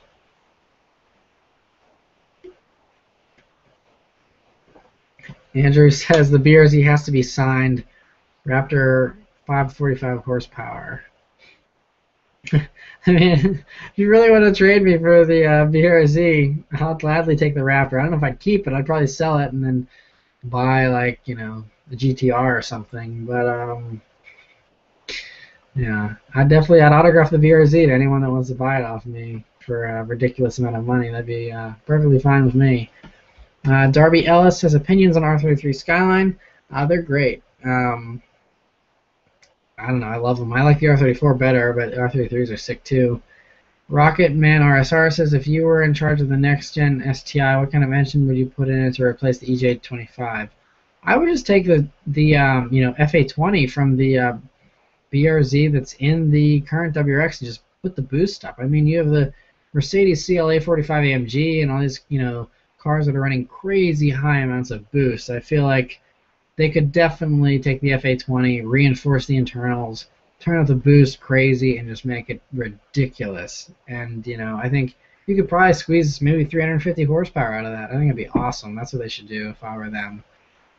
Kumar says Mercedes, Audi, or BMW, and why? Depends what car in which company. If I wanted something like a small coupe, the new 2 Series would be great. If I wanted, a big boat, I would go for the Mercedes. I love the Audi RS7 and all those kind of cars. They all make great cars for different segments. CJ Sarker says for the Nürburgring, I would choose the 2015 Nismo GTR Trackback. Nice. Same kind of preferences. Nick says, which manual have you driven that you would highly recommend a beginner not to drive? Which one have you driven that was the easiest? I would say to stay away from the Mustangs. Honestly, they're a little bit tricky, a little bit harder to drive for a first manual transmission car. BRZ is great. The WRX is pretty good. It's a little vague though for the shifter. Trying to think of what other manual cars are really easy to drive. Hondas that's one thing. Okay, any kind of Honda manual transmission is very easy. I would go for those for sure. Load some more comments here.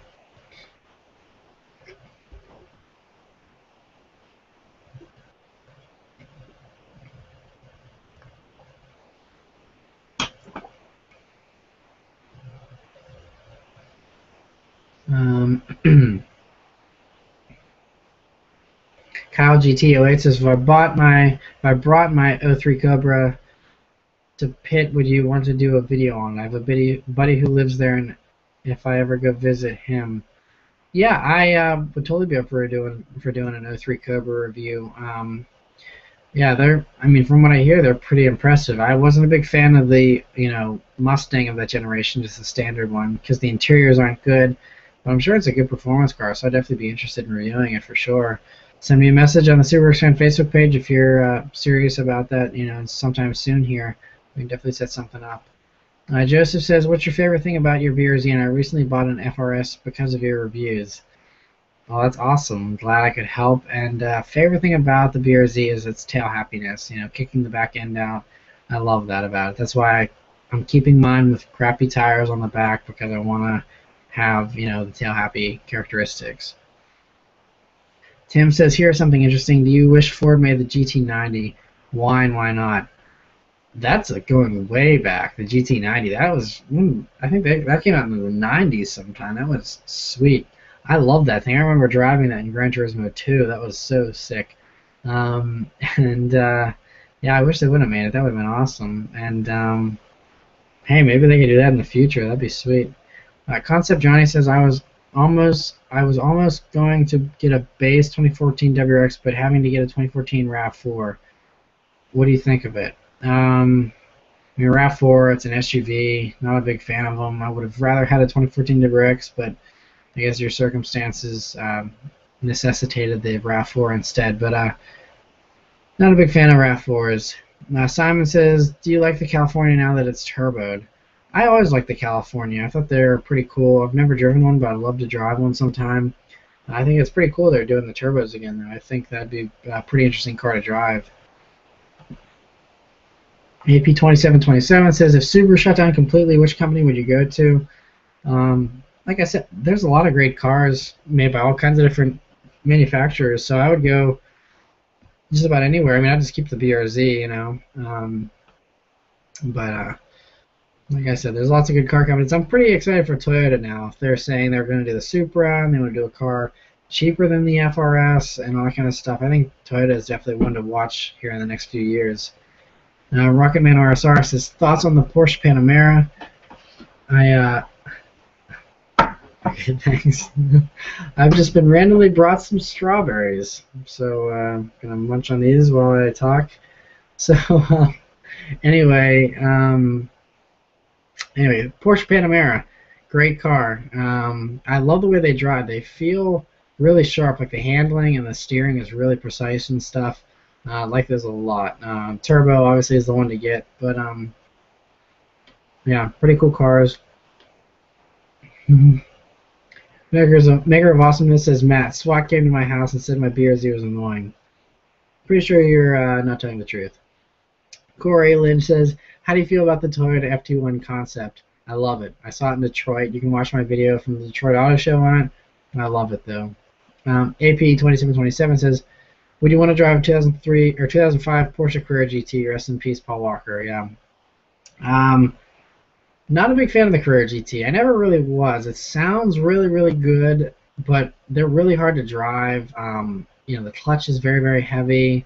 It's a race car for the street, and I'm not a race driver. I wouldn't feel comfortable driving one, and not just because of Paul Walker. The guys that I've seen so many spinouts in Carrera GTs, they're very hard to control. And even the guy that helped develop the Carrera GT, he said back when the car was being developed, he's like, "This car is dangerous." It scared the crap out of him, and he engineered the car. He was working on the car, and it scared him. So if he is scared of the car, then I should be too, I think. I mean, I'm not hating on the Carrera GT, but definitely a car that demands respect, and if I never drive a Carrera GT in my life, I'll be perfectly fine.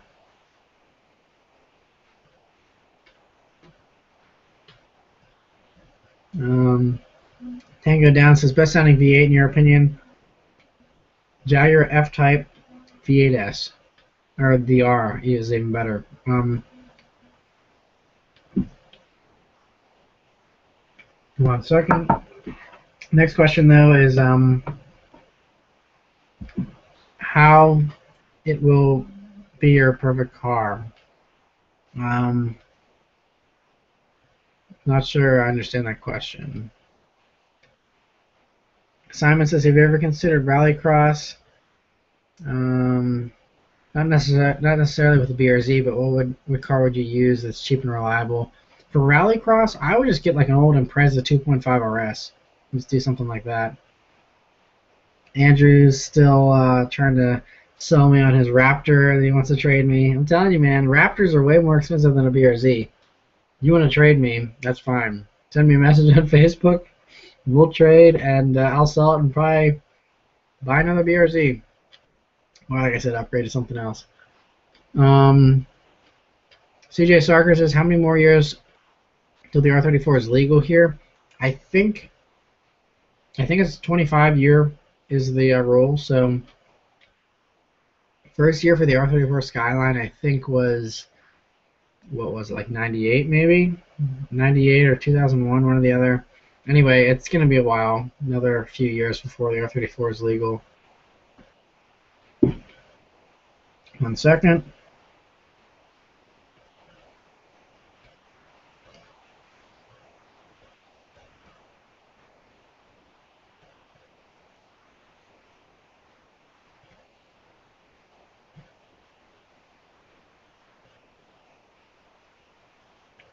Okay.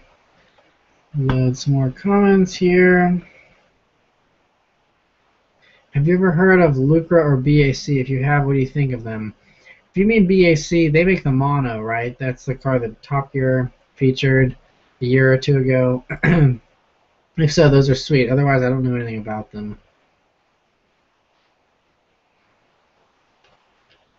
Peter says, if you had a bucket list, what would your last car be?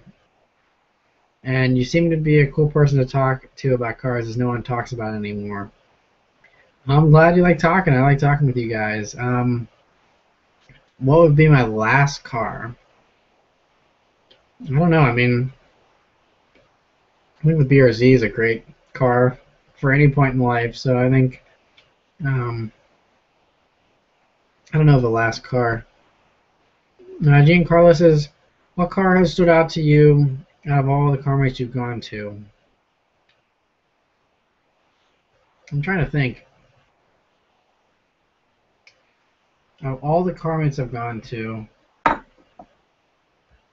one that really stood out to me was a couple years ago. I went to Columbus Cars and Coffee and saw Ferrari 599 GTO and heard it in person for the first time. That was pretty spectacular. Seeing a Lexus LFA for the first time, I went a friend that has a Lexus LFA. Seeing her car for the first time, that was pretty spectacular. Not a car show, but the first time I saw a Lamborghini Aventador, it was so shocking to me that I actually felt like I got punched in the gut. That's how mind blown I was when I first saw an Aventador. So that's another car that's pretty spectacular. Nick Davies says, I'm in love with a car, and that car is the R34 Skyline. Yeah, I love them too. They're sweet. I wish they were more around here.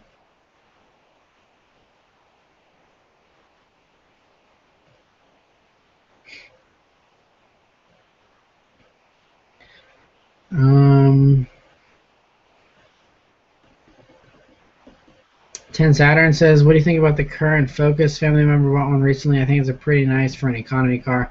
Yeah, it is a pretty nice car. I actually reviewed a Focus. It was like one of the first couple of reviews that I did a long time ago. Not that long ago, like a year and a half ago. Did a review on a Focus. I like them a lot, actually. I think they're pretty nice.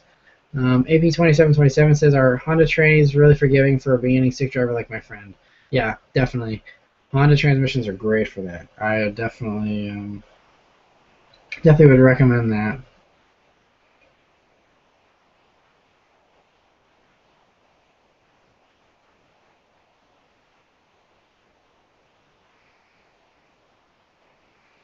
So Tim Klein says, do you listen to Tech 9?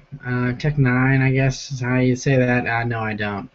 TJ Hunt says, if I call you on Google Plus, will you answer? I don't know. Can people call on Google Plus? I don't know how that all works. But I mean, I'm in the middle of the live chat, so I wouldn't answer. No, sorry. Ten Saturn says a little about the random strawberries. Yeah, yeah, that was a nice little surprise. CJ Sarker says he just had a random power nap. No, sorry, I was texting. What is your favorite fruit and why? Probably strawberries actually, which is why I'm so happy I just was received some strawberries. It's great. Mangoes are really good too. Love blueberries. Those are probably my top three. Um, Joseph says, "What do you think about a 2JZ and the FRS?" I don't know. I think it ruins the balance of the car. It makes it really front heavy with that huge engine. Not a big fan of it, but hey, like I said, everyone likes different things. TJ Hunt says, "Hey Matt, share the peanuts." I don't have any peanuts. I'm just drinking my Sobe here and got my strawberries, and that's it. Mick says, "What is bad about shifting at a higher RPM? Let's say around 5 to 6,000." Nothing bad. It's just you're burning more gas and the engine is spinning at a faster RPM, so it's more stressful for the engine. But I mean, as long as you do maintenance and stuff, I mean, it's no big deal. I just wouldn't sit at 5,000 RPM all the time. Tango Down says, "What do you think of the British lightweights? Lotus Elise, Exige, Caterhams. They're all awesome. I love them. I love Lotus Elises. If I wasn't worried about safety, I would totally drive an Elise every day. They're pretty bare bones too. I mean, they're kind of tough, but yeah. So I love them. The Caterhams are sweet too. I've never actually seen a Caterham, I don't think, but I love them. Hoping I'd love to drive one some point. That'd be really, really sweet. Uh, Andrew is saying he's going to message me on Facebook to make a Raptor trade. So maybe I'll be getting a Raptor soon. Probably he was wondering about new cars. Maybe I'll get a Raptor and then I'll sell it and buy something else. I don't know. Not a big truck fan, so I probably wouldn't keep the Raptor, but I'll totally trade it and sell it. It's funny. Moody says, "I just bought an MX PD catback exhaust with burnt tips from a BRZ and I love it. What do you think about it?" I've never heard of that brand before. I'll definitely have to check that out. It's pretty sweet. Andrew says he lives in Ohio, so he's nearby. So yeah, this Raptor trade might be happening. Yeah, that's funny. 10 Saturn says it's not an ST, unfortunately, just a titanium. No, the Fords are great. So yeah, nothing wrong with a standard Focus. Closet Monkey 90 says, "Do you notice a big difference between driving front-wheel drive and all-wheel drive? If so, how does it feel different?" You can just feel the front wheels spinning if you're driving front-wheel drive really aggressively. But all-wheel drive most of the time is pretty similar feeling to front-wheel drive because it's using the front wheels. This uses the rear wheels, when it needs it a lot of times. But you'll just feel front wheels in the steering wheel. Whenever you're turning stuff, you'll feel the wheels gripping. So yeah.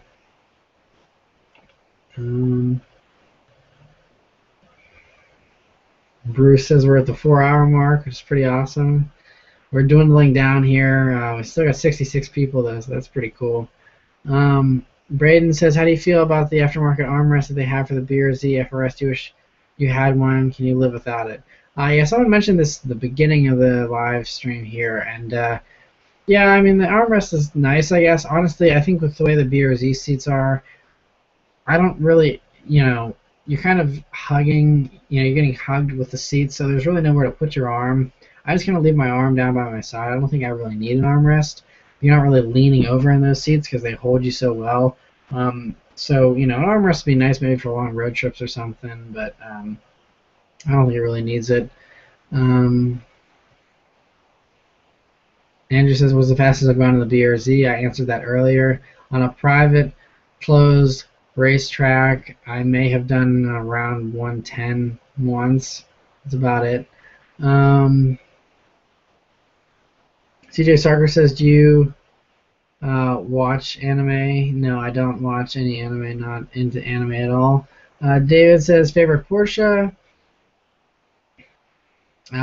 Probably either the 356, like the old ones, or any of the 911s are great. I think this like my one of my favorite 911s I'd love to have someday would be like an early 70s 911 Targa. I think that'd be great. But I love the new ones too. Mr. Xerox says good sporty looking cars for new drivers. Civic Si, Scion TC, um, stuff like that. Anything, that's two doors and front wheel drive is pretty good, I think. Joseph BMX says, okay, sorry for all the questions, but I don't usually get to talk about cars to people. Nice, yeah, I'm glad to talk cars. It's pretty great. TJ says, have you ever had an embarrassing car stalling moment? Yeah, I think, whenever I started pulling into my girlfriend's driveway, that was a little embarrassing. There's been a few other times whenever I was younger with a Legacy where I'd like stall it, and it was kind of embarrassing, doing that in front of other people and stuff. But I can't think of a specific story really. GFK says, why doesn't glue stick to the inside of the bottle? I'm not sure what you mean. Nick says, I don't really like the look of the newer Legacy. I like the ones that look like your old one. Yeah, those are still my favorite Legacies too. The new ones, they just kind of made them too soft and family car looking. AP asks if I've ever stalled on a hill or in the middle of an intersection. Yeah, I've done both. That's why it's really good to get some good practice on a hill so you don't roll back, and hit someone. So definitely as a new driver learning a manual, I would go to a steep hill in the middle of nowhere and just, stall over and over again until you learn how to drive on a hill. So yeah, let's see if we can load some more questions here. Do I ever come to the Baltimore area? No, I've flown through Baltimore, but I've never actually been around Baltimore before. But if someone wants to sponsor me, I'll gladly come out. 10 Saturn says, do you follow any sports? I follow baseball. I'm a big Pittsburgh Pirates fan. That's really the only sport that I follow. Ahad says, have you ever done donuts in your BRZ? No, I haven't. I mean, I've done them in the snow and stuff, but I've never done them on the dry just because I don't want to burn through tires. Moody asks, are you going to H2OI in Ocean City, Maryland this year? I haven't heard of that event, and no, I'm not going. I don't even know what that is. Aaron asks, did I catch the Bahrain Grand Prix? And no, I didn't. Don't really watch motorsports. June Yoon says, do you like the design of the 2015 Mustang? Yeah, I love it. I've talked about that in the past in some of my videos. But I do love it. Ahad asks, will I ever visit San Francisco? Yeah, I visited once whenever I was a kid. I love it there. I really want to go back. But yeah, I don't know when. But if anyone wants to sponsor me, once again, we can make any trip happen. I just need the money. Braden says, would you upgrade the shifter in your BRZ to a short shifter, or is the throw fine in it? The stock shifter in BRZ is great. I think the throws are still really short. It's really precise, and it's just really good the way it is. So I would just leave it, honestly. Highway Star says NASCAR or F1 or neither. If I had to pick one or the other, I'd definitely pick F1. Yeah. Peter also asked any racetracks in PA. Yeah, there's Beaver Run, which is about 50 minutes away from Pittsburgh here. I do some videos up there from time to time. And then there's Pocono Raceway, and I think there's one or two others in Pennsylvania here. Michael asks, any advice for learning to drive stick when none of my friends or family has one to learn on? I don't want to buy a new BRZ for us not ever having driven a manual. Yeah, I would say if you're worried about beating on a new car and learning manual, I would say to just definitely buy some old $500 beater junker that's manual and just drive that and learn that way.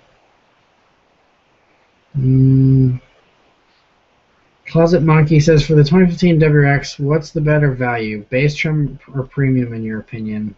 I mean, value, if you're talking about absolute best bang for your buck, the base, if you don't care about all the luxuries and stuff. Personally, I would want the moonroof and the heated seats and stuff, so I'd go for a premium. But I wouldn't do the limited. I would definitely just stick with a premium one. Sean Ferretti says, are you getting a tune after 36,000 miles? Possibly. It depends, if I think I'm going to be upgrading to a new BRZ. I don't know. I mean, the thing is, the tune would void the powertrain warranty. That doesn't expire until 60,000 miles. So probably going to wait till 60,000 miles to do the tune. If I do a tune, I probably won't, though. It's tempting, but I just don't want the risk. AP2727 says, Yeah, uphill's the worst. Yeah, yeah, stalling happens, man. It's all good.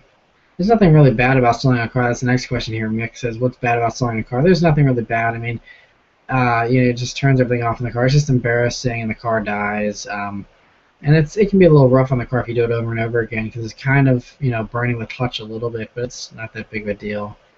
10 Saturn says Coke or Pepsi. Generally, I like Coke better, but I like them both. I'm not picky. J McGee TV says, "Would you trade your BRZ for Focus ST?" No, I wouldn't. Definitely not. The Focus ST is a good car, but I like the BRZ a lot better. Moody says, "How much horsepower did your exhaust get you?" I don't know. I didn't dyno it. I haven't really done anything. I think it's a little bit faster maybe, but it's really not even noticeable. I think the manufacturer of the exhaust said maybe 10 horsepower tops, but that's pretty optimistic, I think, still.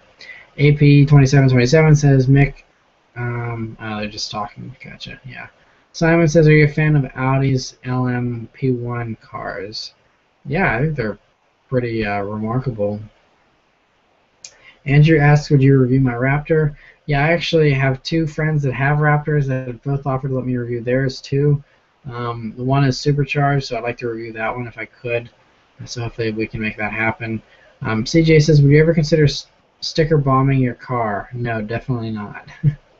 Braden says, "Does a limited BRZ have a subwoofer in the back?" No, but you can get one as an option. It's definitely an option.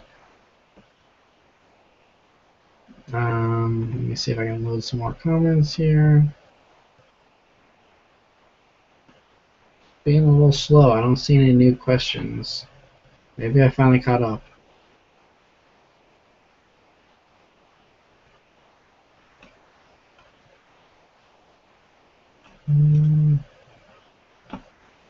I think maybe we don't have any more questions. Let me see.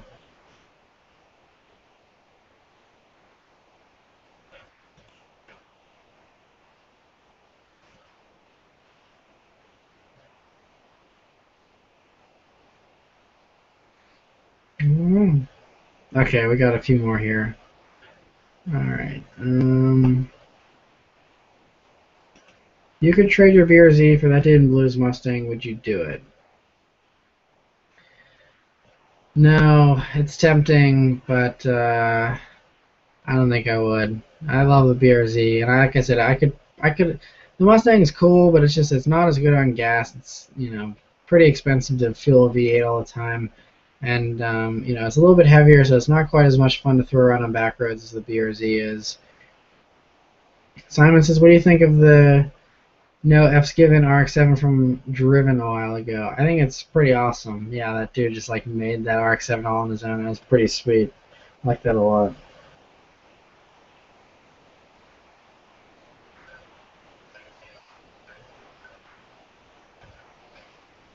Um, Simon, I know you got that one. Joseph says, "I traded my C250 for FRS and I love it."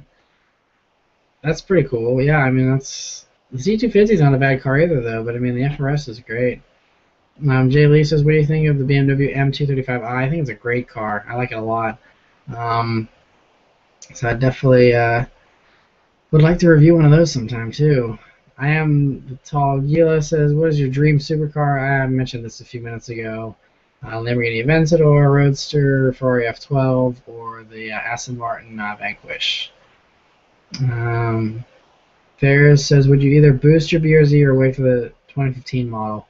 Well, I don't think they're going to be coming out with a faster BRZ until 2016 if they come out with one at all.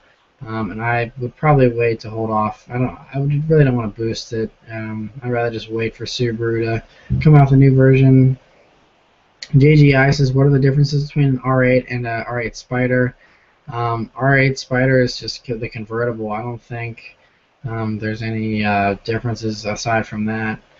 Simon says, Simon's got some questions for me, so we'll keep going here.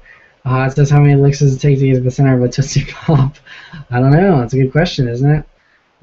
Andrew says, "Hey, would you supercharge your B or Z?" Possibly, but I'm just kind of staying away from forced induction for now. Shafe says, 4 a.m. in London, and I'm tuned in. Love your videos. I'm a big Subaru fan. GC8, STI, Type RA, Rear BRZ. First off, that's awesome that you're watching this at 4 a.m. I'm sorry that it's like such crazy hours in London. It's kind of hard to like capture as many audiences as I can because it's tough with all the different time zones. But thank you for tuning in at 4 a.m. This is awesome.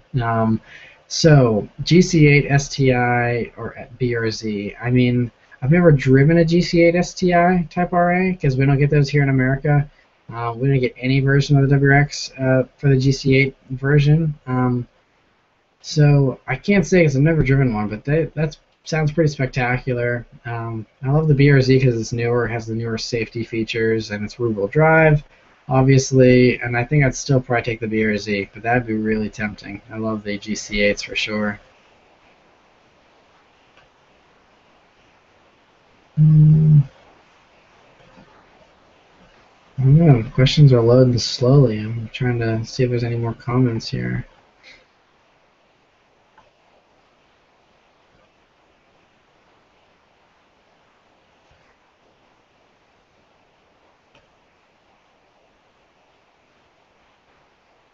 Okay, here's a few more. Donovan Hayes says, when did you get your first car? I got it whenever I was 16. Oh man, there's a bunch of questions coming in. It's just YouTube being slow, I guess. AP2727 says, just want to say thanks a lot, man, for doing this. Keep up the great work, and thanks for answering a lot of my questions. No problem. Glad I could answer them.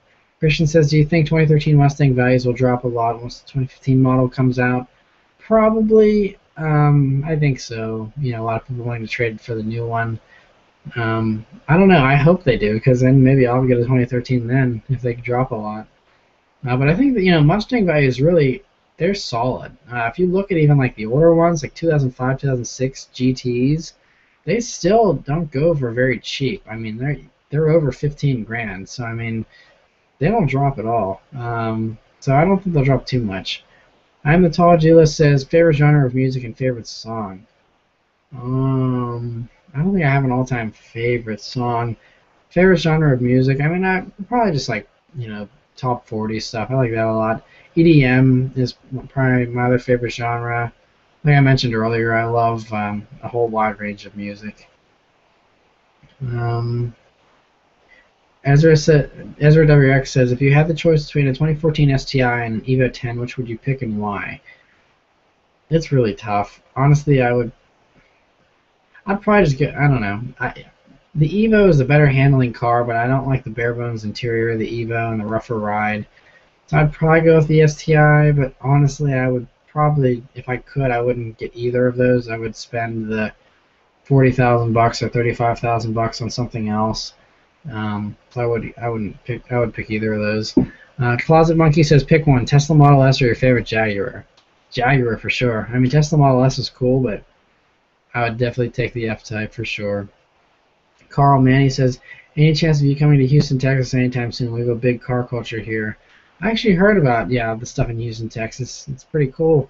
I'd love to come down. Just depends on if I have a sponsor or something. I mean, any of these trips that you guys want to have me come somewhere, to visit, do car reviews, whatever. I'm up for whatever. It's just a matter of having the money to travel out there. But I'd totally be up for going to any of these places. Now, Derek says, what was your favorite first car and what age did you get your license? My first car was a 1997 Subaru Impreza Outback Sport. I mentioned this earlier. I talk about it in my weekly updates I did in the summer. And I got my license at 16 and a half. And Ezra says, love your videos, by the way. I appreciate that. Your support is awesome. Andrew says, go live more often. This is awesome. I like doing this. Like I said, we're doing this like once a month here, first Monday of every month. And so, yeah, it's I love it. Jay says, how sweet would it be to have the unequal length headers, get that WRX Boxer Burble and the BRZ? I know a lot of people like ask me, oh, don't you want the Boxer Burble? And I don't. To me, it doesn't fit the sound of the car. The BRZ looks like a sports car, and the WRX, the sound of the Boxer rumble, it's only for the WRX in my opinion. It's it fits the WRX That's the WRX signature sound. On the BRZ, I wanted a high-pitched sports car kind of sound to match the way the car looks, and so that's why I did not want my BRZ to have the boxer rumble at all, and it doesn't. It's very high-pitched. The BRZ to me sounds more like a Fiat 500 Abarth or kind of like a Lotus Elise kind of sound to it, and that's what I was going for. I did not want the boxer rumble. I can understand why people like that. Just for me, I don't want that for the BRZ. Swaggett says, "What are your thoughts on the new Mazda 6?" I think it's great. I think it looks really cool. It's a good car. It's just it's a big family sedan. It's not really a sporty car, but I think they're good. I'd love to review one. Winter is coming. It says, what do you plan on buying for your next car? Do you tend to hold on to the BRZ exclusively for a while? Yeah, I'm hoping to keep the BRZ for a while. Like I mentioned earlier in my live stream here, I'm considering downgrading cars so I can also get a classic car because financially right now I can't afford anything other than the BRZ. So I'm tempted to downgrade to a Mini Cooper S because I've always loved those, and I can get one of those pretty cheap, a pretty good deal. So considering doing that, I'm also, I'd love to upgrade cars, but like I mentioned, the YouTube channel is my current primary focus, and that doesn't make a lot of money. So I'm just, kind of hoping to build the channel, and maybe one day if it, grows to the point that I can upgrade cars, and I definitely would like to. Sean says, "How much do you think the FT1 will cost?" I don't know. I'm hoping it's less than 100 grand. We'll see, though. That's anybody's guess right now. Bruce Lee says, "Chris Harris or Jeremy Clarkson?" I love Chris Harris, but I still just Jeremy Clarkson's hilarious. I don't know. I still think he's my favorite, probably. Christian says, "Do you think Scion or Subaru will be coming out with the FRS BRZ by the 2016 year model?" You mean like a faster one? I think they'll probably be doing some kind of refresh of the BRZ for the 2016 model year, but I'm not totally sure. TJ asks, "Are you a fan of The Walking Dead?" Never watched an episode. Nothing against it. I'm not a big TV watcher, honestly. Cameron says, "What's the worst car you have reviewed?"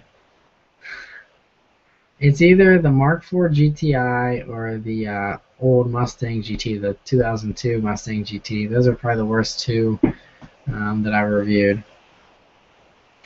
Todd says, "What's your major in college?" When I was in college, I graduated almost 2 years ago now. My major was financial planning, so that's what I did. And I like financial planning, but my passion was cars. That's why instead of getting a job in finance, I decided to go for doing this stuff on YouTube and doing other stuff on the side to kind of support me and hopefully make this channel the primary thing eventually. Simon says, "Do you like the Lexus IS taillights?" Do you mean like the new ones or the older ones? I think they all look good though. Braden says, "Have you ever eaten a Permane Brothers sandwich in your BRZ?" Well, sorry, I'm from the Berg too.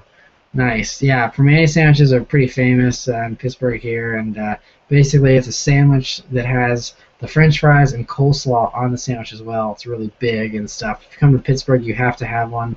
And have I ever eaten one in the BRZ? No way. They're way too messy. Definitely not. I mean, I eat in the BRZ every once in a while, but definitely don't do a Permane sandwich. CJ's asking, "What do you do when you're not making videos or working?" When I'm not making videos or working, I'm watching YouTube videos probably. If you see, I comment on videos all over the place. So if you're watching videos on Motor Trend or whatever, a lot of times you'll see my comments as well. And so I just watch YouTube videos, hanging out with a girlfriend. Those are the two main things that I do for sure. A lot of time with a girlfriend, so that's probably the first main thing. JGI says, "What do you think of the Tesla Model S combustion problems?" I think it's BS. I think it's just, when you make so many cars, of course, one of them's going to catch on fire at some point. I don't think it's that big of a deal. Maker of Awesomeness says, "Do a review of a broken BRZ." Don't know what you mean by broken. It would be hard to drive a car if it doesn't drive. But, Death Throw Skater 72 says, "Can I get a shout out?" What's up, man? Kind of just gave you a shout out by reading your username, I guess. Ahad says, are you considering trading in your BRZ for the 2015 Mustang? Yeah, I'm definitely considering it. I just have to test drive one, and if I like it, then I'll trade it. But I mean, I don't know. I think it's gonna take a lot to get me out of the BRZ, so I don't think it's likely. Shape says, I don't mind staying up late to watch as I haven't got work tomorrow. BRZs are spectacular. I've only seen one in real life despite seeing 20 to 30 GT86s. Definitely want one if I can find one. Yeah, they don't make as many BRZs as they do the Toyota versions for sure. I think they make 5 of the Toyotas to every one of the BRZs, so they're a lot more rare. But yeah, I love them. But I appreciate you staying up late. That's awesome. Simon says, where do you get the songs for your reviews? If you look in the description of all my car reviews, I have the link to the songs that you can listen to them in their entirety. They're all from Royal Tracks, and so yeah, you can always check it out in the description. Um, Prepaid Karma says, I want to pick up a BRZ Limited in white soon. Do you think it's worth getting that model over the premium or even getting an FRS? I generally find them a bit cheaper. Thoughts? Depends on how many luxury items you want. If you want the heated seats, then get the BRZ. Both the premium and the limited have those. But if you want the leather and you want the, automatic climate control and the spoiler, then get the limited. It just depends on what you want. But I mean, they're all the same car basically. So it just depends on how many luxury items you want. Joseph says, how many times have you had taillight condensation problems?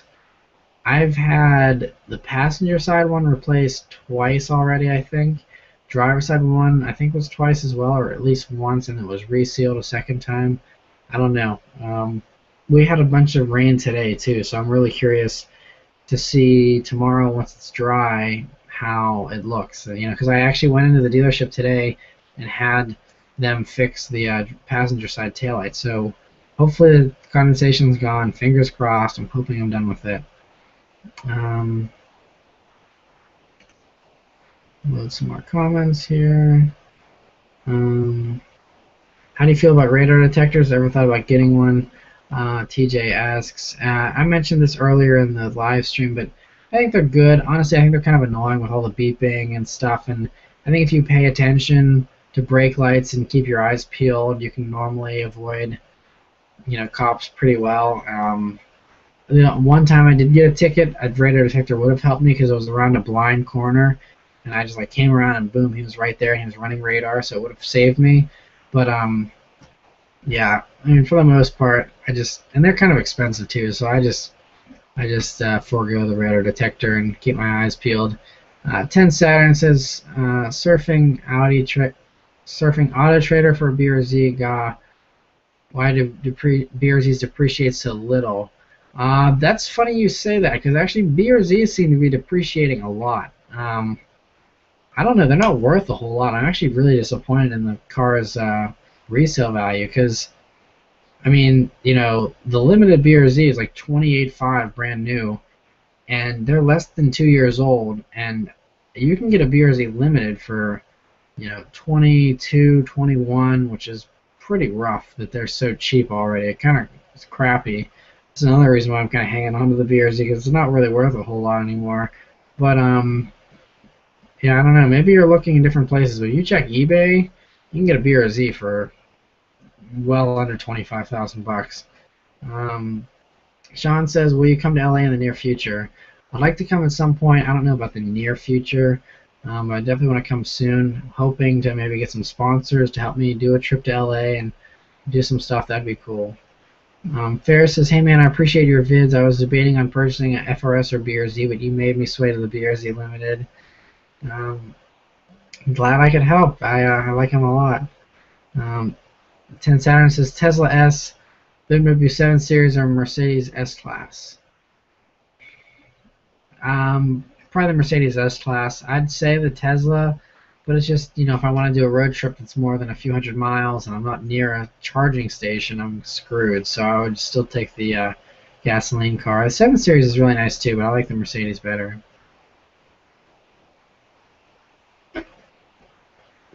Favorite year of the 911? Probably, I'd say like the late 60s to early 70s Targa versions are probably my favorite. Mitch says, if you hit 100,000 subscribers, 2015 Cayman GTS or Jaguar F-Type R Coupe. Well, I'm going to need to hit a lot more than 100,000 subscribers to be able to afford those cars. I think Sub Kyle makes six figures, he said at one point, and he has several 100,000 subscribers. So it's going to take a lot for me to be able to afford an F-Type R. Those are expensive, but I would definitely choose that over the Cayman GTS for sure.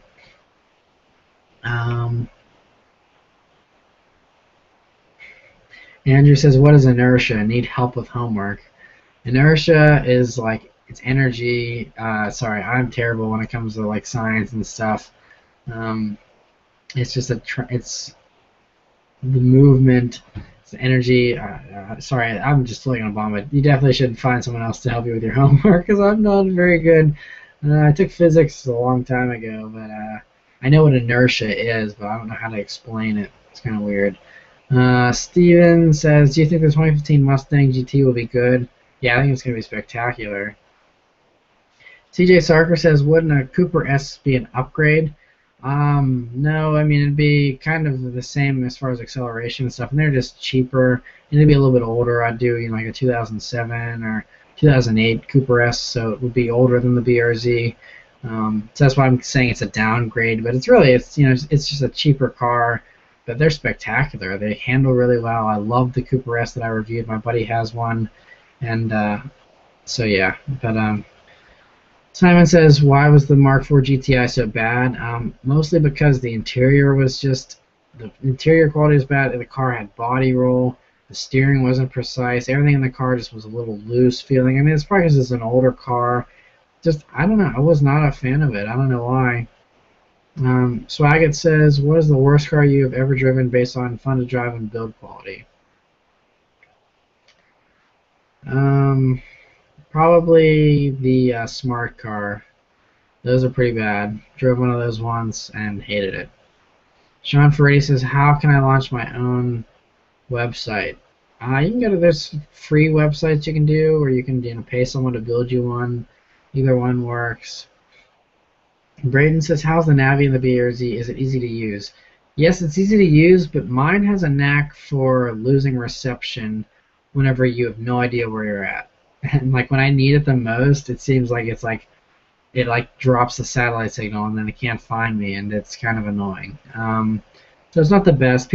Some people have had a lot of issues with their navigation systems in the BRZ, just with losing signal and stuff.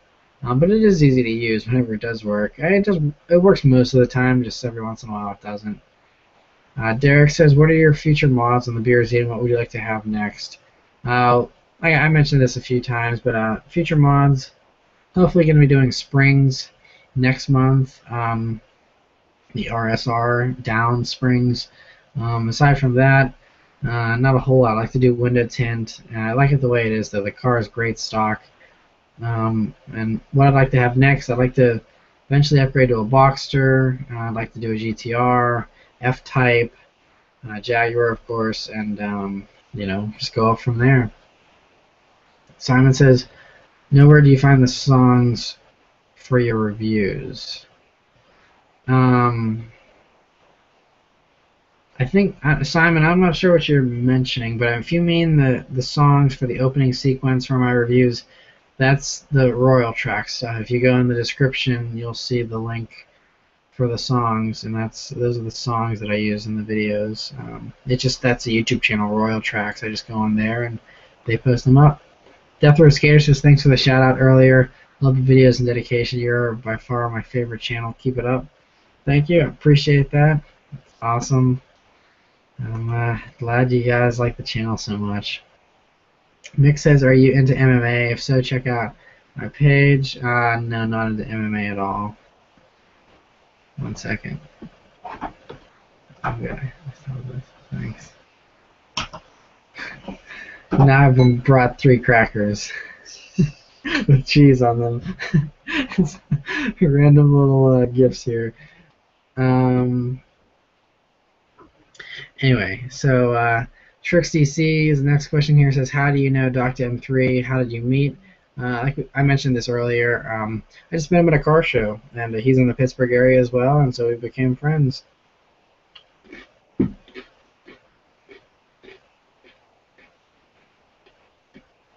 Next question is Braden says, will you ever put gold rims on your BRZ?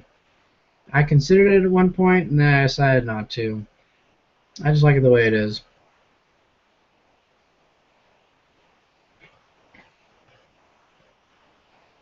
Okay, next question. Prepaid Karma says, dang, worst car you reviewed is my current GTI Mark IV. I didn't have that version. I have the leather, not the cloth seats. Some things I didn't agree with. Pretty crazy how different the two cars are. I mean, there could be some.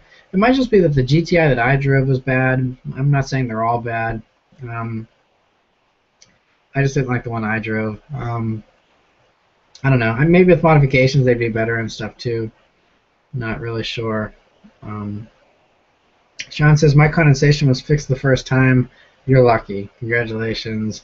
I wish that mine was fixed the first time. Hopefully this is fixed at this point. I don't know what's wrong with my car. It just loves getting condensation.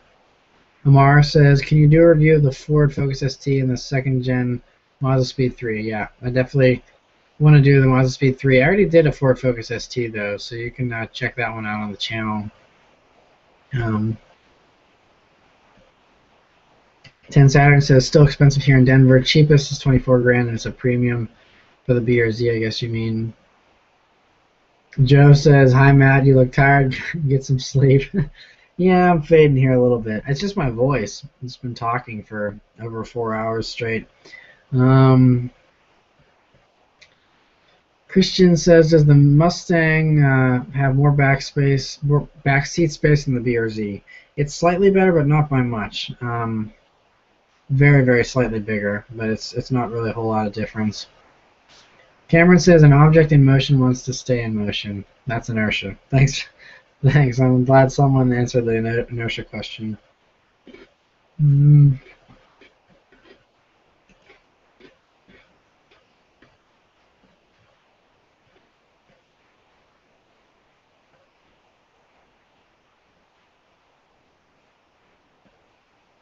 JGI says, have you heard of the Felino CB7 from Quebec? If so, what are your thoughts? No, I've never heard of that.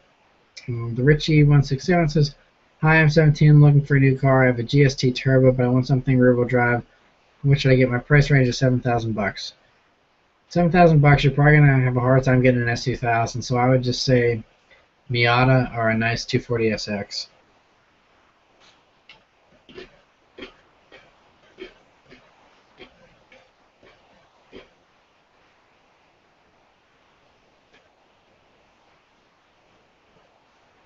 Next question here. Chris says, Koenigsegg Agera R versus Bugatti Veyron Super Sport, who wins?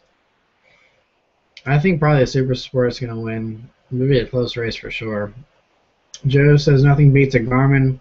I agree, Garmin's are pretty good. I like them a lot. Ferris says, I got the BRZ Limited. What's your top 3 exhaust system?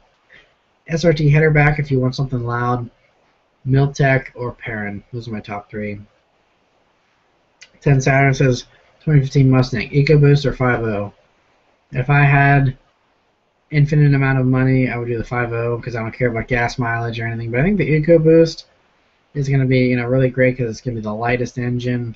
It's going to be the easiest to modify, just turning the boost up. And it's going to get good gas mileage. I think the EcoBoost is going to be pretty interesting to see. But I'd probably still do the 5.0 if I could. Peter says, as you said in your shifting video, why are Lamborghinis and Ferraris, etc., beginning to drop the shifters? It's just because it's faster to do the paddle shift. A manual transmission, you're limiting the car by how fast you can shift, whereas if the car is shifting itself, it can do it way faster than you can. It just makes for faster 0 to 60 times and whatnot. Moody asks if I'm ever going to go to the drag strip. You should race your friend's FRS and make a BRZ versus FRS video. These cars aren't for drag racing. They're both slow in a straight line. Not made for the drag strip. I could have spent my $30,000 on a much better drag racing car if I just wanted to go fast in a straight line, but that's not what these cars are about. Mitch says, what is the best manual transmission you've ever driven? Have you thought about getting an NC Miata? Should pick up a used one cheap. I like the Miatas. Again, it's just the issue of not having a lot of safety features is what's holding me back from getting one. Best manual transmission I've ever driven. I don't know. I mean, the Civic Si, it's really precise, but it's weird because it feels so light. I still think the BRZ is one of the best. Honestly, I'm not just biased. The BRZ shifter is one of the best I've felt. I've felt quite a lot. I've reviewed lots of cars. BRZ is one of the best manual shifters I've ever felt. So yeah.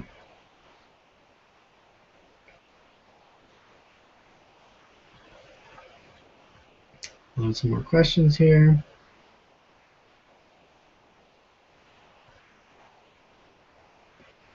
RX-7 Supra, R34, or NSX? R34, then the NSX, then the Supra, then the RX-7. That's the order of preference for those, Derek. Eldwin says, do you think that 2015 Audi A3 was better off as a hatchback, or is it better as a sedan? Do you like it? I like it as a sedan. I think it looks pretty good. The hatchback was nice. I think they should do both, honestly, but the sedan's good too. Swaggin says, okay, you're on a deserted island and Kate Upton is there, but she is a mermaid. Would you want the top or the bottom have to be human, and why? That's a weird question. Not even gonna answer that. Sorry. Verinder says, do a review on an Infiniti G37S. I want to do a G37. Someone actually messaged me today and said that they had a G37 sedan that they could let me review. I'm still holding out for the coupe. I really want to do a coupe manual transmission. Still looking for one. Hoping to find one soon. Shafe says, what do you think of the BMW E90s as a chassis for a four-door? I own an E90 325 at the moment, but I want a BRZ GT86 on the side. I was wondering what your thoughts were on E90s. I love the E90. I love this. I love the coupes. Honestly, I always love coupes better than sedans. The sedans are good too.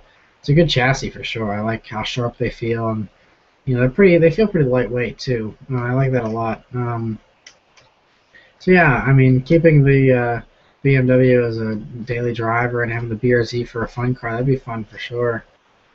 Rylan says, what's the best exhaust system that you know of? I need a new exhaust on my car. Not sure what car you have. It depends on what kind of car you have. Yeah. 10 Saturn says, great news. What do you think about the Dacia Sandero? I think the Dacia Sandero is a great car. I think James May really likes it, so that means that I should like it too. Don't get those in America, so sadly I've never seen a Dacia Sandero in person. They're very elusive here. Next question says, you should, or Subaruwrxfan, about Koenigsegg versus Bugatti, M5 board did a vid and the Ajero won. Oh, nice. Sweet. Tito here says you should do a video of most questions asked on live stream so you don't have to repeat yourself so many times. Well, the thing is, a lot of the questions that were asked on this live stream have been asked in the past 2 live streams, and I've answered a lot of these questions in other videos in the past too, but everyone doesn't watch every single video, and that's fine. I understand that, so that's why I do these live streams, just to answer everyone's questions. It's all good. Because even if I did do a video of the frequently asked questions, people wouldn't watch, not everyone would watch that video, and so it is what it is. Sean says, what do you edit your videos with? What mic is best for exhaust sounds? I edit my videos with Adobe Premiere Pro CS6. As far as mics go, I use the stock mics on the cameras. I think the Rode mics or whatever, RODE, those are pretty awesome from what I hear, but they're expensive. It just depends, but like I said, I use the standard mics on my cameras, and I think they're fine. Mitch said, I know you love the F-Type, but I think the Jaguar needs a manual option. That car is beautiful, sounds amazing, but that is a car that needs a clutch pedal. I would love an F-Type with a manual. I think that'd be great too, especially if it makes it a little bit cheaper. But I really hated the automatic in it at first. I was like, oh, this needs a manual. whatever the years that, well, the year or so that it's been out, I've been just kind of gradually accepting the 8-speed as a really good automatic, and the Jaguar is a more comfortable car anyway, so having an automatic in it kind of fits. It's okay, I'm not too upset about the automatic anymore in the F-Type. Donald says, what was the first vehicle you purchased? That would be the 2006 Subaru Legacy GT Spec B that I had. Peter says, what's faster, John Works Mini Cooper or BRZ? It's going to be close, but I think probably the John Cooper Works Mini. I don't know how much horsepower they have. I think it's slightly more than the BRZ though. So I think they're like 220 or 230 for the John Cooper Works. So probably be a little bit faster. Derek says, have you ever driven a Hyundai Genesis Coupe? No, I haven't. And if so, would you take the 2-liter turbo or the 3.8? I talked about the Genesis Coupe earlier, but haven't driven one. I'd like to review one, but I'd probably just do the 2-liter turbo myself. Our biker says BRZ or Miata MX-5. And this was asked earlier too. I would do the BRZ, obviously. I have a BRZ. So any car in the BRZ's price range, if you're going to ask about it, obviously I like the BRZ better. If I didn't, then I would just sell my BRZ and buy something else. But I think the BRZ is the best thing you can get under 30,000 bucks, and that's why I have one. Shape says earlier supercharged Cooper S or later turbocharged Cooper S. I really love the supercharged versions of the original Mini Cooper S, but I like the slightly larger size and the more comfortable features of the newer turbocharged Cooper S. So if I were to buy a Cooper S, I would probably do the newer turbocharged ones. 10 Saturn says, have you ever thought about doing another collab with David Patterson? Yeah, I definitely want to do another collab. I think we're going to hopefully do something this year. Just don't know when. Mitch says you should do a review of the Boeing 777. Bad joke. I'm just going to skip that. So, Andrew says I should do one stream a week on Saturdays, but that's a lot. Sorry, we always go really late for these live streams, so I can't really do them more often than just once a month. Swagger says, do you hate any part of the BRZ? Well, yeah, the taillights, because they're just annoying with all the condensation. Also, I don't like the crickets in the fuel pump. It's kind of annoying. And it's the car it's a little loud, idle and stuff. It's just there wasn't a whole lot of sound deadening put around the engine and stuff. I mean, you hear every single little mechanical thing in the engine, which is cool, but it's not very refined. So, yeah, not a big fan of those things either. It's not a perfect car by any means, but it's definitely fun. And that's the thing, is no car is perfect, so it's just a matter of it being good enough that you want to buy it. Ryland says, I asked a question about the exhaust I should get on my car. I have a 1996 Saab 900 SE Turbo hatch. It has a stock exhaust, and I want an aftermarket system on it. That's a sweet car. Sadly, I don't know of any. I mean, I'm not into Saabs really, so I don't know of anyone that makes exhaust systems for that car. Maybe Borla. They seem to make exhaust systems for everything. Honestly, if you want an exhaust, I would say to take it to an exhaust shop and have them custom make one for you. It's really not that expensive, and that way you can get exactly what you want. Because cars like that, it's just really hard to find exhaust systems for that kind of stuff. I would just have one custom made. AJ Alex says, will you ever make t-shirts or any other type of merchandise for your channel? I'd like to. Right now, the only thing I could do really soon would just be basic, the Subaruwrxfan logo, the new one that you see in my watermark, at the bottom of my videos. I could just do, t-shirts just like white and black that just have the logo and just do that. As far as other fancier t-shirt designs, that takes money to, pay someone to design t-shirts. I'm not good at doing that kind of stuff. So I'd have to pay for t-shirt designs, and right now I can't really spend any money on that kind of stuff. But I'd definitely like to, for sure. Ricardo says, would you ever get something cheap like a 240 or a 300ZX just to mess around with? No, if I wanted something cheap to mess around with, I'd buy an old classic car for a couple $1,000 and tinker with that. like something from the 40s or 50s or 60s, American. Not into the 240SXs and stuff like that too much. Gamers Gone Crazy said, and can you visit my car channel? Okay, yeah. He's posted that again. Yeah, if you send me a message, I can check out your channels. Julian says, thinking of getting coilovers for my Honda Prelude. Is there a brand of coilovers you've used before that you prefer? No, I've never had coilovers. Not a fan of them. They're normally a little bit too aggressive for my taste. I like cars mostly stock for the most part. I don't modify my cars, so I can't really give you too many suggestions about coilovers. Sorry about that. 10 Saturn says, I still think you should review that motorhome I suggested on Facebook. Yeah, that motorhome would be funny. I'm actually terrified to drive it. I think it'd be really hard. And I'd just be paranoid the whole time. I think I'd have a hard time even talking on camera while driving a motorhome. So let's skip that. Christian's asked, what's my dream car? And like I mentioned earlier, this has been answered several times now. Lamborghini Aventador Roadster, Ferrari F12 Berlinetta, Aston Martin Vanquish are my top three. Gamers Going Crazy says, if I got a Lamborghini Gallardo, should I get it tuned by Hennessy or someone else? Depends. Honestly, I would keep it stock. Everyone twin turbos these cars anymore. It's kind of getting old in my opinion, but yeah, it's up to you. I think, Underground Racing does a lot of stuff. I don't know if Hennessy actually doing Gallardos, but maybe they do. I don't know. AP2727 says, while we're still going, yeah, we are, but I'm probably going to cut it off around midnight here, maybe about 8 minutes left. I'm getting kind of tired, so yeah, I think we're going to cut it off here soon. Swagger says, would you rather live in a trailer for the rest of your life and have any exotic car you wanted, or live in a mansion and drive a minivan? I'd rather do somewhere in the middle and have a reasonably nice car and a reasonably nice house. Because I don't think I could live with either of those situations. Sorry.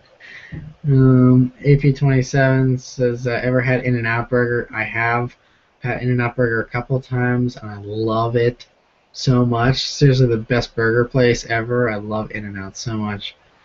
So yeah, definitely the best burger. Yeah, let's see if there's any other questions. YouTube isn't loading any right now.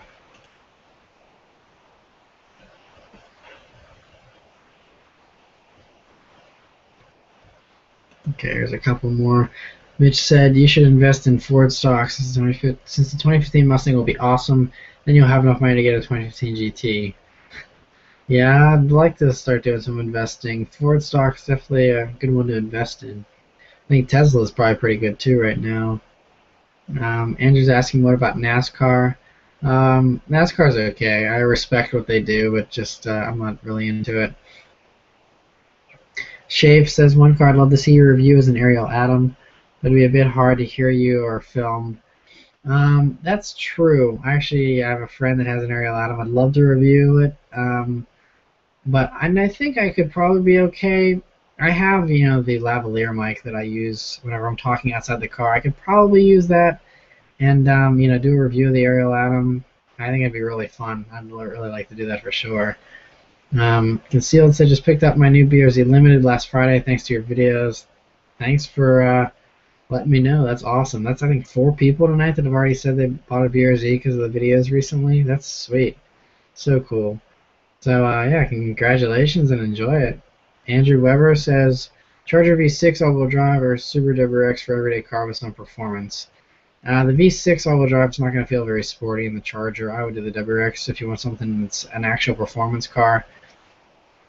But yeah. David says, what camera do you use for the intros of your car reviews? It's a Canon T3i.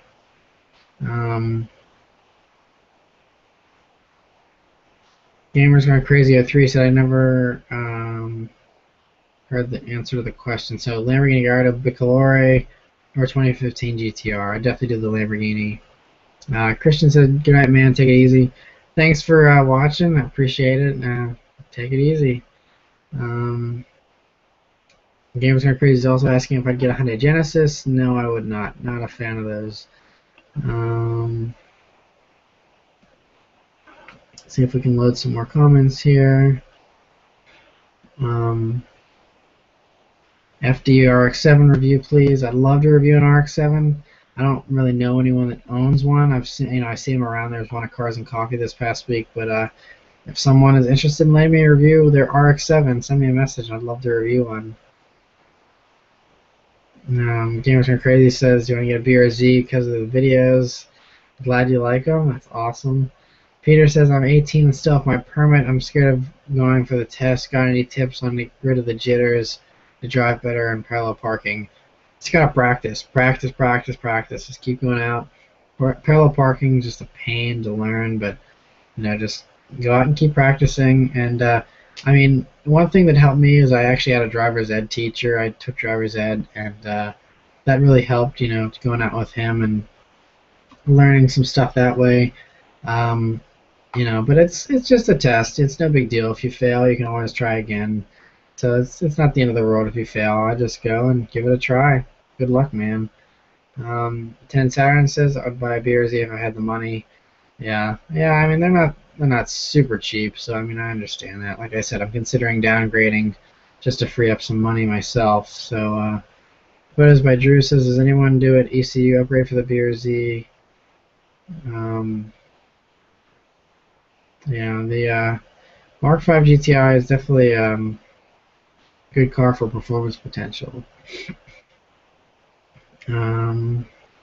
Sean says C-Class or 3 Series. Both are good. I think I slightly prefer the 3 Series though. Mitch says you should be sponsored by Subaru since so many people are buying BRZs from your advice. Yeah, I'd like to have Subaru support me somehow, or do something, but I guess it's hard to prove, and I don't know. It is what it is. I haven't heard anything back from Subaru. Keep trying to contact them, but I never hear anything back. Concealed says, "Excuse me if you've already answered this, but why do you put an air raid intake on your BRZ? Don't you lose power? I definitely love your exhaust choice, but was told to stay clear of the intake." Yeah, I don't really know if it makes much of a difference, honestly. I'm considering actually getting rid of it and selling it because I question why. I don't think it really does a whole lot either. So I might just swap it out for the stock one again and then put a drop-in filter in or something. But yeah, intake doesn't really do a whole lot. Next question: You like the S2000 so much, but how come there hasn't been a review yet? I've 2 friends that have them, but just haven't gotten around to them. They're busy, and that just the timing hasn't worked out yet. I really wanted to review one soon. It'll hopefully be here in the next month or so. Because I've been wanting to do one forever. So I mean, definitely wanted to do one sometime soon here. I just couldn't do it in the wintertime, obviously, because I wanted to put the top down and stuff. So now that it's warm, hopefully I can do one soon. Shafe says, "Are you a fan of older Ferraris such as 456, 355, and 550s? They're often overshadowed, but I find them awesome." They're all awesome. I love all those, and I like even the really old Ferraris. I think they're even better. But yeah, I love them all. I love Ferraris. Swaga says, "Do you think the brand name of a car would ever deter you from getting it?" Kind of. Just because certain brands have certain qualities associated with them. Stuff like that, but I don't let brands and images of cars kind of dissuade me too much. So, all right. Jorge says, "What do you think about the plasti dipping a car?" I think it's fine. I don't know. I like the finish of having a more professional look with actual paint or vinyl wrap. But plasti dipping a car can be fun to try out new colors. Sean says, "How many miles did you put on the Legacy?" I picked it up with 15,000 on it. I sold it with like 88,000, I think. So, roughly a little over 70,000, 73,000 miles I put on the car. Sixth Element says 2015 WRX or BRZ. I would say BRZ, but I can't say for sure until I test drive a 2015 WRX. Peter says, "What are plans for the week as reviews, etc.?" Last question. When is the next live stream? Take care and good night. Plans, I'm hoping to do another car review this week. Not sure exactly what just yet. Next live stream will be first Monday of next month. Thanks for watching. So yeah, take care and good night, Peter.